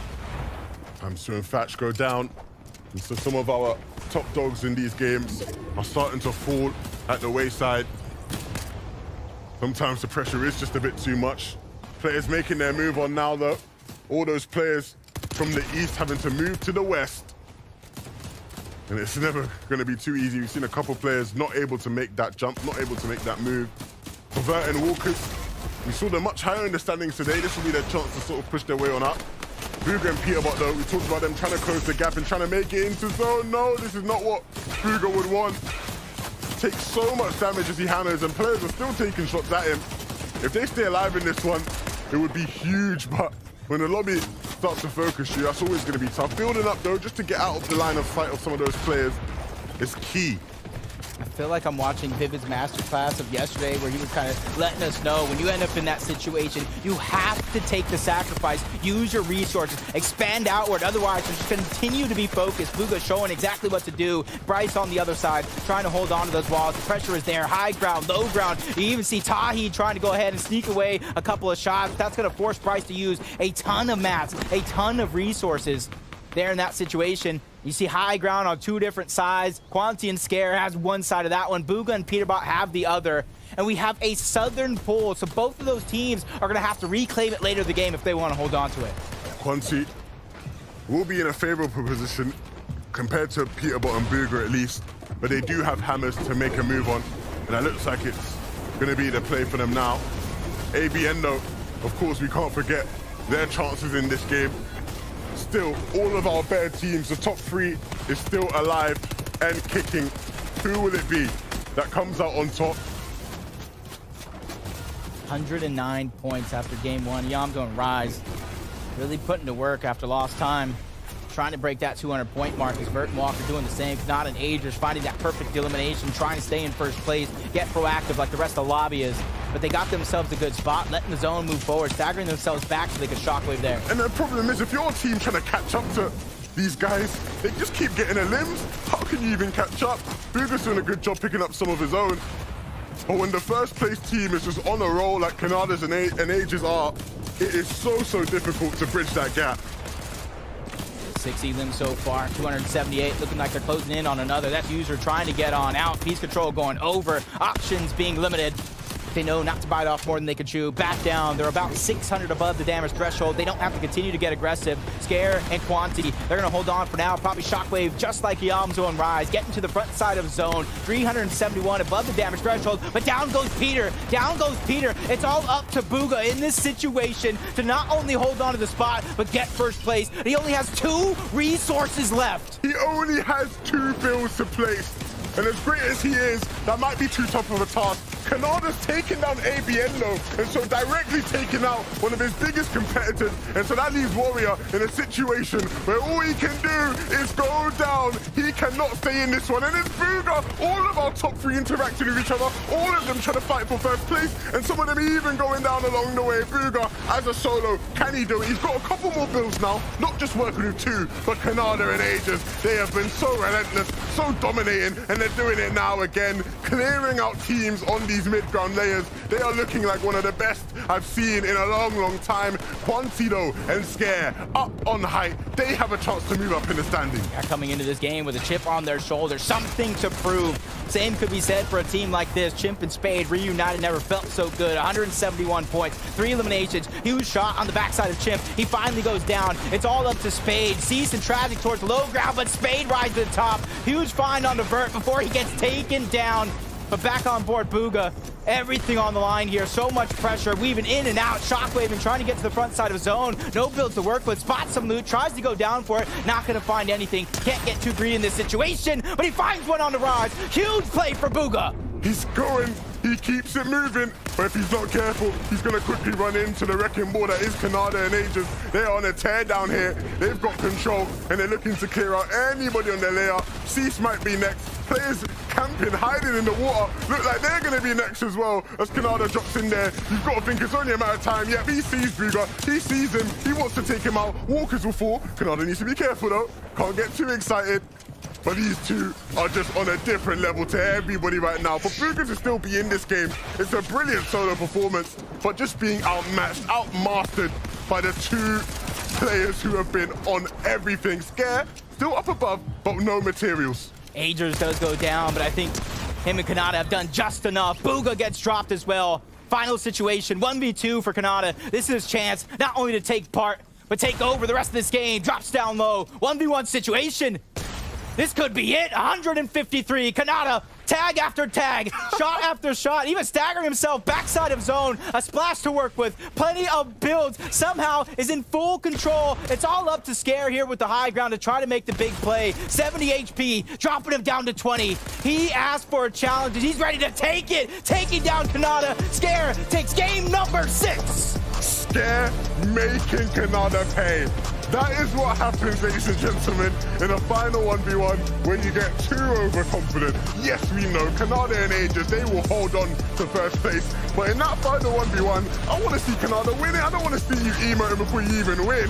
And eventually Scare was the one to take him out. The question is, did Scare do enough? Because Scare was crazy in that game. And we have to remember, he's another player that was fighting for, these top positions. They were in the top 5. And all of these elims will go a very long way. The victory out as well. Sure, they might not get first place, but the move up in the standings will be huge for series points. 32 HP, whittle Kanada down, shot after shot. You gotta be having all the confidence in the world after that one. No matter where you land on the leaderboard, the series points have been gathered.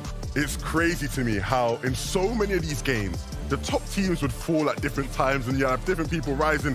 In the final game, our top 3 are the top 3 in the actual match. Right? Bugha falls in 3rd, then you get Kanada in 2nd, and then Scare winning the game. It has been such an interesting day, a very fun 6 games. I can't wait to do it again in NA, and of course we got EU tomorrow as well, but for us too, it will be the end. Brilliant. We'll send it back to the analyst. Thank you so much. 11-2K, Jacob PR. What an incredible set of matches. 6 games here in Naeast for just week number 1 of Major number 1. We have way more Fortnite action coming up in the coming weeks, but let's take a look at these standings. So here it is, Aegis and Kanada showing up massive. 372 points. This is a statement.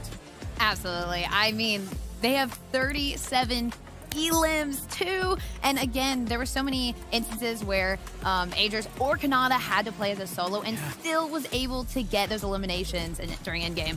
Yeah, they didn't even get any victory royales today, so it just shows how consistent they've been. They didn't need him. One of the most long-standing duos on the region. They were absolutely popping off last season, and they were one of those. It was a little bit of a question maybe some people would have asked. It's like, can they keep up that momentum? Can they keep doing so well on this region? And I think today has just been an answer to that question. They haven't had the best season overall so far. Faulty Splits has been a bit of a mess, if I'm honest, with all those players landing there, especially in the more open formats, the Elite Cups and stuff like that. They have struggled a little bit, but what they've shown today is they will turn up when it matters most. And oh boy, are they showing it. And I feel like that's a great point, too, because they're making a claim on Faulty, right? If I know how well they're performing and I want to land there, I might change my mind, man. I don't want to fight these guys. Not me. No, I don't want to fight them. I don't either. I might definitely rethink where I'm landing if I'm the rest of the duos. Yeah, especially for Quanti and Scare right there. They had to fight him, and, you know, they got to be happy with that. The second place finished right there. But for Quanti and Scare, they had a really, really good endgame as well. They held height for the entire endgame. It was first moving zone. They built up, they reinforced it really, really well. And for all the players on low ground, they were using, of course, that mythic pistol just to spray down and do so much damage and keep that pressure applied. We've seen that a lot today as well, right? Yes, honestly, the twin mag has been something you see like being picked up during endgames just so that they can spray through and get those quick pump shots and eliminations for, you know, just extra points to get on the board and hopefully getting in a top 10 placement spot. Yeah, absolutely. We can't forget Peterbot and Bugha. I mean, just looking absolutely insane, showing up in those moments when they need to. And I feel like these guys have also been put in similar situations, right? Like week 1 of Major 1 has been the story of, I'm a solo player, now watch me work.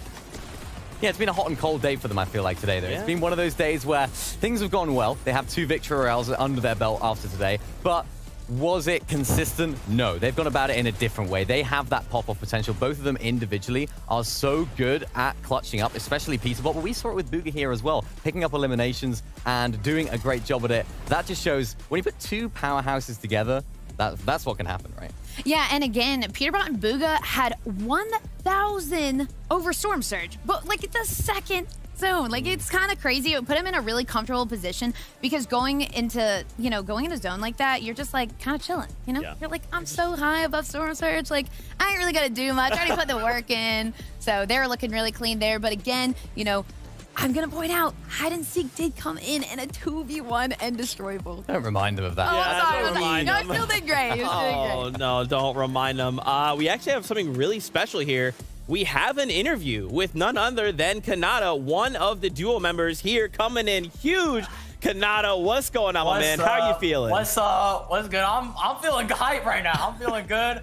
Like, I was in that last game. Like, I did choke that 1v1 at the end. But listen, I was literally I was trolling really hard. But, like, I was having a lot of fun. Like, I knew I won the tournament. Like before last zone, and I was just adrenaline through the body. Like, it was just feeling good. Bro, I just got to ask, like, what are you guys doing right now? You guys have come out here and just made, like, one of the biggest statements, especially when we're thinking about things like a global championship. Now you got everyone looking at you coming into week 2. Like, what are you guys just practicing every day? Like, why are you looking so good? Like, I'm not gonna lie, I'm not practicing every day. The funny thing is, I VOD reviewed mid-tournament. Like, whoa. Like, there was like 3-4 North zones today, and like the first 2 zones, like we were like dying to surge like the 2nd or 3rd game, and then I was like what am I doing right now? Like, how when I have really good loot, right? Like, I'm landing one of the best spots, and then I was just like, all right, I'm going into replay. I go to replay, I find out some surge spots, pulls North again, and I'm confident that I'm not gonna just VOD review, right?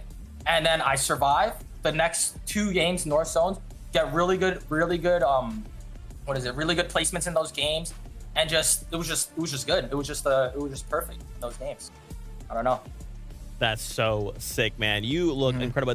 Just to be able to on the spot VOD review, that is absolutely amazing. Yep, on the spot. What are some of the thoughts going through your head during those solo end games when it's all up to you because, you know, your duo did get eliminated? What are just the thoughts? Well, let's say, like, it kind of goes both ways when you're thinking like this, though. But when you're a solo, like, it always could be better, because when you're playing solo in this meta with the hammer, like, you could solo clutch so much easier. And like, when I'm playing solo, like, I don't know, I just have this like sense of more confidence. And like the 5th game, Ager's solo clutched really hard. Like I had dead 0 kill, and he was just carrying me, right? I was just getting carried. I was sitting there like, wow, like I'm getting carried, and like it's just that feeling of just literally thanking God that you're playing with this teammate. You know what I'm saying? It probably goes both ways. It does. Like at the end right there, I did choke, but like if that was actually like a grand finals, I'm guaranteed not choking. Yeah, nah. I mean, you still ended up on top. But like, listen, like he's probably sitting there thinking, God, he's playing with me too. I hope that's what he's thinking. Yeah, well, that's my thoughts. You guys picked up 13 eliminations in that last game, which is actually the record for the day, the most of the day. Oh, really? So yeah, you guys did great. But I just wanted to ask, of course, you talk about solo clutch, you talk about playing with Ages. What's it like to play with someone that you can have that confidence in? When you go down earlier on, what's it like to just have that utter confidence in Ages to clutch up? Because we saw it again today, and we've seen it in the past. It's the best. Like, I've been playing with Ages for more than a year. And like, I just know what he's capable of. I know what he's gonna do. I know what I don't need to like worry about like, because I know he's gonna eliminate the enemy, right? Because I know that he's my duo partner. That's the reason why I play with him. And it's just like, you don't have like any worry or paranoia behind anything. Like, you're just playing straight on and just knowing that you're gonna eliminate anybody. So yeah. Dude, that's awesome. So good. That's amazing. Kanata, anything you want to say to the fans here? Because I'm telling you, if for some reason people didn't know your name, which they absolutely should, they know your name for sure now. Well, thank you guys for watching, I guess. I don't know. But I'm happy. I'm competing. I'm ready for grand finals. I'm hoping I make it to Copenhagen, and I hope this is going to be a good year for me. Yeah, bro. It's looking that way. It's looking that way. I have all the confidence in you, and maybe we'll see you in Copenhagen. Best of luck in the coming weeks, my friend, and thanks for your time. So awesome. I mean, hey, you know, confidence. It does play a role in a lot of these players' gameplay, and to have that moment for Kanata just absolutely go crazy. Yeah. They say confidence is key, so apparently that's the case. Yeah, absolutely. In this instance as well. He just oozes confidence. I love it. Really does. He just oozes confidence. He's talking about it. Yeah, you know, clutching up. I mean, we already won the tournament. I can just email. I can do whatever I want. And that goes a long way, of course. We've seen it in other duos today. We've seen some of the teams that maybe were a little bit less confident going for those fights, going for those engagements, not quite coming out on top. But that's ultimately what separates the best from the middle of the pack, because those guys on top, Kanata has the experience to do so well. And when you have that confidence in both yourself and your duo partner, yes, you can make some magic happen. Oh, yeah. That's right. I mean, that's a life lesson. Make sure you're confident in everything you do. That's why I try to be like Vivid. Anyway, really quickly, let's talk about the broadcast schedule here. Remember, we're here every single week. Surge Week, going to be absolutely amazing. That's what we're looking for, the remaining 10 duos when we get head on over to Grand Finals. Mark your calendar. You don't want to miss that. Now, before we say goodbye, why don't we meet up with our friends, our fellow casters who are hanging out with us to get some final, closing thoughts. I gotta say, I'm loving it. It is so much fun. There's so much action. It's dynamic. There's highs, there's lows. It's amazing. So amazing. Yeah, look, everyone's, happy about Kanata and whatnot, but, I say get rid of him. Ban him. Okay. Get rid of him. He said, right, I'm trolling. I was trolling last game. Can't be trolling last game. 100% that's what I want to see from the players I support. Just playing around. What I will say, though, is I am very, very, very hopeful that somebody one day will talk about me the way Kanata talks about Ages. That is so true. Like, when he was just expressing, it wasn't, I guess it was coming off as, just a love, also but genuine. the confidence. It was genuine. I was like, wow, that's some true, passion right now. It was great. I'm hurt. I kept calling you the superstar, gonna cast with the legend. I was hyping him up. You're pushing me away. These are the highs and the lows you're talking about, right? There's definitely a visual element to that as well, we could say. But no, of course, there are some duos that didn't quite do as well today as well. We saw Acorn and Cold not quite doing as well as we've seen them do in the past. And that was one of the things that maybe they'll have to hit the VODs as well and look back at thinking, hang on a sec, what went wrong? What do we need to fix up? And maybe have more of the hot than the cold. I mean, Kanata did that apparently mid-tournament and just decided, hey, that's going to help me secure our #1 spot. That is absolutely massive. But that's pretty much it from us here from Naeast. Remember, we're back tomorrow for the action in EU. How are they going to step up? We'll find out then. As always, we love y'all. Keep yourselves safe, and we'll see you on the battle bus. Beep, beep.